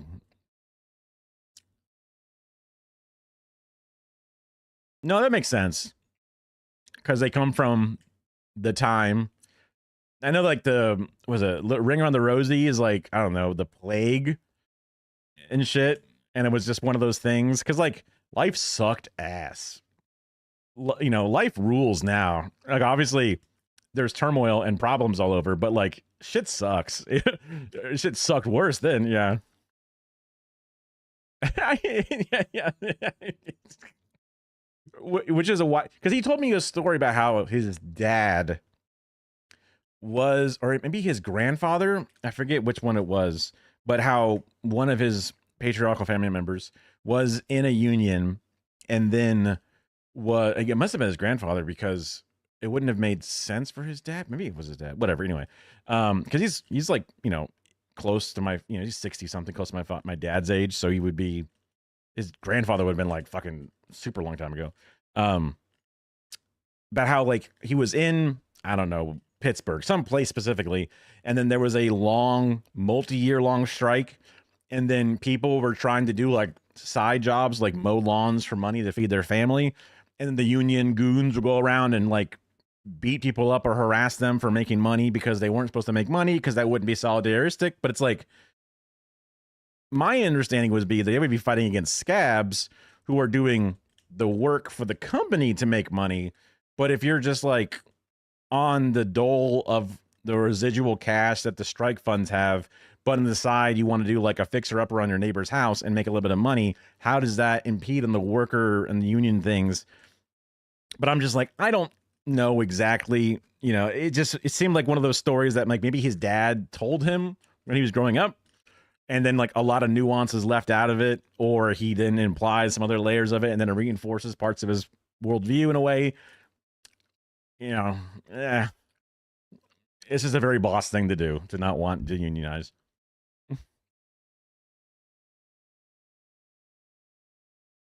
Yeah.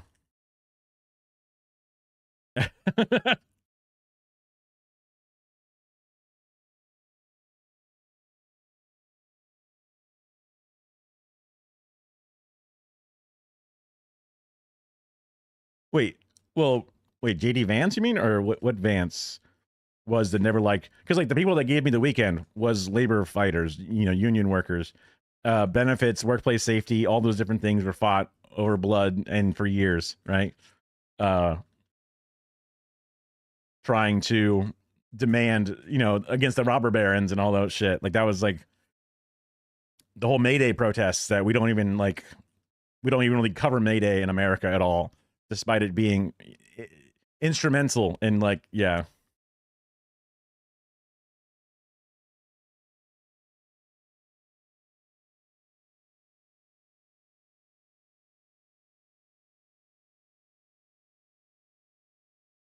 They said that about what gave me the weekend benefits of workplace safety about slaves? What the fuck? JD Vance is one of the more unlikable people, and I love that about him. I love that the only redeeming factor is that he has a memeable face because everyone hates him. Like, I like that. I like that whenever I see him, I'm like, wait, he doesn't look like that. I'm always surprised what he looks like now because all I can picture is the memes. The curly hair, the gigantic cheeks, the fucking weird, chin beard, the lollipop. I love it.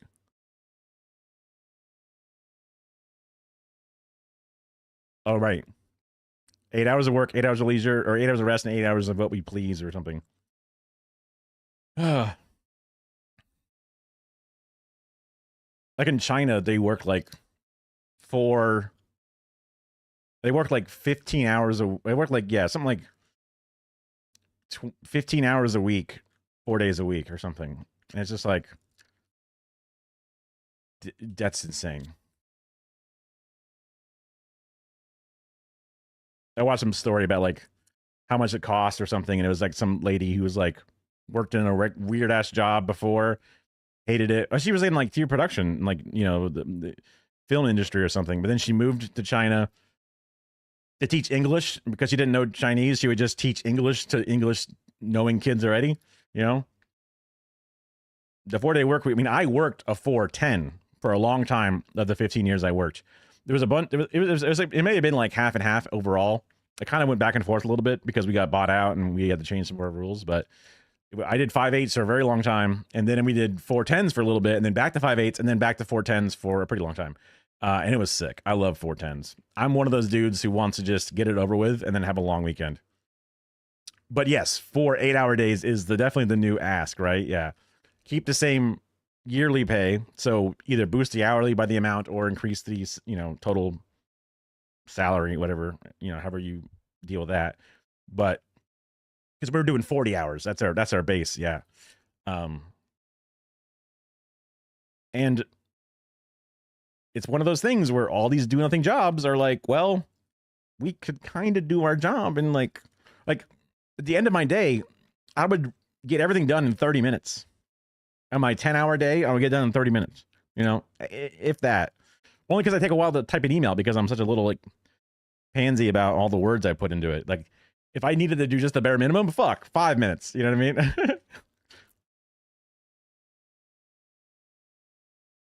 When they push for the 888, Conspiracy grifters, not even having that historical solidarity knowledge of that shit would be important compared to like, I don't know. I just assumed that we've always had this. It's kind of crazy what we do in our current medical association because it's like they work. Like my brother's wife, my sister-in-law, is a doctor, and she works at a hospital in Georgia, and they have like a 1 week on, 1 week off thing where it's just like you work, you're at the hospital, you have these shifts that are like 12 hours straight, and then like you have a little nap room, and then you're back at it, and it's just like, that's crazy. That's crazy, These are doctors. They're supposed to be like the highest, like the most, it's like the most important shit to get right stuff. And it's like, they're just stretching them out as long as they can because we have a shortage or, only so many. So you need to make them working longer. And it's nuts, man.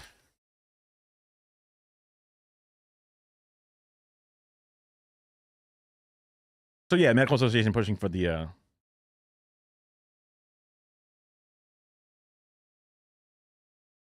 fly in, fly out. Yeah.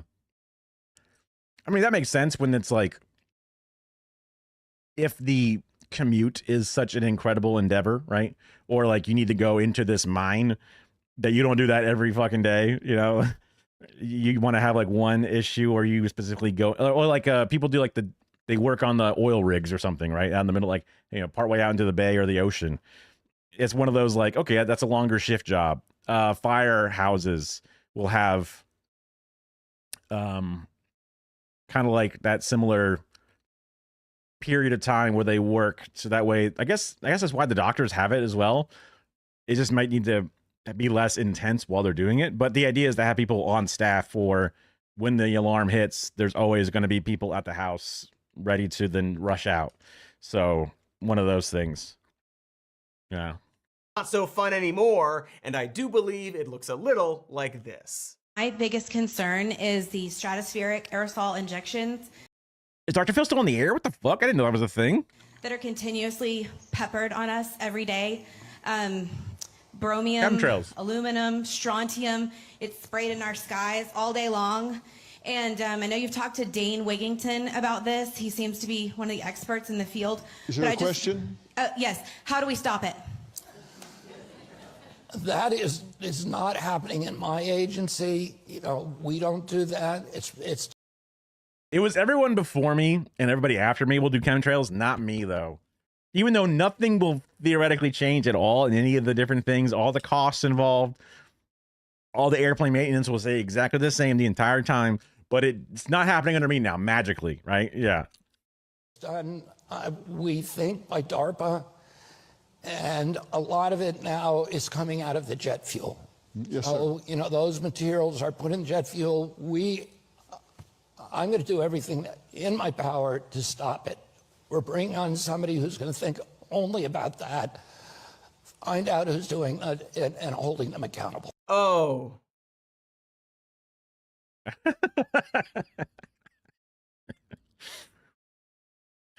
They have anxieties about a lot of things. And then they have health issues that pop up. They're told they are a bad person if they get handouts, but they need help. They feel bad. They need some reason to say it's not my fault. It's this. That's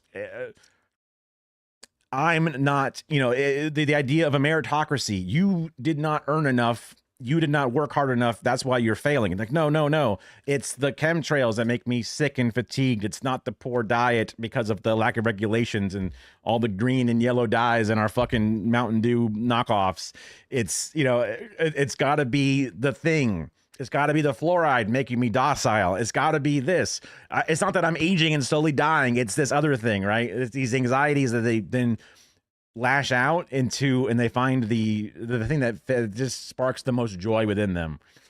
Between the different hobbies and their interests, the different people that they follow, and it's the easiest way to self-soothe, but it just turns into this hobby that then morphs their view of reality, and then they start spewing it out, which then it makes other people feel like that's going to be the most self-soothing way to then get rid of their anxieties. So it's this like horrible like gravity well of just people falling into this thing that's not going to help them. It only makes them more anxious, but it feels like it makes it less anxious. For sure, jet fuel definitely is a fucked up pollutant, you know what I mean? Not that this guy cares about pollutants because he fucking takes a dip in a goddamn bacteria water, you know, stagnant, you know, sewage backup, and he's like, this is natural way to you make your body feel one with nature. And it's like, no, dude, yeah, what are you doing? Get your like nephews and shit out of there. I just like put as much air in my chest as possible and then close my throat, you know. Just go for it. So I like to think that if we had Medicare for all, I like to think that if we had affordable housing, and a better, you know, better protections and education and shit, free education, these things would just be less intense, right? That's just one of those things where I have to hope that as the world gets better and life gets better, these anxieties manifest in less and less intense ways, right? It's because, I mean, I don't know. I got to get on like Red Note or something and like see if there's,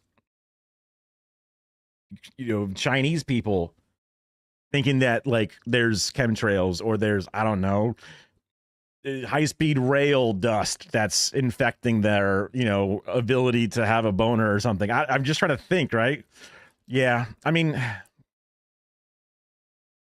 it's a bit of cope, right? It's a bit of because like I grew up with a certain level of privilege and also safety nets. My parents were not, dad was a delivery guy. My mom was a waitress until she got too ill to work. So like we lived off of a pretty, like we were middle class because everyone thinks they're middle class, right? But like, we didn't need for food. We had Christmases and shit, right? So somewhere in that bracket, we didn't buy new cars. We never went on vacation, a lot of other things, right? But there's a lot of anxieties I did not have because I had a stable home life. I had stable finances, food, even though like I did not get treats whenever I wanted them, I knew I would get them birthday and Christmas, so there was like a lot of things that gave me that set me up for good things in life. I knew that I should not steal from the grocery store to get that, pack of Skittles because I wanted to not go to juvenile hall and to ruin my chances to get into a good college, then get into a good career or something, right? I had hope for the future.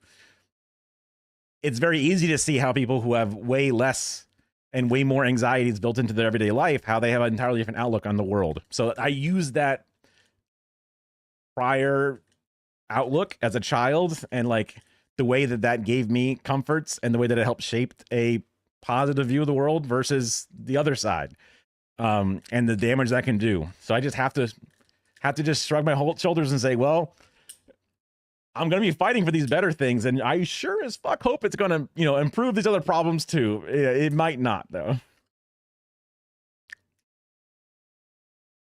Living in the Middle East makes you see all the bullshit Arab uncles and aunts believe on Facebook. Oh, really? That just might be an uncle and aunts thing. I don't know enough about, I guess the Middle East is kind of like a broad topic depending upon the different types of places it can be and all the different, layers of anxieties that can be pushed onto people for different reasons. So it could be a similar thread, but also could be a whole different topic that could be then making people do that. Because I've also seen people like at a bar or whatever, or at a party, just, have an opinion because it's funny. They just like to say that they think, the Back to the Future movies are actually about something that it's not, just to cause a conversation. You know what I mean? It's one of those things. Some people can have these things. It doesn't have to be that serious, but then when that hobby, when that interest turns into the most serious thing ever, that they're like, killing children with autism vaccines or whatever it is, it starts to really fucking cause problems. Replace the communists with the French and the British. Wow. But I don't even know if that's considered a conspiracy theory in the sense that like, oh, well, fuck, that's, yeah. I had a contact clip of me. Oh, fuck. Possible and then close my throat, just go for it.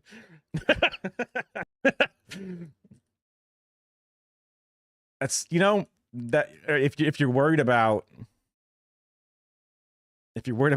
swallowing something that you don't want to, just close the throat and go for it. Because like when I would chug water competitively at lunch in elementary school, the opposite way, you would just open your throat and go for it, right? Which is a strategy for a lot of things in life, I guess. Yeah, sometimes you got to close the throat and sometimes you got to open it. You got to know when to do which. That's just how life works. I feel like the French and the British probably have caused a lot of problems. I feel like they've legitimately caused more problems than the anti-Semitic conspiracy you have, right? So one of those things. Yeah. If only we just looked at things and said, "Oh, the capitalists, they're the problem. They're the ones that have done all the problems." Sure. Okay. I get you. Interesting. Like it's the French that are here to force feminize us to make us weak so then they can take us over better. And it's like, well, they're doing okay, well, yeah, maybe it's not, yeah. Yeah. The British monarchy controls the US. Very interesting. Huh. Well, then he must think J.D. Vance is awesome because he just killed the Pope, right? By visiting him. And then I mean, maybe JD Vance met the Queen. I don't remember exactly when all that shit happened, right? JD Vance is a counter agent, you know, of the deep state in this world.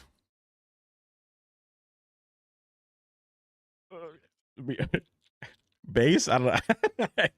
But also no, obviously. But you know, when in doubt, you know, just like.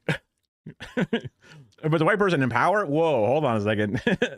You know, I would check those blankets. You know what I mean? Or I hold on. You know, I just don't accept it right away. You know, but hating blanketly is never a good thing. Yeah, obviously. I don't want to be not all whites over here, but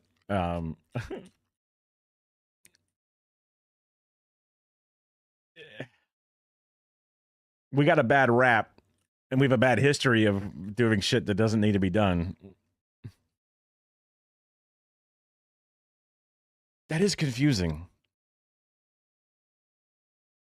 That is very confusing. Indeed. Wow.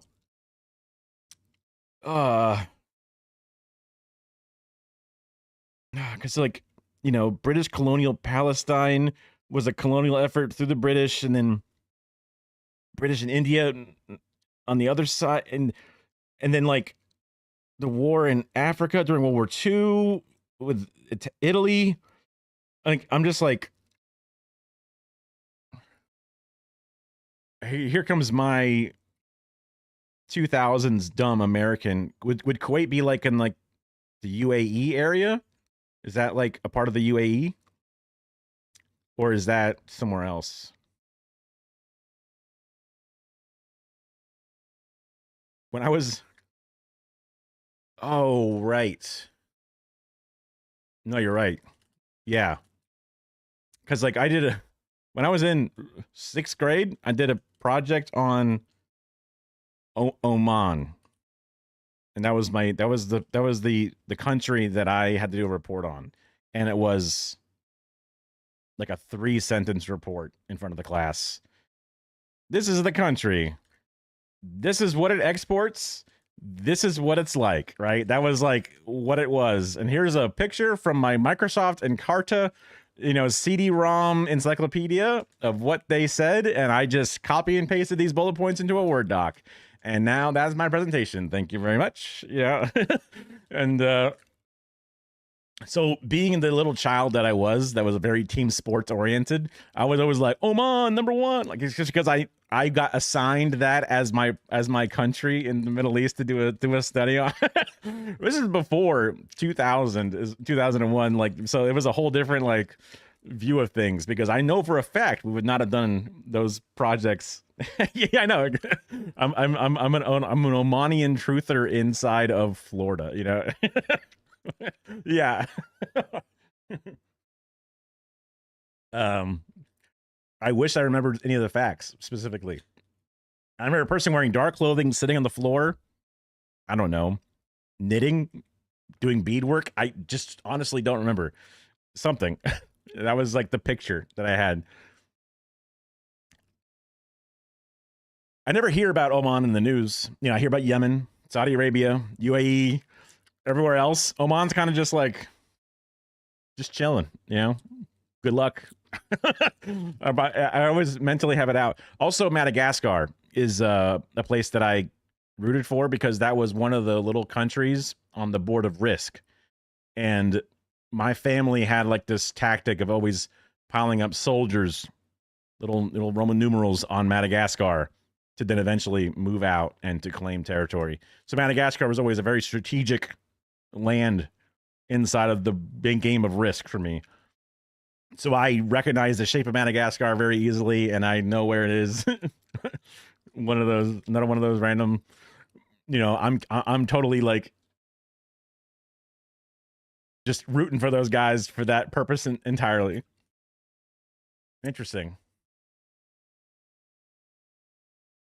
Yeah, okay. Yeah, I can see how that can happen. I mean, I'm fine recognizing Israel as long as it just has human rights for everybody, right? If they want to call it Israel as a single secular state, whatever. If they want to rename it back to Israel-Palestine or back to just pure Palestine, or they can call it fucking Netanyahu land for all I care, as long as it's equal rights for everybody. That's like the thing that I care more about as a total foreigner, right? So recognizing that they exist as a country, I suppose, right? But they probably have nicer beaches than we do in Florida.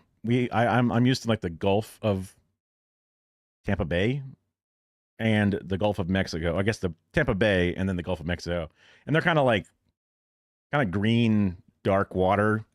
Like when I went to Cancun that one time, it was like, wow, clear water. But it's like, you go to Clearwater. It's not clear water over there. It's dirty water. It's sandy and very salty and very whatever. Right. I mean, I know Dubai's sense of luxury comes with, I mean, I guess all first world luxury comes with some trade-off of, you know, resources gathered or labor done through means that weren't great. But I've heard bad things about Dubai's total balance of, you know, luxury versus human rights. So that's how I've always mentally understood Dubai's thing. Yeah. Right. Yeah. Yeah. Yep. There you go. Yeah. I mean, and that's France's problem, England's problems, America's problem. Yeah. Yeah. Messages are saved forever on the Twitch website, but I guess whatever, you know. They say don't fed post. I don't know if that counts. It's all good. I mean, I know this is like a 3 viewer channel, so it's like we're good. Yeah. I could be showing straight up porn right now, right? This is one of those things.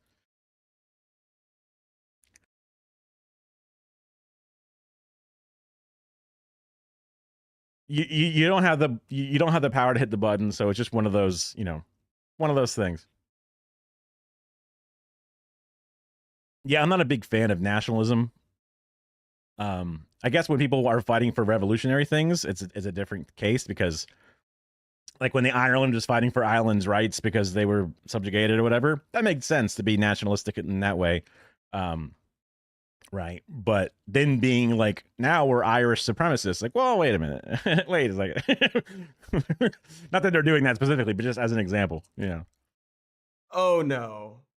That's our Secretary for the Department of Health and Human Services, implying that chemtrails do exist and they are poisoning us, but it's not his fault, you see. It's the other government, I guess. He'll look into it or something. There's a bit of a... I will be the job that the only thing he said they're going to hire somebody that only does this. It's like, sir, I am ready. I would love that job. And I'm like, they're like, what are you doing today? I'm like, well, I've stopped chemtrails. Prove it. Well, you prove that there's chemicals and that are coming out of these, you know, condensation trails. Oh, it's just condensation? Then I will take my paycheck. Thank you very much. It's one of those like tiger repellent shit. Like, you see any tigers around here? Well, I don't see any chemtrails around here, so I guess I'm doing my job. Yeah. a short circuit happening when it comes to the Trump administration and chemtrails. His people, such as RFK, love pumping people up about them. And yet, the EPA recently published a webpage that gives us a clear picture on what are actually known as contrails, which are just trails of white vapor and particles of aircraft exhaust. This is especially interesting considering RFK in that clip says a lot of it now is from jet fuel. Because, yeah, exactly. It's the atmosphere interacting with exhaust from jet fuel. But he can't correct her fully and say, chemtrails aren't a thing. What you're thinking of is contrails from jet fuel. The government isn't purposefully injecting your lungs with aluminum, ma'am. Australian nationals appear in your script creating process. Oh, like for like videos and stuff? Because I think you were saying that you were making some videos before, right? Because this Sov sit have corrupted the meaning here. Is that like a I don't know, like a party? Or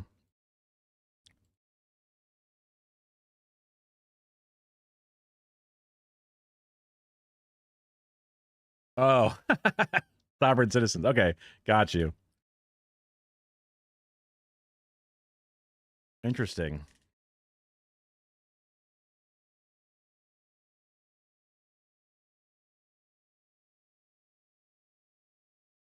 Yeah.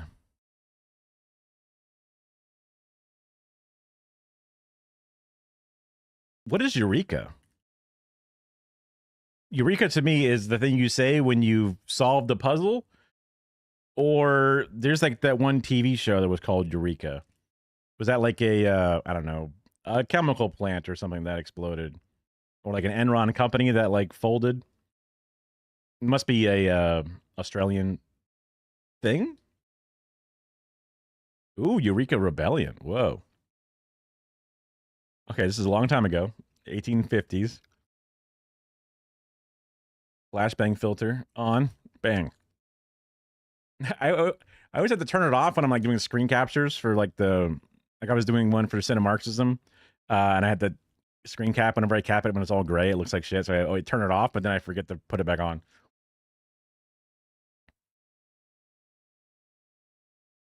Events involving gold miners revolt against the British administration in Australia. Oh.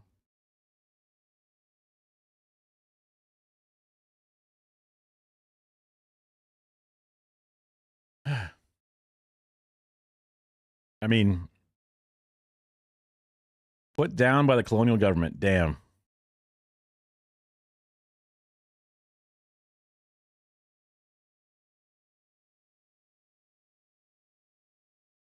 That's colonialism for you.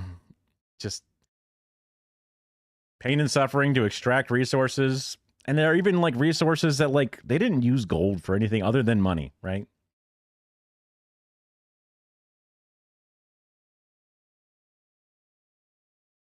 Do you make stuff for the channel specifically of the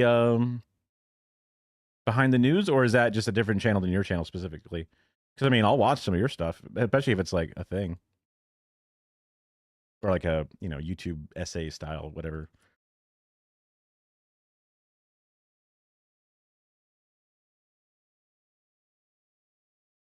Hmm.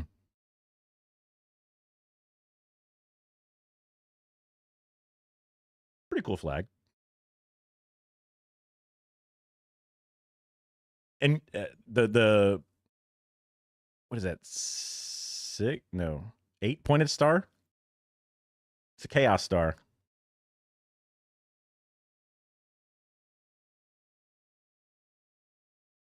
100 scripts? Jesus Christ. Holy shit. Holy shit. Next question. Granted, jet engine exhaust can, of course, have some serious health effects, especially for those working at or living close to airports. It's pollution. It's bad for us and the planet. But that's not what these people care about. These aren't environmentalists. They're crackpots. Conspiracy theorists have blamed RFK Jr., I thought, started as an environmentalist at one point, being a lawyer fighting against some bullshit. Interesting to now specifically not care about it or whatever. Yeah. It's just like going to the dark side. Like, you used to stop these things, and now you're trying to cover up these things by pretending there's something that they are not. Ugh.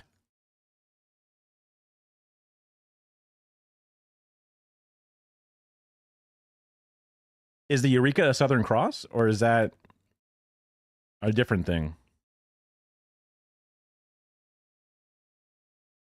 Oh. Okay. Good advice. I mean, one of those things that's going to be like wedged way back there. Because I mean, to me, the Southern, bars and stars we got down here, it's another one of those. Stay away from them.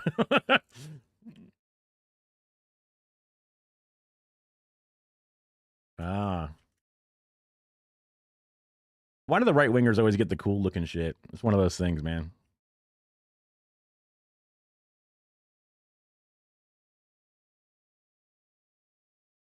Wow.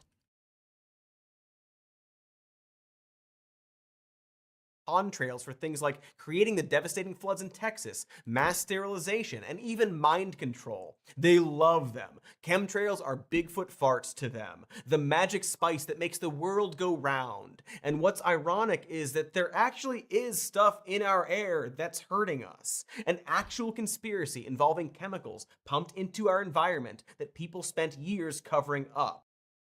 I don't know if there's a way to ever do it, but scientists should be nationalized. All their information should be open source. Every time these motherfuckers pay for scientists to then do research and go, egads, let's just hide this.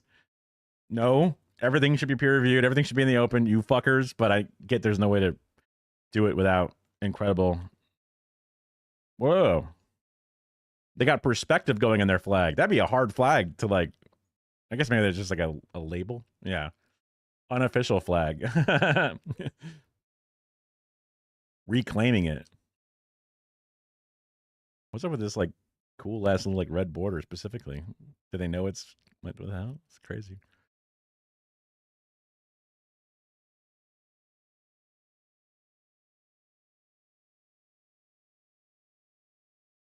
Marxist, Leninist, Maoist. Right now, I'm editing the video for Cinemarxism. Brett, if you're familiar with his first name. But they're going over the video. They were going over the DSA convention in Chicago, the one that Hassan was at. And he is a Marxist, Leninist, Maoist that runs a caucus inside the DSA.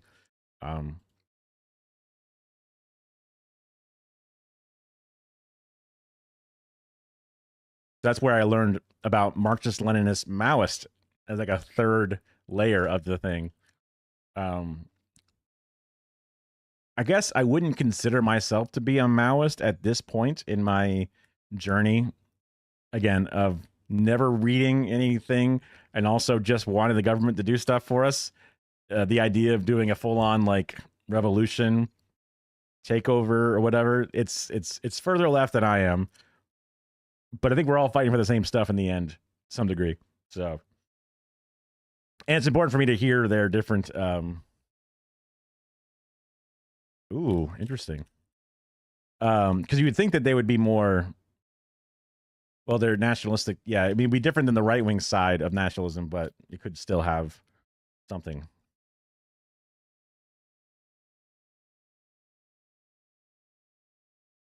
Yeah. Well, no, Maoists are always kind of like, I've always heard Maoist as Maoist, comma, third worldist, as like a combination of things. So, but then seeing the movements existing inside of first world countries is kind of like your worlds are colliding in a sense of like the ways that they approach similar problems. But of course, they don't actually care about that. We do, though. I see. The actual EPA cover-up. We talked about this a lot in our Epstein video. Check it out, it's about how our president's a pedophile. And in it, we discuss how conspiracy theorists are some of the most naive and gullible people in the world. Chemtrails is a great example of this, because while RFK... Not to open up an entire can of worms of different discussions, but it seems like even Maoists of the different flavors, I'm just going to assume all of them, would be further left than like Xi Jinping, because he's kind of like not obviously down the full Mao strategy. He has the evolved modern version of the thing that they're operating currently. So I'm like, you know, oh, Xi, come to save us or whatever, but they would be like not good enough. Maybe not that far, but you get the, it's one of those like, huh. Yeah. I mean, there's a caucus in the DSA that uses like a snail as its logo. I think it uses, I forget if it's a French word or Spanish word. I forget what it is for the snail. And it's like a degrowth party about like reducing usage and energy and like kind of like going back, not the caveman, whatever, but it's just like run at the thinnest layer possible. Least waste, all that kind of stuff. But I would rather go more of a China route where it's like, I'd rather build big infrastructure and I find like I'm less of a mutual aid neighborhood specifically, running its own little mini sort of like clan tribe thing, and more of a big government helping out as many people as possible with as much efficiency as possible. Different ways to be as equitable and polite to others as you can, from the lens of leftism. But I haven't done the reading to say one is better than the other. I have my opinions and what I've seen work somewhere, and then what I've seen maybe not work somewhere else. But there's also different circumstances and different ways things can actually become realistic. Like if all of a sudden like the AI, blows up all of the internet and the world goes dark, anarchy is immediately the most realistic option, right? But if AI takes over and we all have like automated everything and the world is run efficiently, then like mega super central planning is the most obvious option. So like we're even at a technological fork in the road, and two extremes could happen that would lead to two different outcomes being more realistic.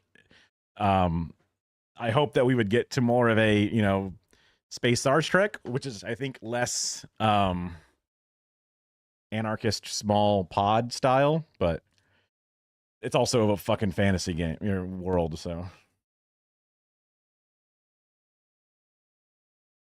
Deng Xiaoping, yep. There's a downturn. Pledge secrecy. Ooh, interesting.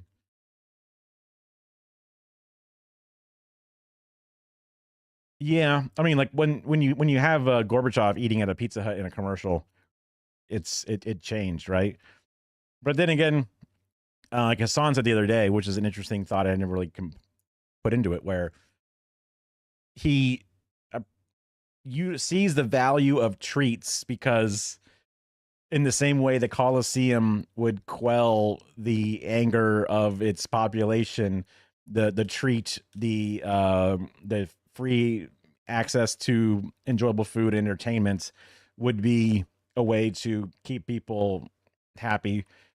Having the Pizza Huts inside of a socialistic society could be the best of both worlds, instead of creating this weird, like, which I guess is not even realistic, but like a blue jeans seeking Soviet population that feels starved and wish they had something better. Yeah. So, and also, we as Americans, we definitely are used to treats. So anything that's going to happen inside of a lifetime that we have, you got to have a treat factor put in there somewhere. Maybe eventually, after a generation or so, you can get away from that. But currently, that's the model that makes sense, Is feeding the idea that DARPA is putting secret juice in the sky. He's been totally quiet about the actual cover-up happening in plain sight. Probably because he's a part of the administration that's doing it. For the first time in nearly 3 decades, the Environmental Protection Agency has not published a mandatory annual report detailing the amount of climate pollution produced in the U.S. See, you'd think that if they actually cared about what's in our air, they would be mad about this, right? If you care about chemtrails, that's presumably because you care if we're being poisoned. So why wouldn't you care about this too? Back in January, the EPA scrubbed any mention of climate change from its websites. So this was one of the things that fucked with me, because Trump came into power January 20th or whatever the fuck, right? And I was looking for, because I like finding meta-analysis, because one of the, like when I was writing the script for my fluoride video on similar stuff about this and how do you trust the information, blah, blah, blah. The consensus was look for the mass agreement of the science. So meta studies are one of the best ways to get that in a pretty quick little bite-sized bit, because it's a study peer-reviewed that looks at all the other peer-reviewed things and compiles all their studies and findings together. Great. But trying to find, because there was some chatters that are coming in here talking about like puberty blockers and stuff. And I was like, they're good. They are reversible, I've been told. And I, took that information from a trusted source, but I never really did like the full deep research. And I was trying to look up meta studies about the views on puberty blockers. And all the newest studies are like UK studies from Turf Island or American studies from the National Health, whatever, from 2025. And they have a very specific wording tone in them. And I'm like, ah, fuck.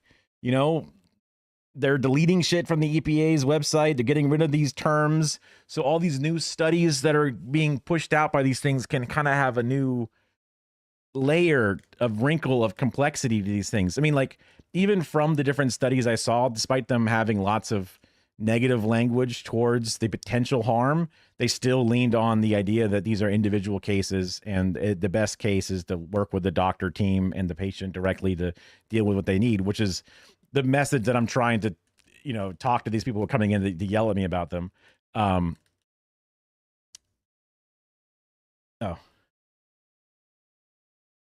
The name looked very similar to Merlin, but it was this other thing trying to sell me, you viewers. No thanks.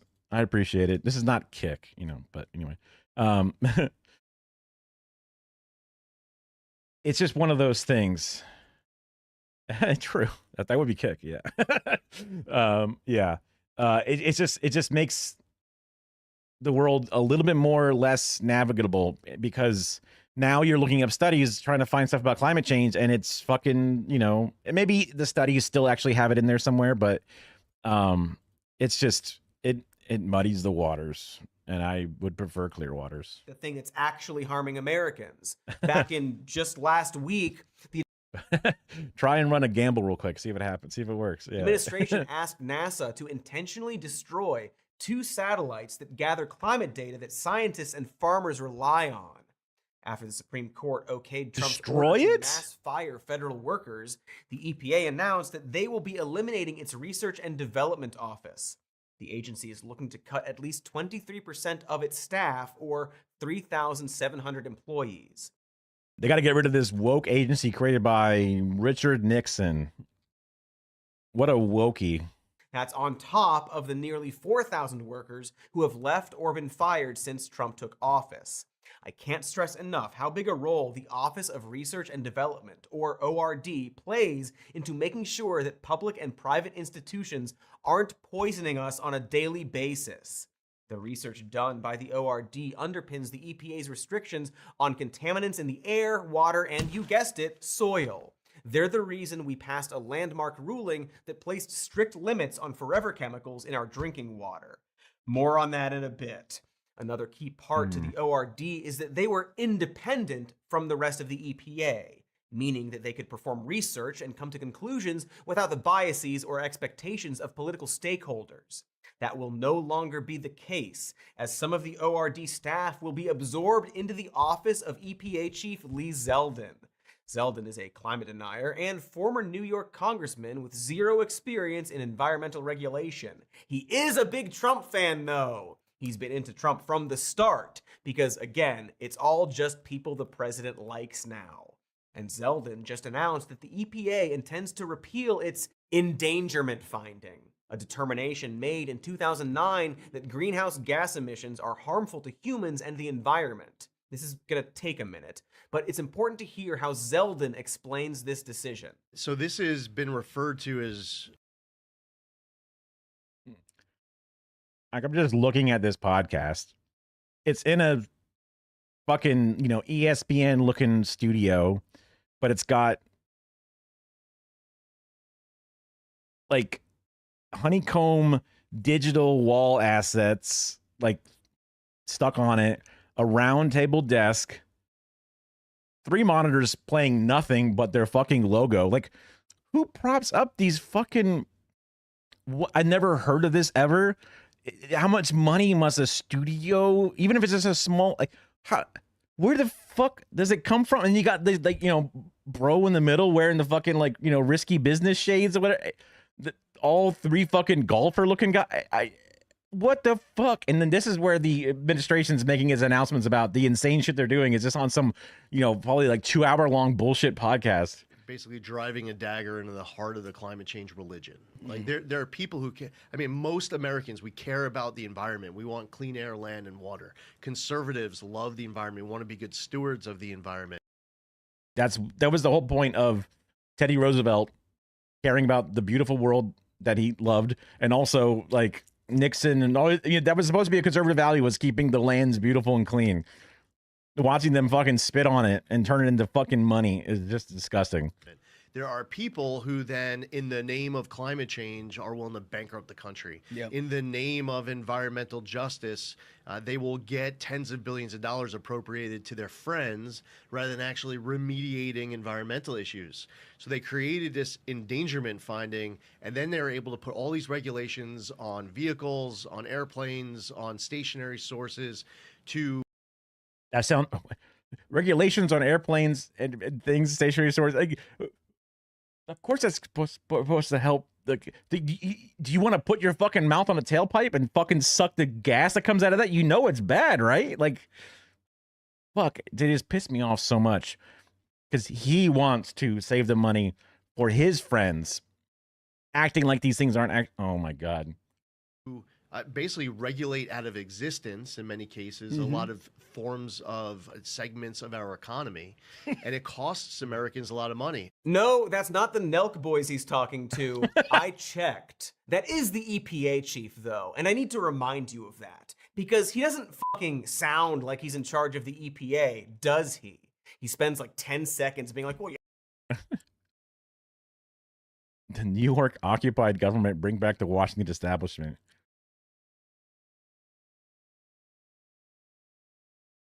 I mean, like, I would never think I would ever want to actually go back to the swamp of what it was before. But the thing we have running it right now, this can't go on forever, right? Like, what the fuck? I don't even hate the idea of an EPA chief being on podcasts.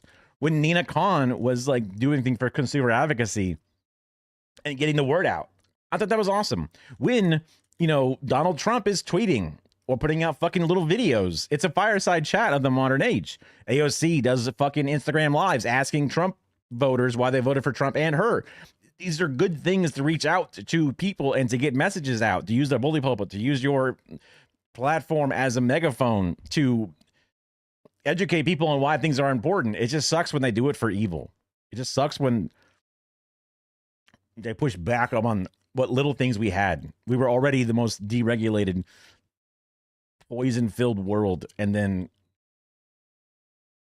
yeah, of course we love the environment, and then goes off about how scary regulations are for the economy. The fuck does he care about the economy? Isn't his job to make sure the air and water and dirt are clean, to protect the environment? The Obama administration said that carbon dioxide, when mixed with a bunch of other well-mixed gases, the greenhouse gases, that it contributes to climate change. How much, they don't say. It's more than zero.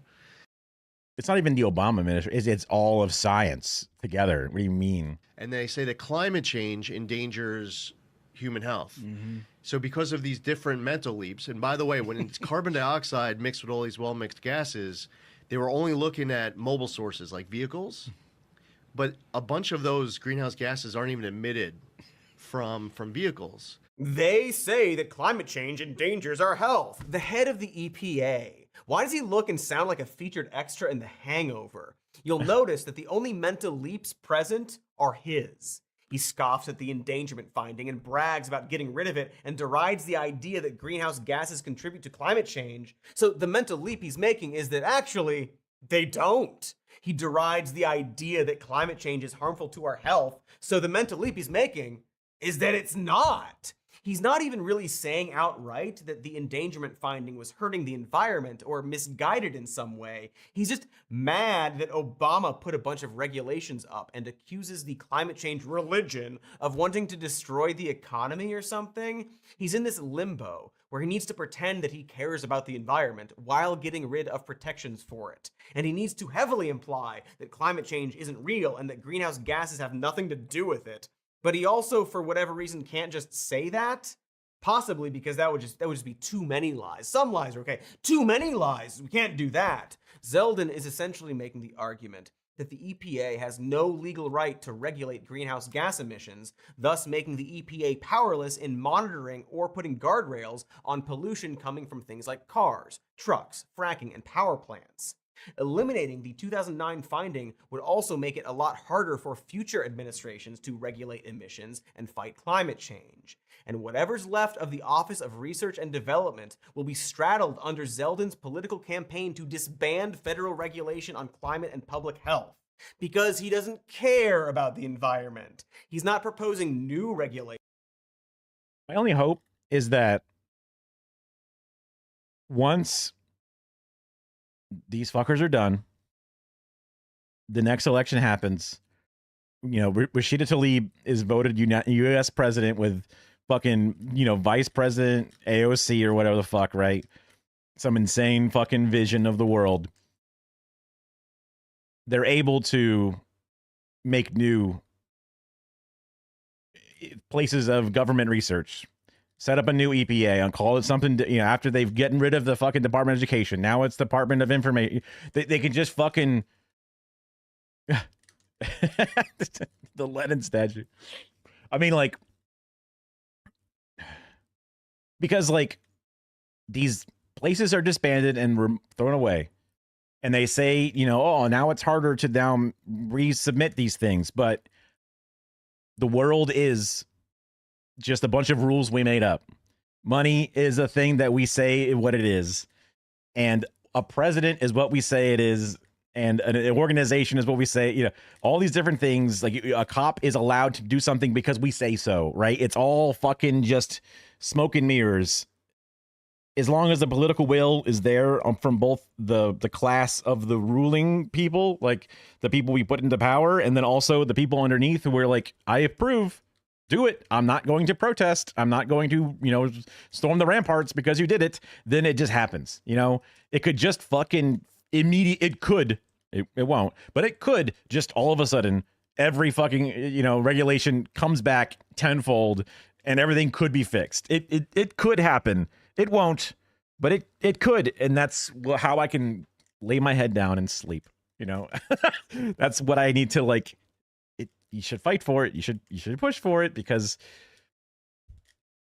we're all just making everything up as we go. So no reason we can't do it. You watch Trump break every fucking law, be an actual, you know, not fugitive, federal crime haver. Fuck, whatever the hell that's called. I can't think straight. You know, it's just. Oh.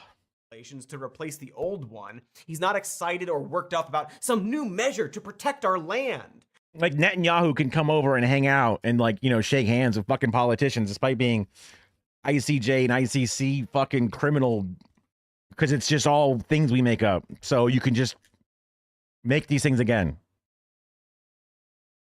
But rather how much he's helping corporations make money. Listen to him. What's the significance? How big is the endangerment finding? Well, repealing it will be the largest deregulatory action in the history of America. Huge. Oh, yeah, it is kind of a big deal, isn't it? This isn't about protecting the environment. It's about having a victory for their ideology of blind deregulation. It's just a sacrifice they're happy to make to their stupid Doge god. How can anybody ever who actually thinks, I do want America the beautiful, the amber waves of grain and the purple mountains majesty. I love our beautiful country. Oh, Ford Motors will no longer be required to meet a certain threshold of clean emissions at the back of their fucking cars? Wouldn't that make them potentially dirtier? That's probably not good for those Purple Mountain Majesty.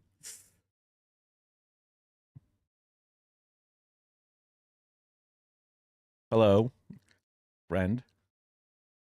Your all caps username is interesting. I don't. Hello.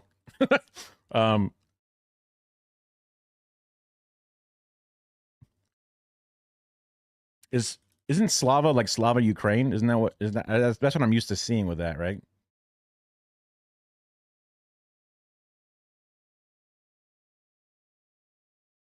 I don't know what Slava means.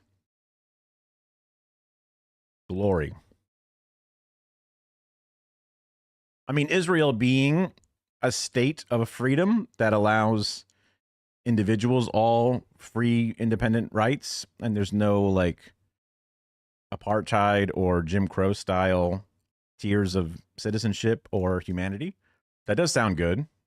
That does sound glorious to have something like that. So, hello.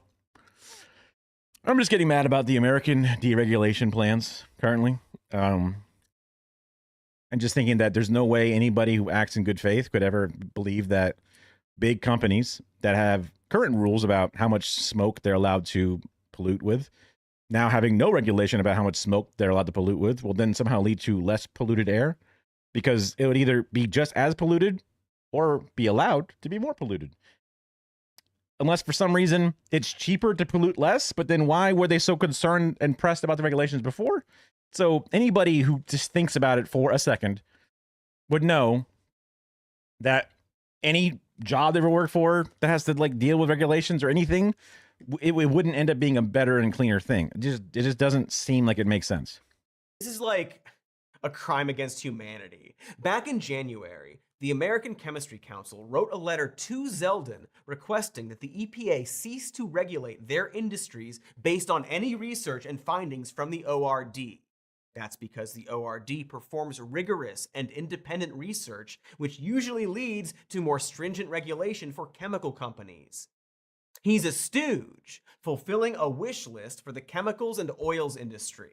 And so, going back to all your chemtrailers out there, all you conspiracy freaks like that woman on Dr. Phil who asked RFK what he will do to stop dangerous chemicals from poisoning us.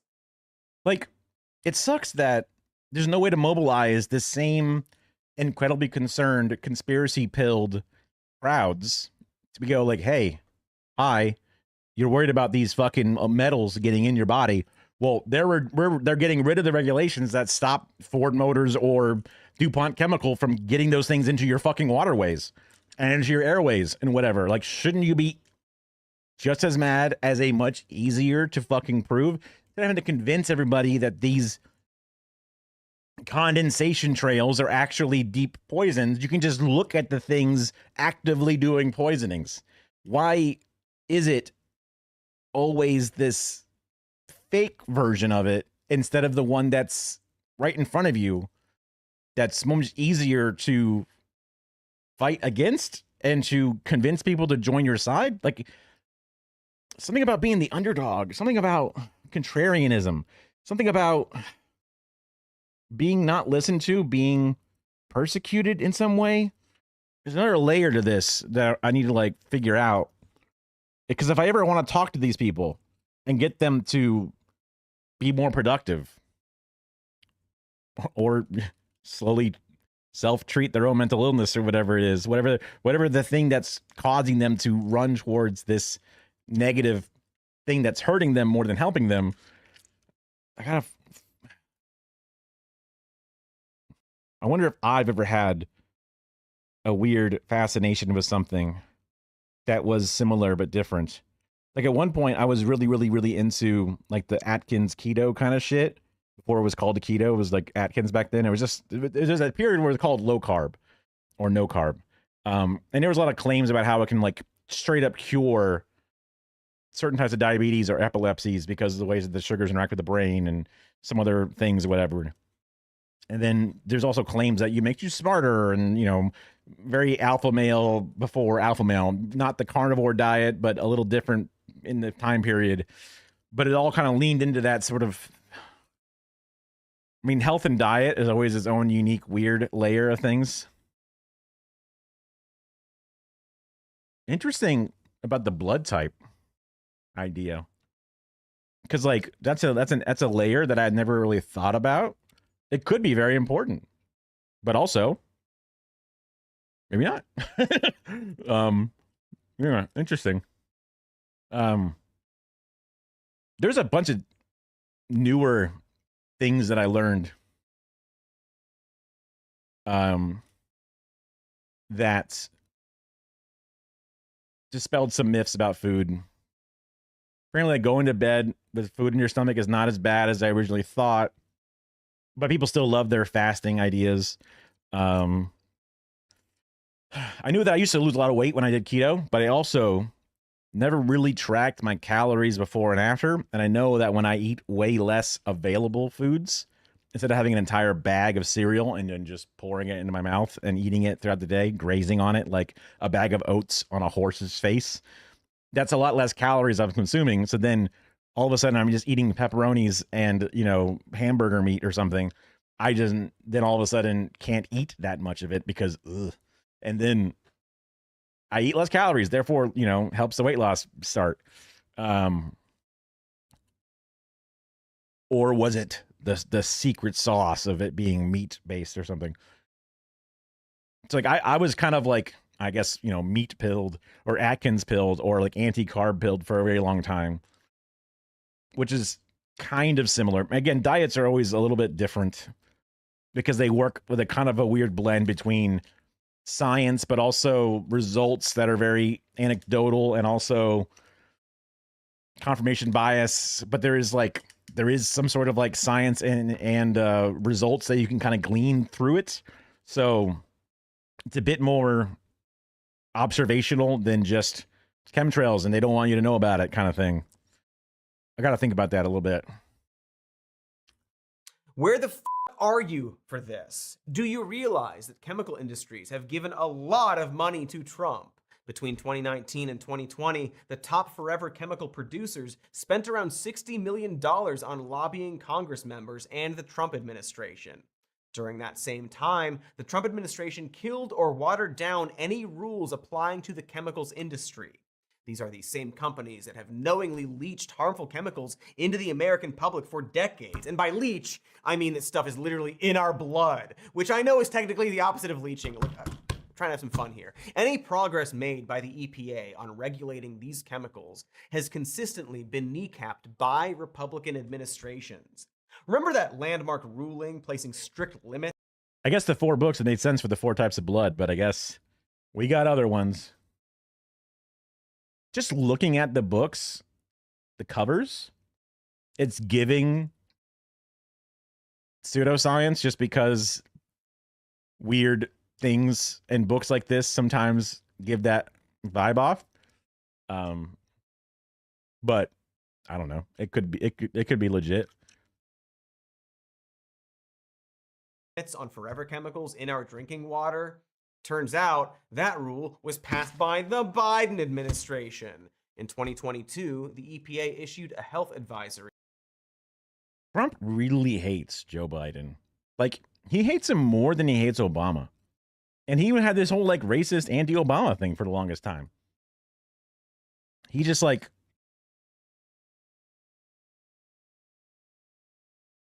every diet is like, especially in like the secular America that I, kind of grew up in the Tampa Bay area, dieting was like as serious as someone else's religion. Like it was always like, I have these beliefs. I have my book, my holy book, my things to live by, the core, commandments.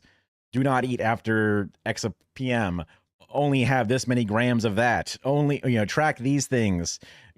Only do cardio after weightlifting, and all the blah blah blah blah blah. Everyone has all these different like tenets, and they all no. It's the vegan version where it has to be this that all the different factions had their own dead set ideas, and nobody wanted to hear anyone else's ideas. But like, hey, read these 21 books about blood types. And then someone that's like, well, no, I already kind of have things that work for me. So no, right? Like to some extent I get it, but also one of the people that I was following most ended up getting banned for like giving somebody medical advice when he shouldn't have. And the person had a heart attack because of it. So it was one of those like, I should like maybe reevaluate some stuff. Because I didn't want to have my dogmatic view. I was proud of my atheism, and then I had this dogmatic view, and kind of would turn away from other facts or information because it just didn't fall into my particular confirmation bias. So it was like, I should think about this differently. Interesting. I think I have the type of blood that lets me get donation of blood from everybody. Like my wife, she has the type of blood where she can give to, she's like a universal donor, which I guess is like O negative if I had to think back on the types. But I might be like AB positive or something where I can take any kind of blood. Something like that. I should probably know. That way it's like one of those things that you can be like, yeah, it's a good one.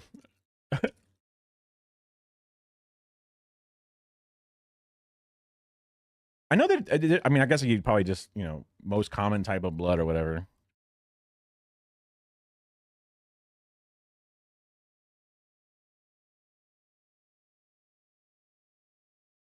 According to this picture, I love me some pictures.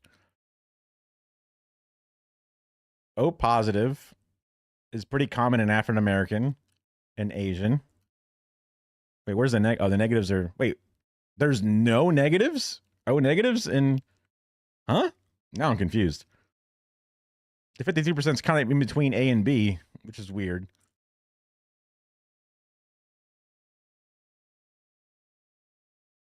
Huh? Whoa, this is even more complicated. O plus, A plus. So O plus, pretty common. We can just wait. Can O plus take anything, or is it AB plus that can take anything? I forget. Yeah.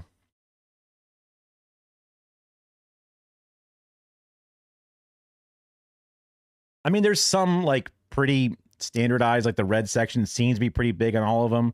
The orange seems to be the next biggest, but there's some slight percentages. A plus does seem to be a pretty common one, but the O plus seems to be as common or more common depending on the area. Like obviously, like, you know, Europe is pretty split. Technically not as common, but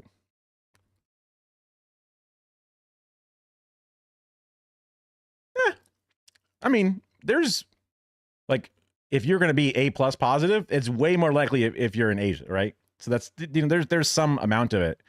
It's way less likely to be B plus positive in the Americas because it's the smallest section out of all the other sections. So, I mean, there's some amount of it, but you know, we're humans, you know, there's lots of different ethnicities and only 4 types of blood. So the mixing, you know, there's going to be some mixing, you know? I mean, because like I was raised knowing that black people have sickle cell anemia mutation more often than other ethnicities, races, and that's just like a fact because of different things. And then like people from Asia have the earwax / no body odor thing. Just one of those like more likely to happen, right?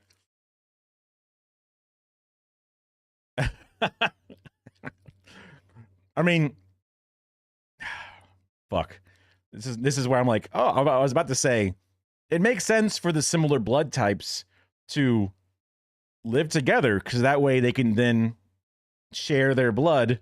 But that just sounds like the most, like, I mean, just like, you know, in blood donation specifically, so that people don't die from having the wrong blood type. Not like that kind of blood, not that kind of blood mixing, you know. No, not like that. No.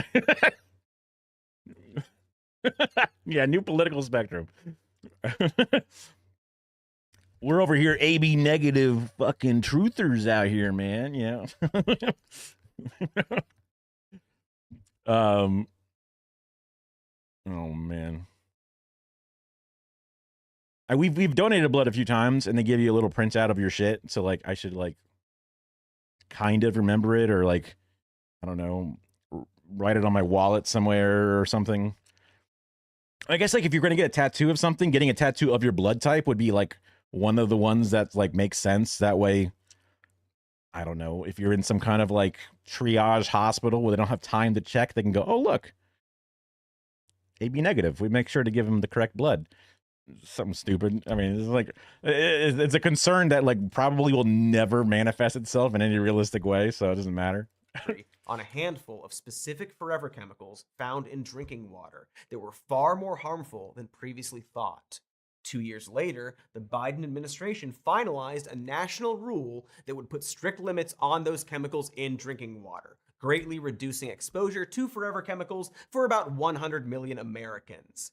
That rule was largely rolled back by the Trump administration. Zeldin's EPA said it will delay the enforcement of drinking limits on 2 of the most harmful chemicals until 2031 and rescind or reconsider limits on the other 4 chemicals. The EPA has simultaneously canceled $15 million in appropriated grants dedicated to research of forever chemicals. And this, my friends, is what an actual conspiracy looks like. All you people worried about chemtrails like that lady questioning RFK, or everyone worried about fluoride in our water like that RFK who was asked by that lady, maybe ask Grok about this one. I mean, it'll probably blame the Jews, but you can still try to ask. That was the noticing shit, right? So, yeah. Anyway, me oh me, as I'm known to say. So glad we caught up on some of the news. Love that there's so much of it. Hope there's even more of it soon. Oh, look, there's so much more. Oh, pack me full of that sweet news until I pop.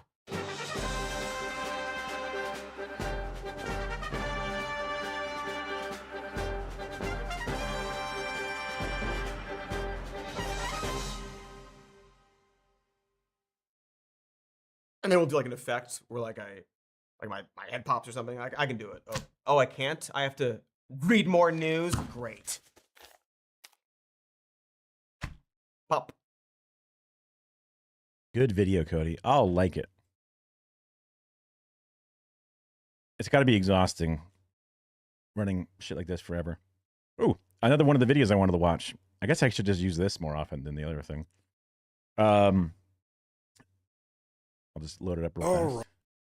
So, Bernie Sanders, 2020, well, I guess somewhere between 2019, 2018, the run up or whatever, when it was like popping off. I learned about Run the Jewels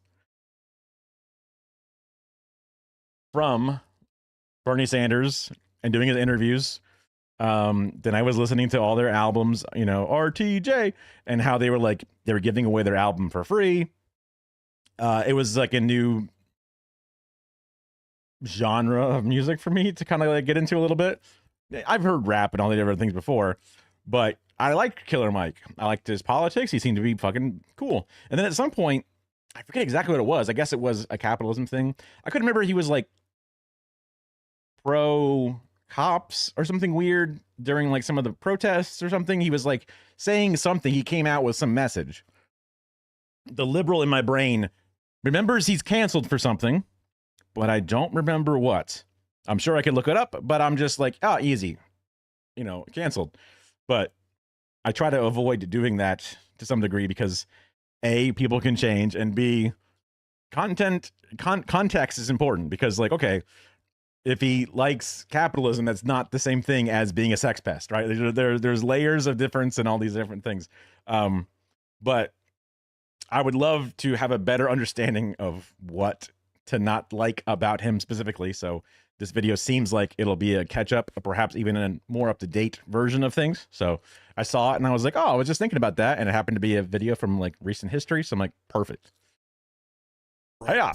Killer Mike is a hip-hop legend, one of the greatest to ever hold the your favorite rapper's favorite rapper title, and one of the most influential names and voices among black celebrities when it comes to political thought. Sadly, that's not the highest praise in the world, where rap legends are tap dancing for Donald Trump. If you only hear Mike's music, you think he was on some Fred Hampton shit. His first Kill Your Masters, right? That was like the title that runs that is reminiscent in my mind. Ever splash on the political scene was interviewing Bernie Sanders during the 2016 election cycle. Mike was also one of the first mainstream rappers to criticize Barack Obama back around the same time. His song Reagan is probably one of the most provocative political rap songs ever, and his work with LP on Run the Jewels is the closest thing we've had to radical hip hop in the mainstream since, Dead Prez back in the early 2000s or Public Enemy in the 80s and 90s. You hear songs like Kill Your Masters and you see him chew and Whitlock in public, and you feel like Mike is as left as mainstream public celebs tend to get, and that's probably true. But then you see he interviewed Herschel Walker here in Georgia back when Hersch was on that incredibly embarrassing run for Senate. In fact, if you're here locally in Georgia, you know that Mike's radically inclined veneer kind of tarnishes itself a little bit. He's met a few times with Republican Governor Brian Kemp. He was silent during the anti-Cop City movement. And when the uprisings were happening in 2020, he, along with T.I., was one of the folks they trotted out hoping to convince people to get out of the streets and not tear up their property. Now, while I have issues with a lot of that stuff that I've talked about in other videos, as mainstream rappers go, Killer Mike might as well be Tupac. And not really since Tupac had a rapper been capable of speaking to social issues outside of their music as effectively as in their music, something that even the most socially conscious rappers today are not able to do. But quiet as it's kept, Tupac was, along with being a theater kid, truly engaged with a radical legacy. He was legit raised. He looks, I don't know if it's just a filter or the angle or like the tank top. It looks kind of feminine, right? He kind of has a bit of a zest. Am I crazy? Am I crazy? Am I crazy? Conscious rappers today are not able to. Am I do. crazy? But quiet as it's kept, Tupac it just was, along with being a theater kid, truly engaged with a radical legacy. I guess like the way that the head moves specifically is just like things that I've only ever seen. I guess, yeah. I mean, not obviously not in a bad way. I don't give a fuck. I mean, I don't know nothing about it. He was legit raised by Black Panthers. And Killer Mike's parents were the unlikely combination of a police officer and a business owner / part-time drug trafficker, which really explains a lot about Mike if you pay attention, right? All this said, I want to be clear, since I might fuck around and run into this dude one of these days. I have criticism for Mike, but no smoke for him. This is not a call out video. This is meant to be a critique, to look at Mike's political past and things he's presented and say, okay, what here is useful and what here, not so much. It doesn't matter, but I am a TV production nerd, right? My art school is, I don't know, independent YouTube / communication college, but like Big Tug has a better green screen setup and camera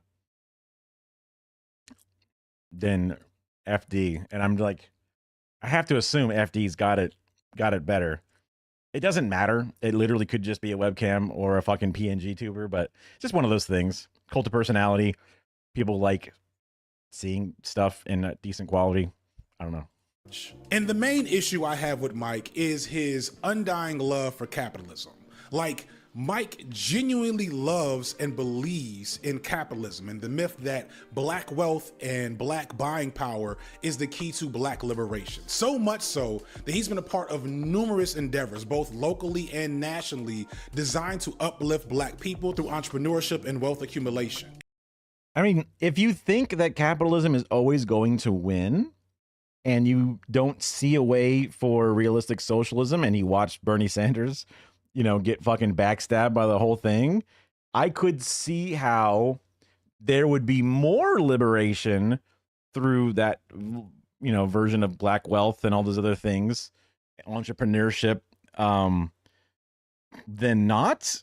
But maybe I'll get schooled here a little bit, but it's just like, I guess it's like, it's not radical enough, but it's still forward thinking. And hopefully, again, if they saw a shift away from capitalism more towards a more equitable socialist version of things, they would be like, oh, great. Well, I didn't expect this to happen, but I'm happy that it is, and I won't fight against it because I can see the benefit.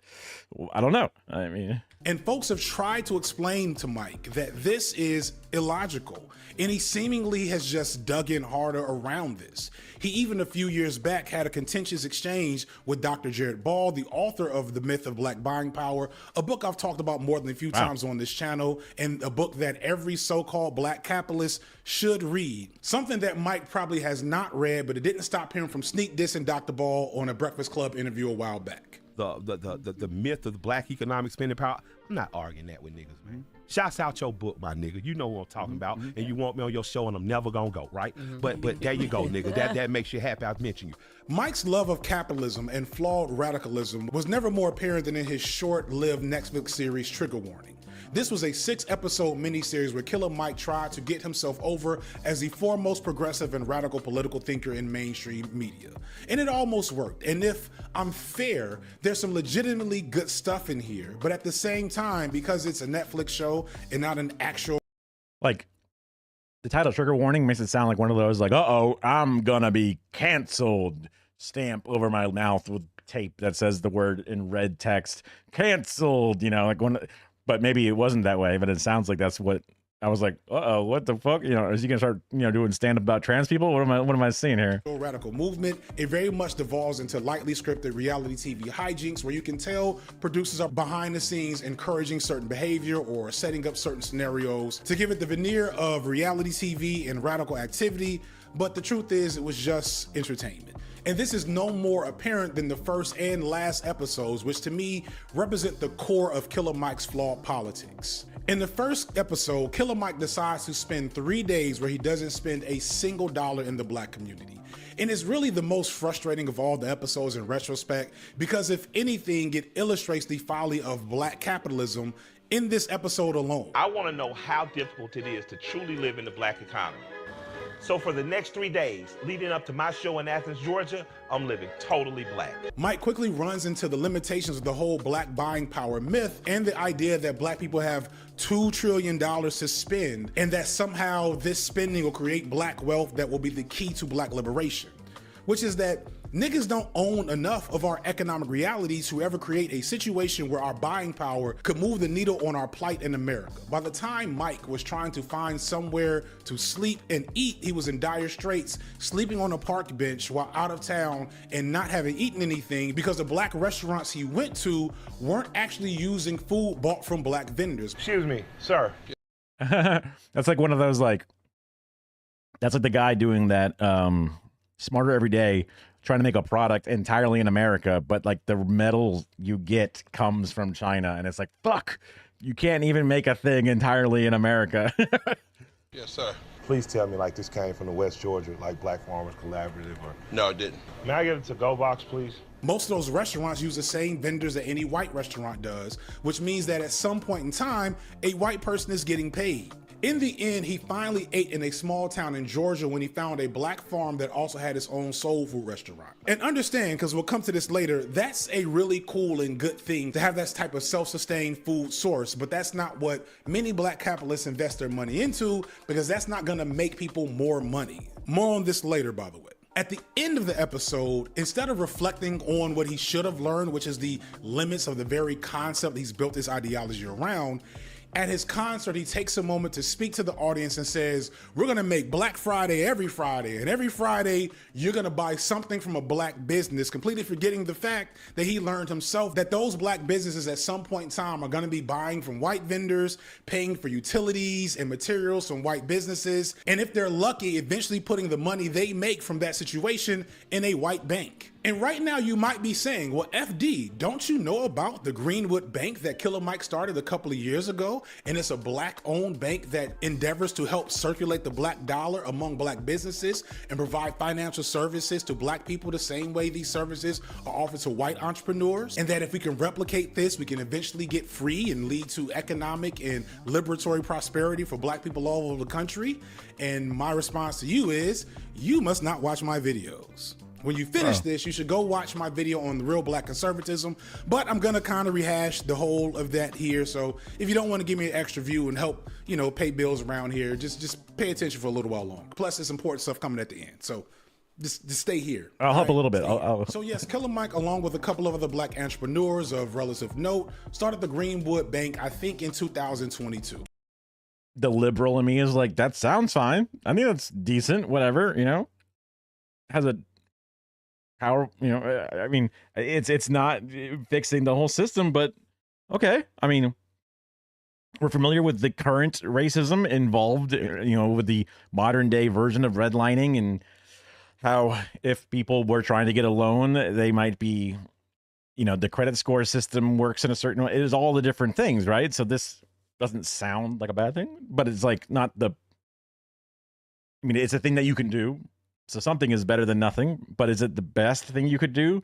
I don't fucking know. I don't fucking know. And they marketed it as a black-owned bank and named it after the historic community Greenwood in Tulsa, Oklahoma, also known as Black Wall Street, before it was burned down in a horrific act of racial violence in 1921. And it's ironic, or maybe perfectly coincidental, that both Mike's alleged bank and the story of Greenwood in Tulsa, Oklahoma, both involve a lot of stretching of the truth or hiding of reality to maintain the black capitalist mythology. Before I continue, a lot of this next piece is due to the scholarship of Two Black and the Black Myths podcast. I've talked to Two Black a couple of times in content, including an interview on my podcast channel. I'll leave his podcast on this topic, complete with sources, in the description. But in short, Greenwood was in fact a very wealthy and very vibrant black neighborhood during its time. But like most forms of black wealth, that wealth was a byproduct of a client economy to white businesses. In this case, the very lucrative oil businesses that erupted in Tulsa at the turn of the century when they first discovered oil in like 1910. The discovery of that oil created an opportunity for many entrepreneurs to set up shop, and some of those entrepreneurs were definitely black, and that did lead to a lot of black wealth accumulation for a portion of black residents in Tulsa. But it was never a universally wealthy reality for all of them. And that wealth was not only generated and circulated amongst black hands. Most of the black residents of Tulsa were still laborers working for white businesses. As amazing and celebratory as we should be of Tulsa and the Greenwood district, the idea that Tulsa was a self-sustained, all-black economic utopia is just not true. Again, this is not to say that Greenwood wasn't amazing and worthy of that celebration, but the myths of that city are constantly used for nefarious means. What is definitely true is that, because I wouldn't want to be like, someone talks about like, oh yeah, remember when they burned down Black Wall Street? Be like, well, actually, it wasn't 100% black owned. I wouldn't want to like jump in with that information because it's like not helpful, right? Greenwood was burned down by white terrorists in 1921, killing somewhere between 50 and 500 black people and burning down probably thousands of businesses and houses. And this is such a shameful American event that is left out of even the most progressive history books that you might have read even back in my day.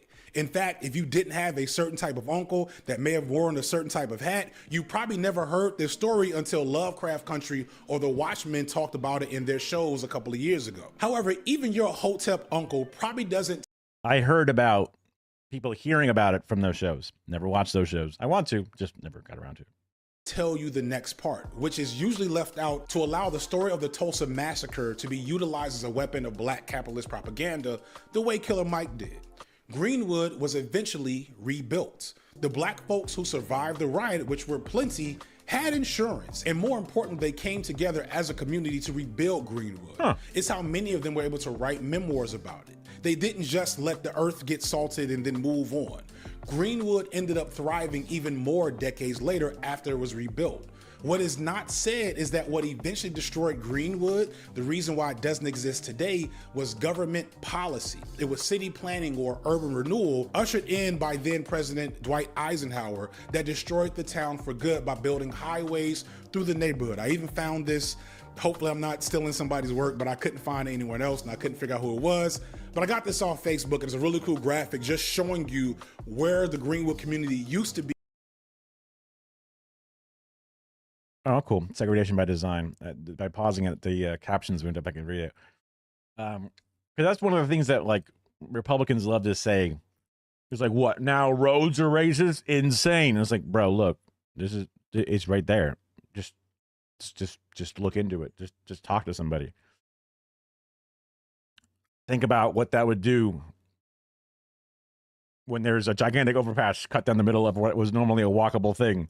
Now that thing is no longer walkable, so now it doesn't work very well, and now it's just going to be worse. It's worse, which is disproportionately hurting it versus not hurting it, bro. And how the highway pretty much erased it. So as horrifying as that act of white terrorism was, that wasn't what stopped the movement. It was political decree, and this is the. I appreciate this information because A, the mob that burned it down, very bad, but also the silent regulation that then later finished the killing is I don't want to say worse, but it's a systemic generational impact versus one random murderous mob, right? The amount of systemic damage that can do across the entire board and then normalize things is a whole different type of murder, a whole different type of killing. So understanding this side of the story, or this extra wrinkle, that it's not just the individual racism that my dad says is now no longer here. Yes, that was 21. That was so long ago, dumbass, over 100 years ago. Now it's totally better. No, different thing finished it. Different thing killed it. Again, like he said, rebuilt with insurance and continued to thrive economically. Something else is what did it. Also, I got to take a huge piss because I've been, I finished my whole fucking 2-liter over here and it's all just inside of me. So I'll be right. Well, okay, hold on. I don't want to have a negative face. I want to have a contemplative face. That makes it sound like I'm like, while actually in the video. I can still hear it. I have my headphones in. Folly of believing that you will be safe enough if you get enough money, that enough money from black people will produce power that will stop this country from doing whatever the hell it wants to us. That black success by itself is a form of resistance. Until all of us are free, until the system no longer has power over us, we will always be subject to this tyranny. The story of Greenwood is often used to inspire black people, but also shame them with this idea that if we just stopped smoking so much weed and wasting our money on malt liquor and acrylic nails, that we will be able to build Black Wall Street again and make everything good in the hood. That all it takes is buying black and investing in black entrepreneurship to get freedom, but that's not reality. Everybody can't be an entrepreneur. Some people have to have a job. Yet that was the undertone of Mike's Greenwood Bank commercials, which was marketed as a black-owned bank, but in reality was a financial services app that on the back connected its users to a white-owned bank, Coastal Community Banking Solutions. And I want to be very clear, although that is incredibly deceptive marketing, in isolation, this is not the worst thing ever. Pretty much all of us are connected to some banking institution, and pretty much all of these banking institutions are fundamentally evil. It makes sense to use the one that's owned by somebody black that might provide better, more curated financial services to its black customer base. I am not saying take your money out of Greenwood or that it's a scam or anything like that. I'm just pointing out the manipulation in the marketing and what ideas it plays around with, and reminding you that your financial services are not part of the revolution. They are not contributing to liberation. They're only contributing to your financial situation, and that situation is not radical. And that's kind of the thing with Mike. He loves capitalism, but I personally think that he does genuinely want liberation for black people. But he loves capitalism too much to recognize that those two things do not work together. But he keeps trying to fuse them shits together anyway. It's like one of those fucked up fusions from Dragon Ball Z where everything's off, but you still get this weird homunculus. Or maybe a better example is, the dog girl from Full Metal Alchemist. I'm sure everybody's happy I brought that up. And because of this habit of mutilating these philosophies to make sure that they can still fit within the framework of capitalism, he bastardizes actual black radical thinking and philosophy, philosophers who would outright tell him to his face that his goal of using capitalism to liberate black people is a fool's errand. As a literally day one Killer Mike fan, not just from his first big hit Action when he was still under Outkast in the early 2000s, I'm talking about his legendary independent run of the late 2000s when he was your favorite rapper's favorite rapper. I Pledge Allegiance to the Grind, 1, 2, and 3, all classics. I'm talking Ric Flair Killer Mike. Y'all not up on that. In that era, I heard him on several occasions shout out the likes of Malcolm X, George Jackson, and Fred Hampton. And again, he is the first black figure to bring democratic socialism to the community through Bernie Sanders, as flawed as that was. So there's a there, but that also tells you that he should know better, that either he's too protective of his own class position or too stubborn to recognize the inherent paradox he's presenting to black people. And because videos like this are far less popular than a Breakfast Club interview, black people who are 60, 70 years deep in a brainwashing campaign around our own history are unable to see the internal paradoxes in what Killer Mike tends to say, so he ends up getting a pass on it. There's inherent value in Mike's ability to galvanize and inspire black people, but it's frustrating to know how he's so close to pushing a more useful politic, but instead mostly ends up distorting what those politics look like. And the perfect final example of this is in the last episode of that same show, where as a season finale, they decide to take the real work being done by the community he visited in the first episode and turn it into a farcical, nonsensical episode of Survivor. Many of the people that he connects with over the course of the show come back, and he creates New Africa by buying some farmland outside of Atlanta and inviting pretty much any old body to it. We have actual activists joined by juggalos and other random people that clearly weren't on one accord when they got there and surely aren't still there today. And I don't have a problem with any particular groups of people that he invited. I hope everybody finds their space. I've heard that juggalos are like one of the most progressive rap fandoms in existence right now. But this is very much a farce of a community with no real political agenda, no unifying goals, or no sense of sustainability. If anything, the episode makes the very idea of a land project seem silly, and that's really bad. Like, they even sell sponsorship spots on their flag. Now again, Killer Mike is a rapper. He is not a political philosopher, and he is not a politician. And this is a Netflix show, and you should kind of know what you're getting. So it's not a huge surprise that they would take this really important, serious thing that the Black radical tradition has done over the years and water it down into a farce. And for all the criticisms I have of Mike, I can't give up on the possibility that there's value in his work and potential in his words if we could just get them to be less fetishizing of capitalism in general. And I'm sure that for some, hearing that song Reagan or hearing Killer Mike even mention some of these luminaries was a way for them to discover these politics in earnest and maybe, just maybe, start them on a journey of real political awakening.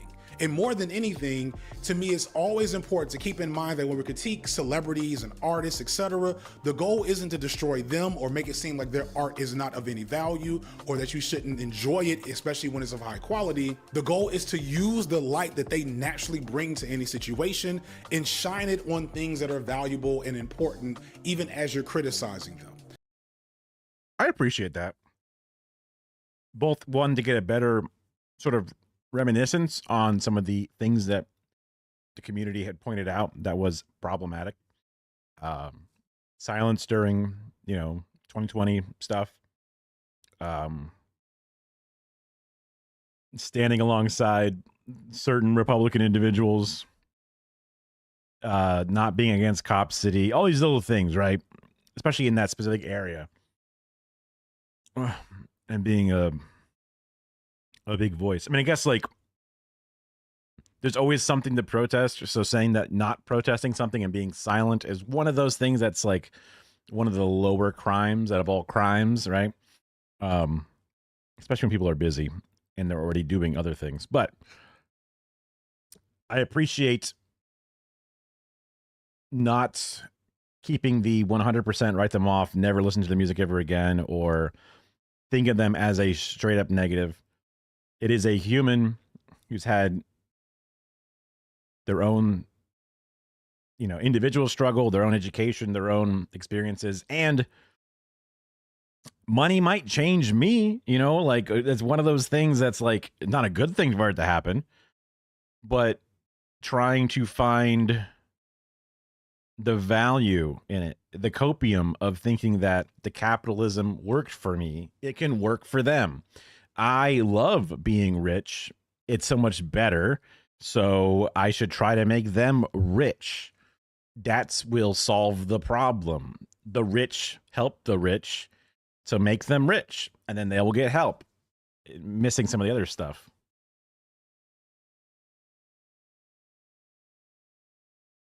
Oh, yeah. Okay. I mean, I'm not as familiar because I'm not like in the Atlanta area by any means. So like knowing that Cop City was particularly being planned, especially in that era or whatever, like in that time frame. Yeah, that's definitely definitely being more complicit. That could have been where I got the pro cop thing from, was, instead of protesting it, then, standing beside, right? That would be a way that I could see that message on Twitter or whatever being like, yo, what the fuck? So like me growing up in a place and being swayed by things, and then I had my beliefs, my identity was that I'm American and we don't lose wars. And we also are the good guys in wars. So in Vietnam, we didn't lose. We just gave control back to the Vietnamese that were on our side and they lost. Not our fault. You know, they suck. We can't be there forever. Like, that was how I would like cope about that specific thing. Korea or whatever, thinking about that, I didn't know shit about it. I'm like, well, I don't know, fuck. I literally didn't know jack about it other than watching MASH, you know, which is weird because it was an anti-war show in general. But I just thought it was like, yeah, war is bad on both sides, right? That's how I would think about it. Now, I guess he's deeper into his life as an adult man, so you should hope that he's better. And it's not a great thing that he's done these things or had these perspectives on things, but it's understandable as a human, and I should not think of him as a bad human because of them.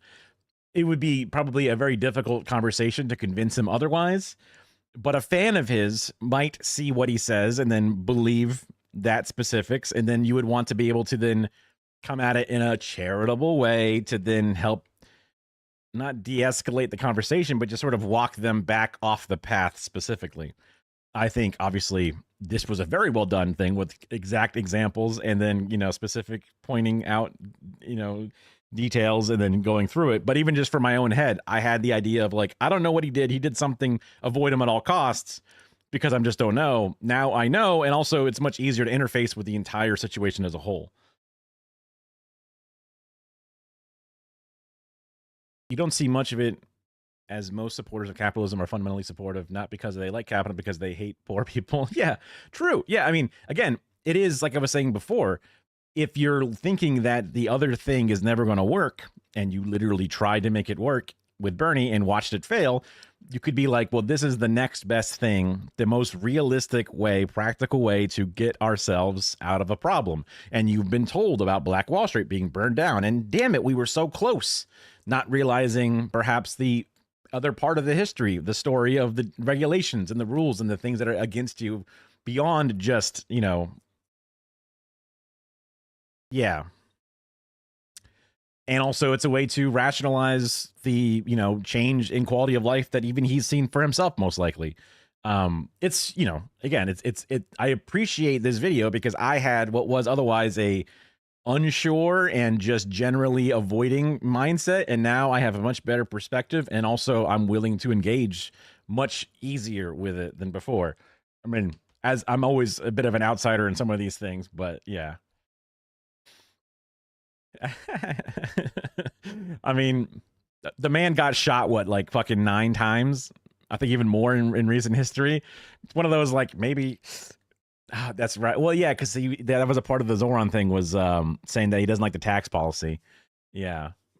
I mean, man, if I was a person who had been dealt this one of the shittier hands in life, right? And then I just through luck and intense work, obviously, but a layer of luck. Obviously, any artist knows that that is a part of it. Even just like the music that you want to create is also happens to be interesting to other people. That's just literally a luck thing as well. You could have a real deep passion about a theremin music and you're great at crafting it, but no one wants to listen to that whiny ass shit, right? It's just one of those things. Yeah. So it's just like, man, I worked, I bled, I did all these different things. I did it. But, you know, you just don't want to be a ladder puller. You know, that's just one of those things. And like, you know, Mr. Cent, do you think your life would be worse if the taxes were increased by 1%? Do you honestly believe that they would impact you and your family in a negative way? Do you think that you would have preferred the services around you and in your youth to have that additional amount of funds that not only you would be providing, but all of your fellow millionaires would be providing? You know, that would be one of the things that I would try to broach with some charitability. But again, maybe even me bringing up the past, despite my past being different, could be, you know, condescending or something. I the same way I hem and haw about writing an email, I would worry about trying to, you know, bring up topics. I don't know. It's just knowing your place, but also trying to just make global capitalism to fall, or just make even just America was socialized, it would just change because of the way that we ripple across much of the Western world, which has a grip on a lot of different places. It would cause such a dramatic shift. Even seeing the Hakeem video where a lot of the European countries that have formed their own healthcare system was all a response to stop the democratic wave of people trying to vote socialism into their own countries, because of the USSR was the neighbor and everyone saw how nice it was. So that was a concession that they were willing to give the crowds to keep them happy with not falling to the red menace. What is it? A rising tide lifts all boats or some shit, right? If we could make the change, it could help so many. Now, just raising the taxes 1% in New York City specifically fix the entire country and therefore the world? No, obviously not. But just one of those, it's got to be a lot of dominoes, I guess. When New York City operates a certain way and people go, damn, that liberal ass city seems to work pretty fucking good. Maybe a slightly less liberal city should do it. And then the next less liberal city sees that and goes, man, we should do that too. Whatever, right? That would be the hope internally. Yeah. And with that in mind, I want to talk about today's sponsor, which is not something I'm getting paid for, but something I want to bring to everyone's attention because it's something I think is valuable and important, especially in this month of August, which is also known in the Black radical tradition as Black August. What if Killer Mike were more serious about a land project for the people? What if instead of fun and hijinks, there was a land project in Atlanta helmed by a former Black Panther and political prisoner that is really trying to build power apart from the system, and they needed your help to do this? In the past, on other channels or social media posts, you may have seen me promote the work of community movement builders here in Atlanta. I talked to one of their leaders, Kamal Franklin, about the Stop Cop City movement a couple of years back. They were very active in one of the leading organizations in that. This is different than a normal ad because it's like just more interesting topics. Movement, and they recently reached out to me about their Love, Land, and Liberation project with the goal of showing how a collective can use land for something useful, not to start a weird episode of Survivor, but to continue the Black radical tradition. In observance of Black August, which is a month of resistance, fasting, and education meant to engage with the plight of political prisoners across the globe, Community Movement Builders is doing a funding drive for this project, and I want you, and maybe even Killer Mike if he sees this, right? You can make it right, Mike, to support this project. They acquired 14 acres of land 20 minutes outside of Atlanta, and it's already being developed as a space for food production, movement retreats, and training. Models of food sustainability are already being achieved on the land after just 9 months because of their survival programs and education. That food is distributed to the local community and those who participate in harvesting the food. Newly planned animal husbandry projects are already beginning to bear fruit, or should we say eggs. As I said earlier, the land is a home of a former Panther, BLA member, and political prisoner, and hosts retreats of the Jericho movement on how to free political prisoners across the country. As opposed to mocking Black land projects, Killer Mike and others, those of you watching, should take a careful look at what it takes to keep a community alive during a time where all of us need to be thinking about where we might need to go, considering how things are going in this country. How might a model of Black self-sufficiency be work and be created and scaled for the needs of a local community? So please, if you're interested in supporting, they have a drive going on. The link for the drive will be in the description of this video. Thank you so much for supporting that funding drive. Thank you to all who watched to the end of this video. I'm FD Signifier, and this has been Lightwork. All right. What? Killer Mike. Oh, I hit the replay button. It definitely feels like anarchy in a sense of like mutual aid, community organizing stuff. But they've seen how things go in the past, and we are sprinting towards the past, not the future. So, I mean, honestly, yeah. And also, whatever, farmland's great. I mean, there's no issue there. Sustainability... will that be able to feed all of Atlanta? No, but it will do something. So, again, I'm more of a bring it, nationalize Monsanto and nationalize the farming industry to utilize automation and equipment to do mass farming measures to continue to feed America, actually work with manufacturers to develop machines that can do a lot of that. Like, because in the South, we have so much migrant labor, because I have just assumed that it's just cheaper to have a bunch of like lower the minimum wage under the table workers do the labor of picking shit than having a machine run through it and to have maintenance and to have, you know, efficiency losses because oops, it squishes half the apples and then picks the other half instead of people doing a very delicate job of picking every single one perfectly. But I'm like, there's got to be a way you can get a fucking, you know, tractor or a robot to go around and do this shit. Fuck you. There's a way to do it. And you guys just want to be cheap about it, right? Big everything, man. Like, we can develop insane methods of fracking the earth to shatter it to create, you know, gas pockets, and they can find ways to make everything else work, but they can't fucking pick berries off a bush. Bullshit, you know. Bullshit. I don't believe you, you know. It's just you don't want to, you fuckers. What else do I have on here? Ooh, we do have some fun videos. We have just like some random fucking cute dogs and shit. Ooh, I was kind of interested in this one, the buy now, pay later thing, just because that was kind of a big thing my job used to do. Cooperatives, but honestly, they should pursue more federated model as it become more national. Interesting. If a cooperative system, because like there's a certain layer of like, or like when I had the card store business, it was the easiest way possible for us to do it with my buddy and I, to like just partnership. We both put in the same amount of cash. We both then get paid equally whenever a paycheck was cut. Whatever, right? We both tried our best and eventually got all of our initial investment back, not with interest, but we got it back, you know, and then that was the whole way it worked. Because it was simple. Division of labor was tried to be as even as possible as well. And then a cooperative, I guess, like if you had a grocery store, some people would stock, but some people would then have to be the teller. And hopefully the labor evenly distributed. But then somebody had to be, I don't know, the warehouse part of it. And hopefully that labor is even. You know, it's difficult to do it. But then I guess when you federate it or whatever, it would be more zoomed out. I guess kind of like just a giant union at that point, sort of.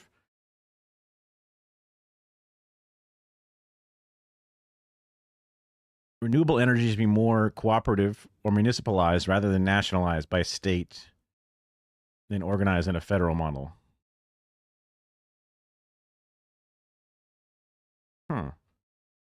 So, very, I guess, rather than nationalized by the state in a federal model.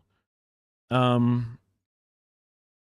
mean, depending upon how the grids work too, like if it's a very localized energy source and also a localized energy, you know, customer, and then the development network is also very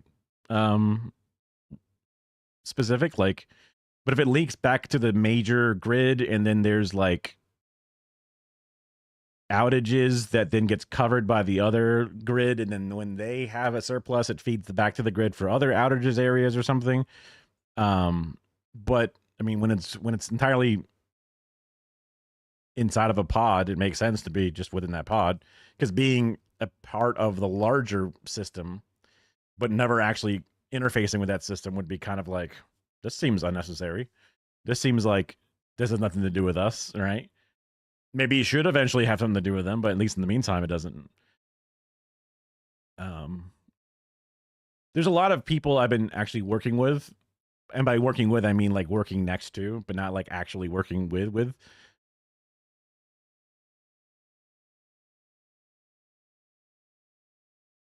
By state borders at regional. Sure, yeah. TVA border.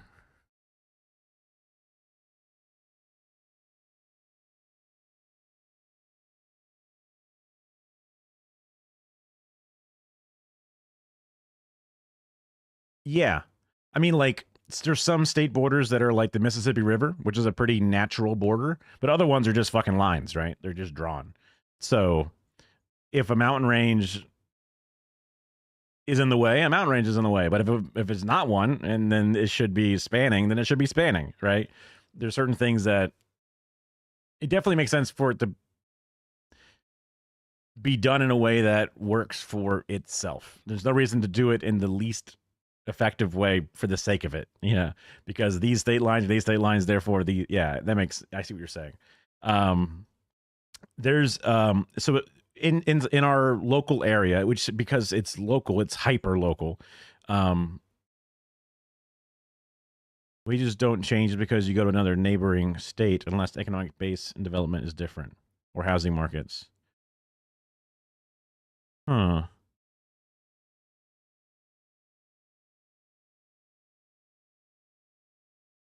States might have, just because of the way that individual taxes and stuff are substantial, that could be substantially different between borders, just because of that layer of like, and like property taxes per municipality have their different, bullshit. But I get what you're saying specifically, just because that thing, yeah. Because like for me, there's like a county if you're not inside of a municipality versus the municipalities things. And then there's like the state of Florida doesn't have state taxes, but Georgia does. So like if your neighborhood falls on the Florida line, you don't have taxes of a certain type, but you do have different property taxes, and insurance rates are different based off the state. Although it probably should be more based off your exact address, but there could be, bureaucratic reasons for the things to be different. Not that Georgia and Florida should have anything different about them, but they just happen to, because of the way that these states are run differently, can have some stuff. The Roosevelt Institute. Which Roosevelt? No.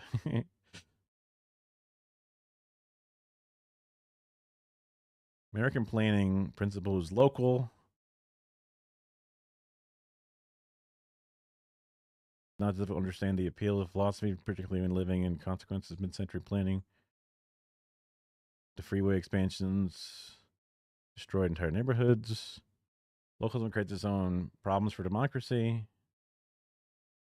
States' rights was the rallying cry for segregationists. Ultra mammaled local control leads to massive collective action problems in major metropolitan areas. Local voice itself, unequally distributed, growing body of research confirms the people who deliver public and planning commission meetings are disproportionately white, male, affluent. Yeah, I've seen that.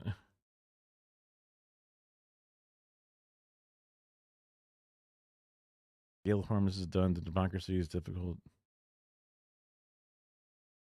What's the in depth? Let's see. The kind of person that unites these two components is not localism, but planning. Instead of making land use decisions on an ad hoc project by project basis, government should develop and stick to comprehensive plans that take the needs of the entire region into account. While there should be plenty of room for community input in their plan making process, planners would need to ensure the input was representative of the whole region. Surveys and focus groups that feature representative cross sections of the local population would likely produce better outcomes than unstructured public meetings. The resulting plans would more equitably distribute the benefits and trade-offs from home building project. Make sure that no community suffers from another refusal to build the housing or reduce car pollution. But how regional is regional? Like just like the Southeast, where like it's a big pile of states all in that one section? Or is it like a zip code as a region? Yeah. Fellow from the Roosevelt Institute, writer, researcher, independent urban policy consultant, director of California YIMBY, policy manager, the Benoff Homeless and Housing Institute at UC San Francisco. I've heard negative things about Yimbys in some ways. It's still one of those things that never quite 100% clicks because, like, not in my backyard, but yes, in my backyard turns out to be more like, at least the negative tone of looking at it, at least for the what is considered to be the more standard one, is like, forget now. I was going to say, I think it might be like condo thing, but like does the idea of no, not affordable housing in the backyard, then yes, would then be just what, more rich houses. So that doesn't really make sense either. That is a better theory of power. Yeah, I mean, also like he's got to fit somewhere, right? So like the director of this, but you know, it's like I would like to be a police officer and change it from the inside, just because you were well, maybe police officer is a bad example, but just because they were trying, they were working as a urban policy consultant at a place and then worked as other place doesn't mean that that's like technically a damning thing, right? Because you could be a base person inside of that building or something. Not trying to find a reason to not like it, but and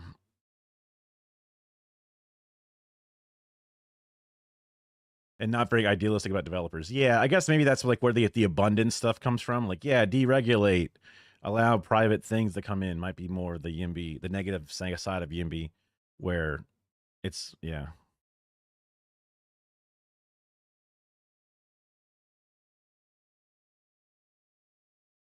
Influential housing organizations on state and national level. Yeah. So one of the people that we work with works, so there's like the Sierra Institute, I think it's called, who are people for like public power stuff. And one of the people that we work with, who's also a Jason S inside the same DSA chapter, is like his job is working with like power co-ops specifically, which is kind of similar to some of these topics about a cooperative power thing for a local run, blah, blah, blah. I mean, I haven't talked about the nuts and bolts of how all that shit works, but they have a good knowledge of how buying up power infrastructure works for municipalities to then take back things.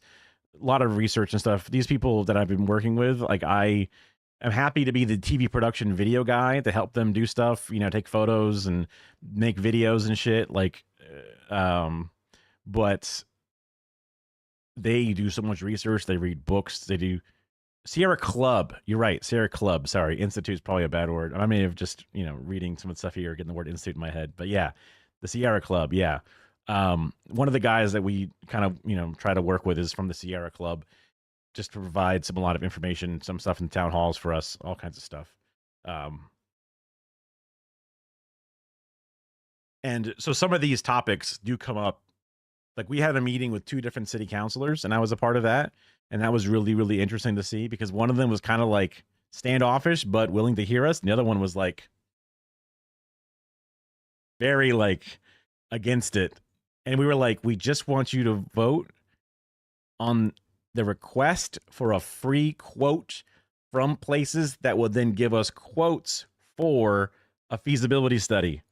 So we would like to know how much a feasibility study would cost and then later vote if we want to buy one of those feasibility studies after getting the different quotes. So will you please vote on getting a free quote for a feasibility study? And they were like, "Rah, rah, rah, rah, rah." It's like, you don't even just want to know how much one would cost? Like, and wouldn't that be good to, when you go back to negotiations? Like, wouldn't that just be good to have that in your back pocket to have when you're making in the negotiation to then maybe continue our for-profit company? Like, you know, it's just because they know what their standing is and they know vaguely what our standing is. And they're like, we don't like your politics.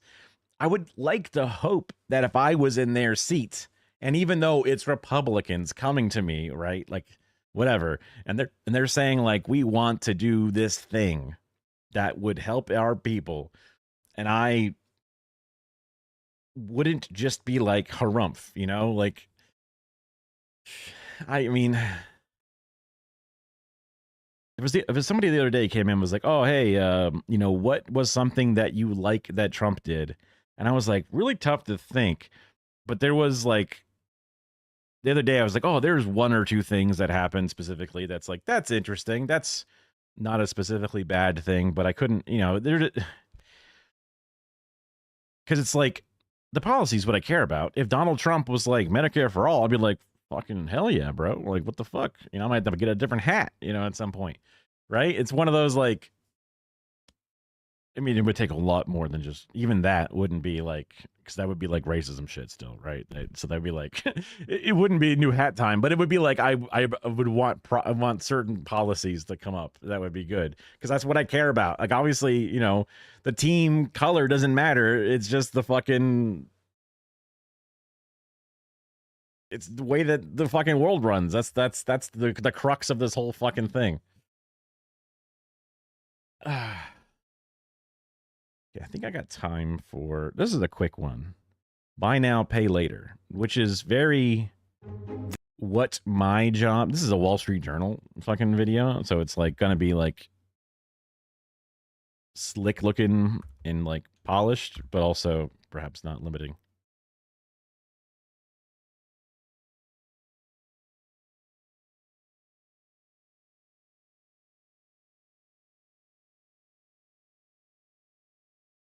Passive.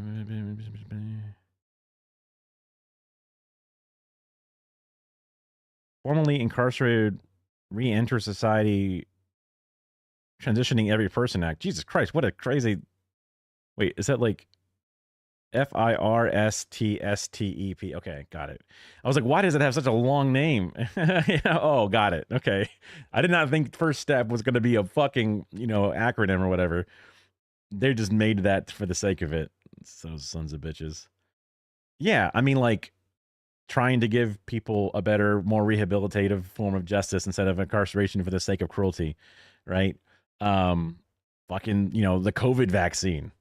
I appreciate that being done. I don't know how much of his administration specifically said, yes, we should do that versus it's just happening and they're like, we'll take credit for it. I don't, you know, just because at the bottom they said COVID or whatever.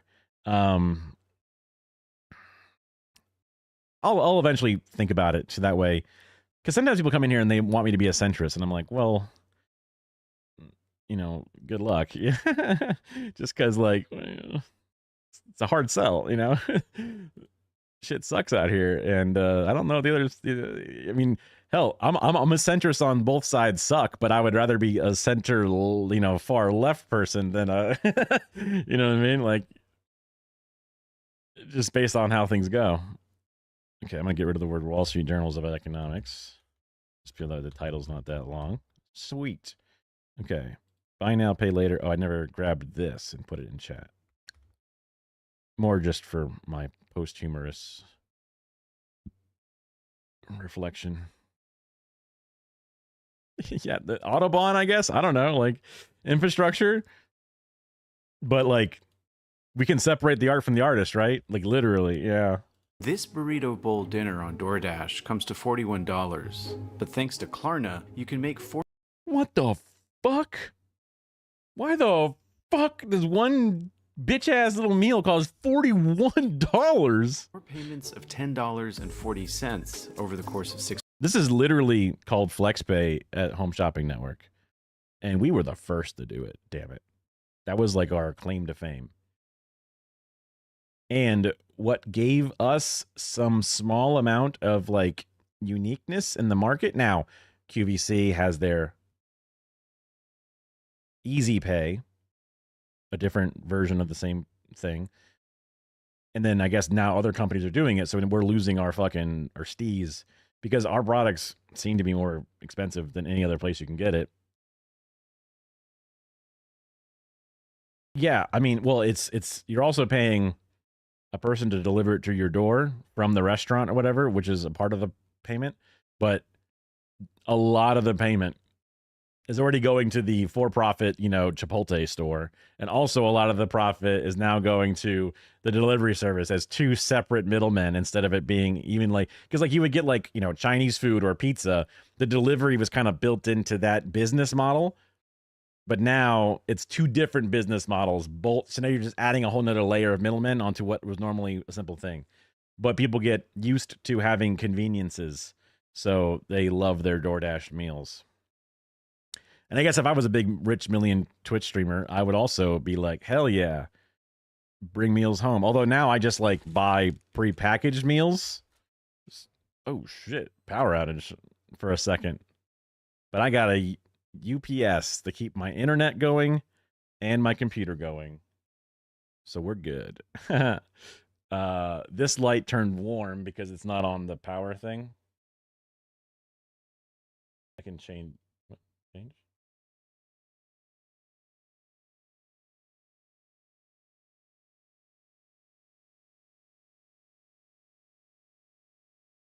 Hello? Whatever. It's a little warmer now. America's pretty big.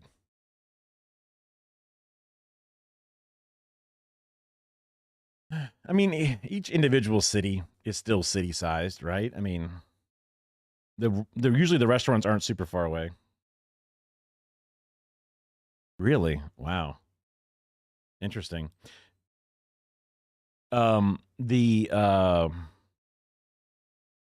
Like the population of Florida is very similar to the population of Australia. That's one of those little facts that I kind of like clump together now. And now they might be off by about like 20 million, but you know, when it's 300, you know, or not 20 million, but it's something similar, something close, within 15% or so.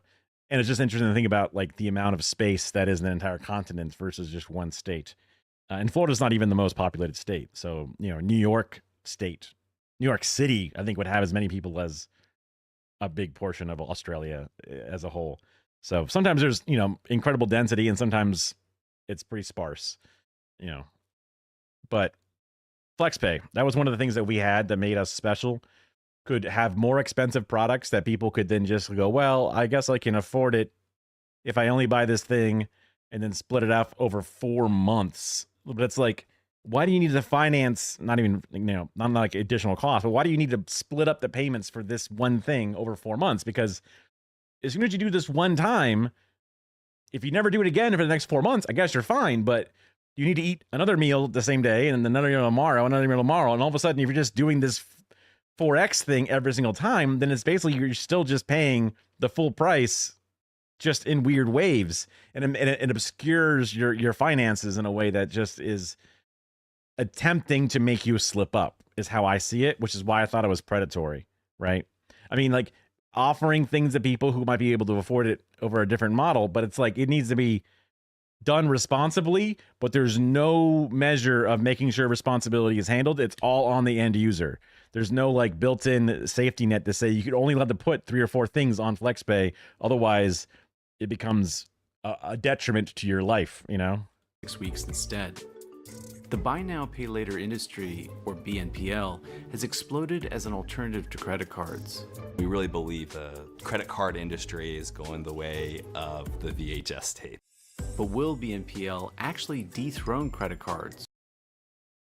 I don't see how that's possible. I mean, I guess like I've never carried a balance. Like the goal for me is not to carry a balance on my credit card. The goal for me is to pay off the credit card entirely, right?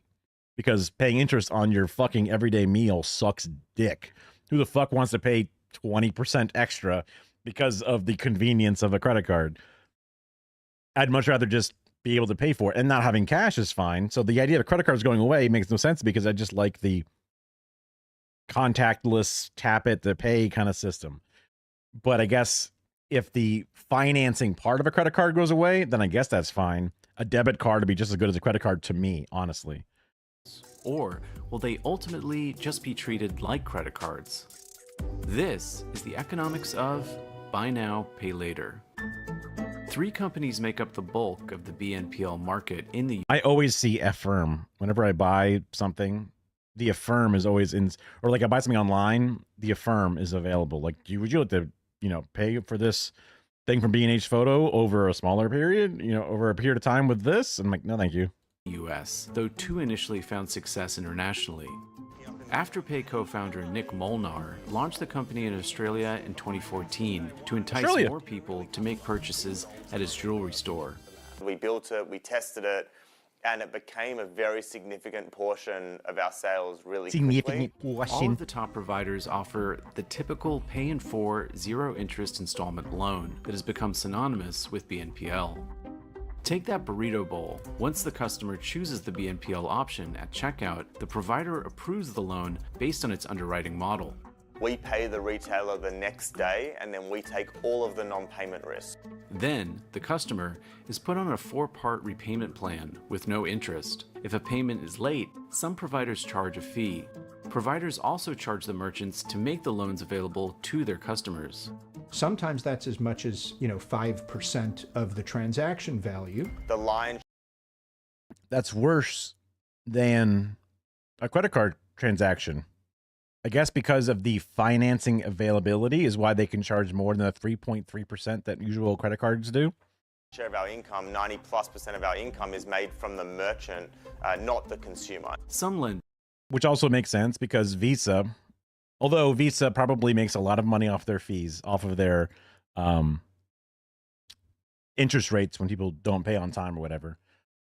And that financing element is what, drives them. But they also always make money. Even when I buy with something with a Visa, they get the 3% off of the fucking purchase price from the seller, from the shop. Which is why, because everybody uses a credit card, prices have gone up 3% just because everyone has to pay a credit card fee. So that's just usually, obviously, very small percentages of the burden is put onto the fucking shop and a little bit put onto the consumer. So if this is the fucking default, then we're all going to be paying an extra 1.5% fee on top of the other credit card fee that we're probably already paying, which sucks. Lenders, like Affirm, have also begun to offer longer-term loans that carry interest. About 20% of our business today is 0%, and about 80% has interest on them. What? Afterpay also That's has crazy. a pay monthly option for larger ticket transactions. Customers pay once a month for a longer period of time instead of every few weeks. There's a simple interest attached to these loans. We're not doing it on every checkout flow. We're really doing it on a select few that. Okay, because HSN is always monthly. So if you buy one thing for $10, it's going to be $250 once, and then every other month after. So it's like, bro, just pay the $10. What the fuck, We believe there's, really strong demand for that particular checkout that's occurring, where pay in 4 might not have the same amount of acceptance.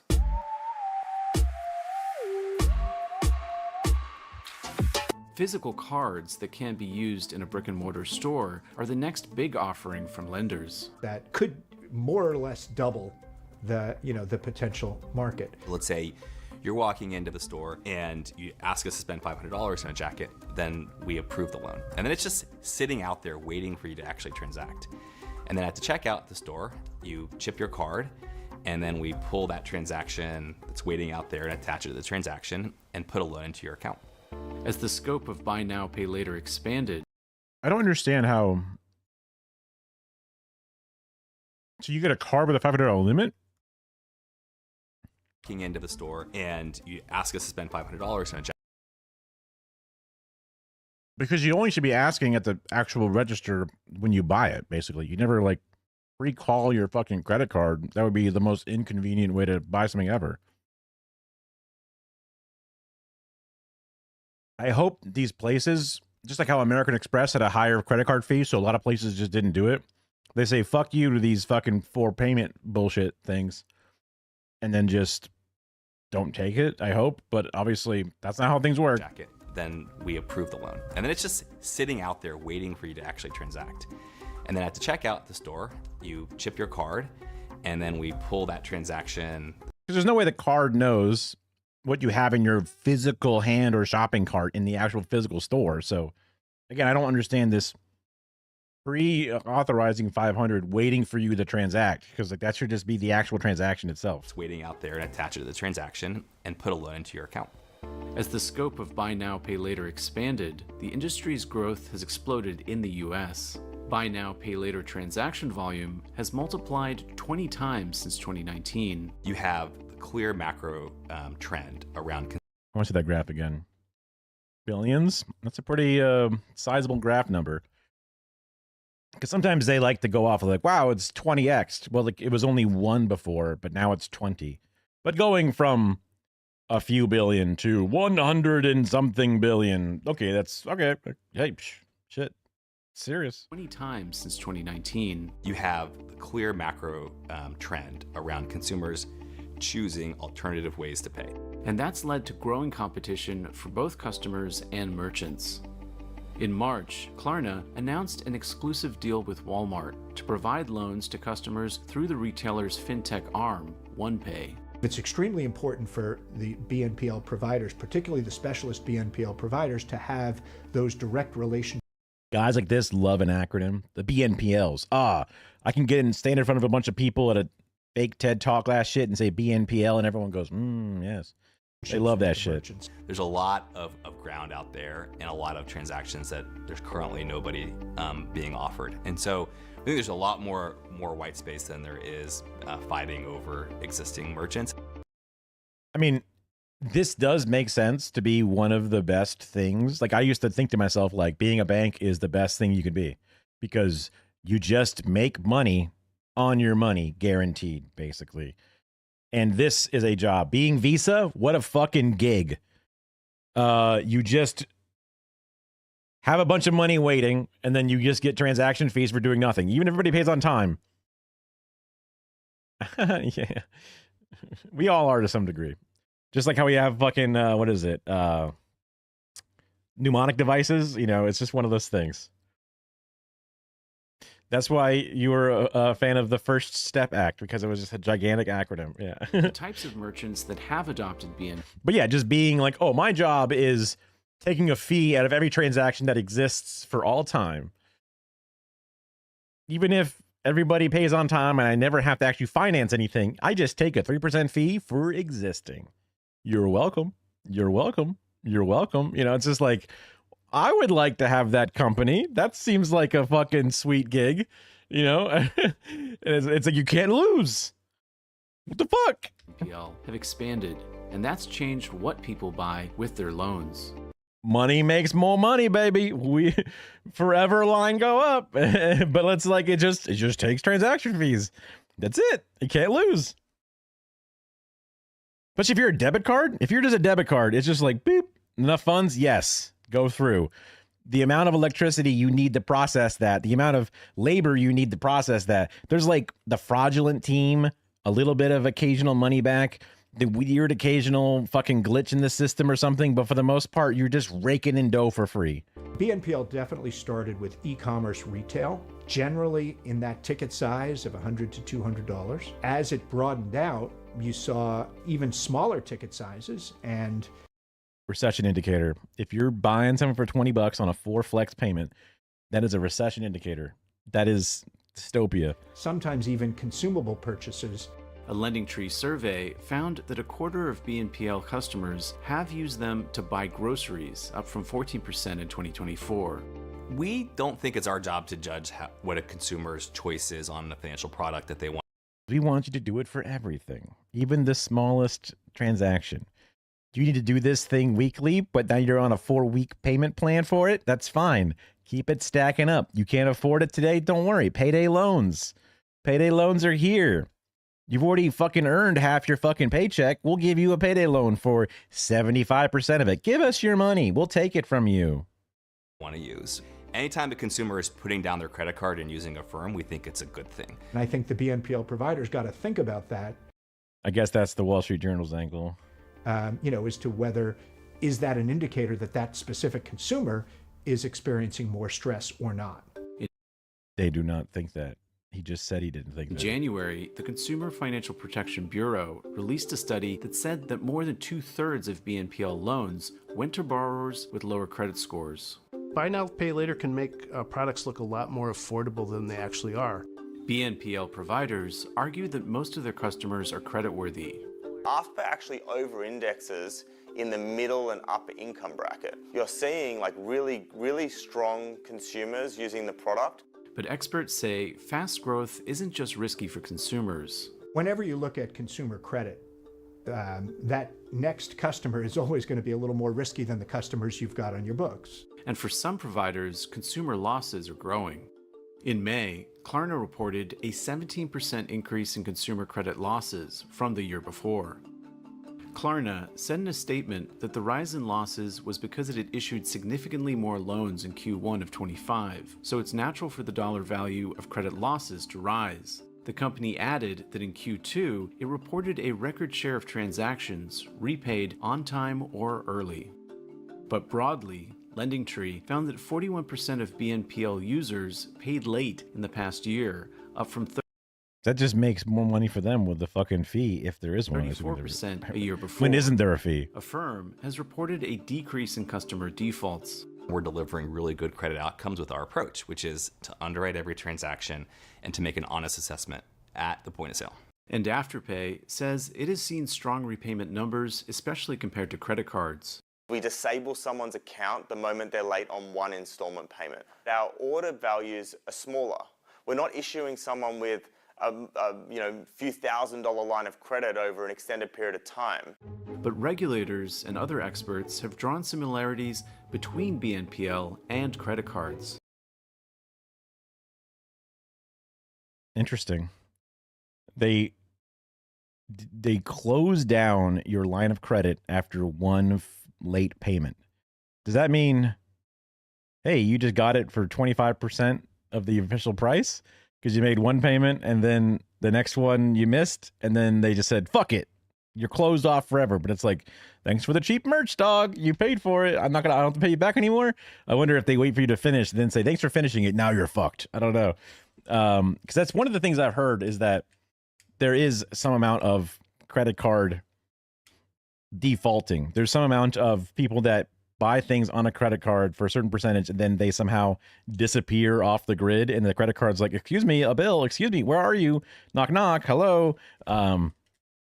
So that's why certain things are not allowed to be bought on credit cards, like lottery tickets. I'm trying to think of other things that are like that. I know weed's like that, but that's for a different reason because Schedule whatever drug is not allowed to be on the books for bank services, but yeah. You probably wouldn't be allowed to buy a car on a credit card just because they don't trust you. They don't believe you. In 2024, the CFPB issued an interpretive rule that would subject BNPL providers to credit card regulations. But President Trump and Doge have since crippled the Consumer Protection Agency, which announced it would not prioritize enforcing that rule. And that's really a concern to those of us who would like to see these technologies used effectively to give consumers more choices in digital finance. There's been shifts within the industry, too. FICO announced in June that it would add buy now, pay later loans to credit reports. That's after Affirm became the first major provider to share consumer data with credit bureaus and TransUnion. But Klarna and Afterpay say they're withholding customer data until they're assured its customers won't be unfairly. What the fuck? Paris Hilton. Perez Hilton was a person who, again, my liberal brain thinks was canceled for doing some weird racist shit or something weird. They were like a catty gay person who was like making fun of celebrities back in the day. And then I think something happened. But CFPB, Consumer something Bureau. Consumer Fairness Public Bureau? I don't know. Penalized. Klarna said in a statement that it welcomes FICO's ambition to modernize credit scoring. I might have just missed it. Maybe it just glazed over and my mind didn't better see it. reflect BNPL use. It also said that it looks forward to a system where these products can contribute positively to consumers' credit standing. And Block, which owns Afterpay, said that the credit reporting, scoring, and interpretation still largely operate under legacy frameworks. So the company argues that there needs to I wouldn't even think this would come up as a fucking credit thing. Credit score. I mean, I guess technically it is, but because there's no financing, I never thought of it as this would help or hurt your credit score element. That's kind of nuts because I guess when we use it, you always had a credit card on your account because it was only an online retailer. So there was always the assumption that you've gotten some amount of credit. So then we could then give you flex pay or whatever, because we know that you have some level of trust or whatever. Interesting.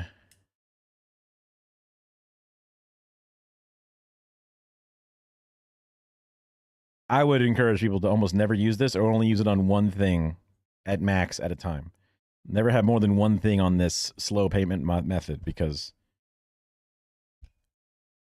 you know, but I guess if you stretch that thing and you need the thing, but like buying a fucking DoorDash order on a pay later system just seems like that's just not a recipe for fucking success. To be a separate framework for BNPL and credit cards. And a regulatory framework that respects those components of the product and builds the framework around something that is very different to traditional forms of credit is one that we've been really hard at work on from the day we started the business. I don't think that BNPL will replace credit cards. I think it's going to replace credit cards for certain people and may replace credit cards for many people for certain types of transactions. Even if BNPL providers would prefer credit cards disappeared. Nothing would make our team happier than if we could see the death of revolving credit in the United States. Because we didn't do it. I don't know what revolving credit is specifically. Just because...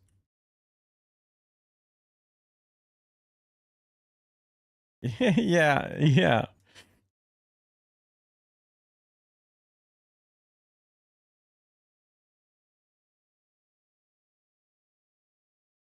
Things have been better.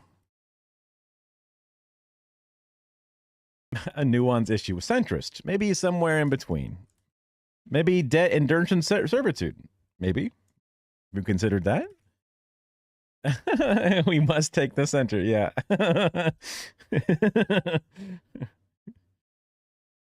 What about if you make payments on time, you can get your freedom back in 4 years? What about that? Think, thoughts? Okay. Debt slavery, but debt slaves have a higher minimum wage than regular laborers. That would be the centrist take that they would do. I mean, what is wage slavery? What are thoughts?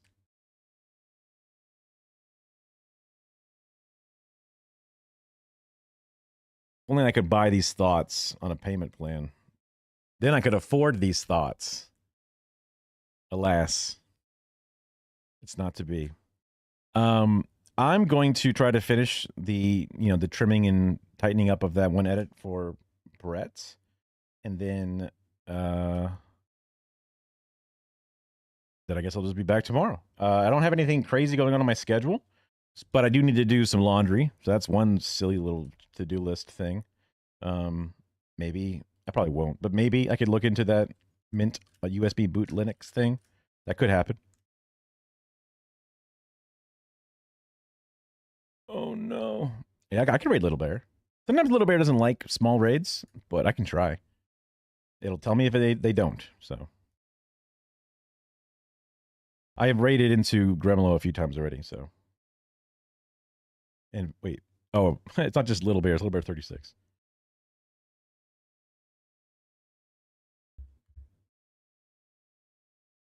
We did it. Yeah, let's see. I think they're hello to the girls and Gorses. Oh, it's horse time. It's horse time. It's gaming time. So, at some point, I should also fire up my own gaming time. We'll see. We'll see. I do game. I swear. It's true.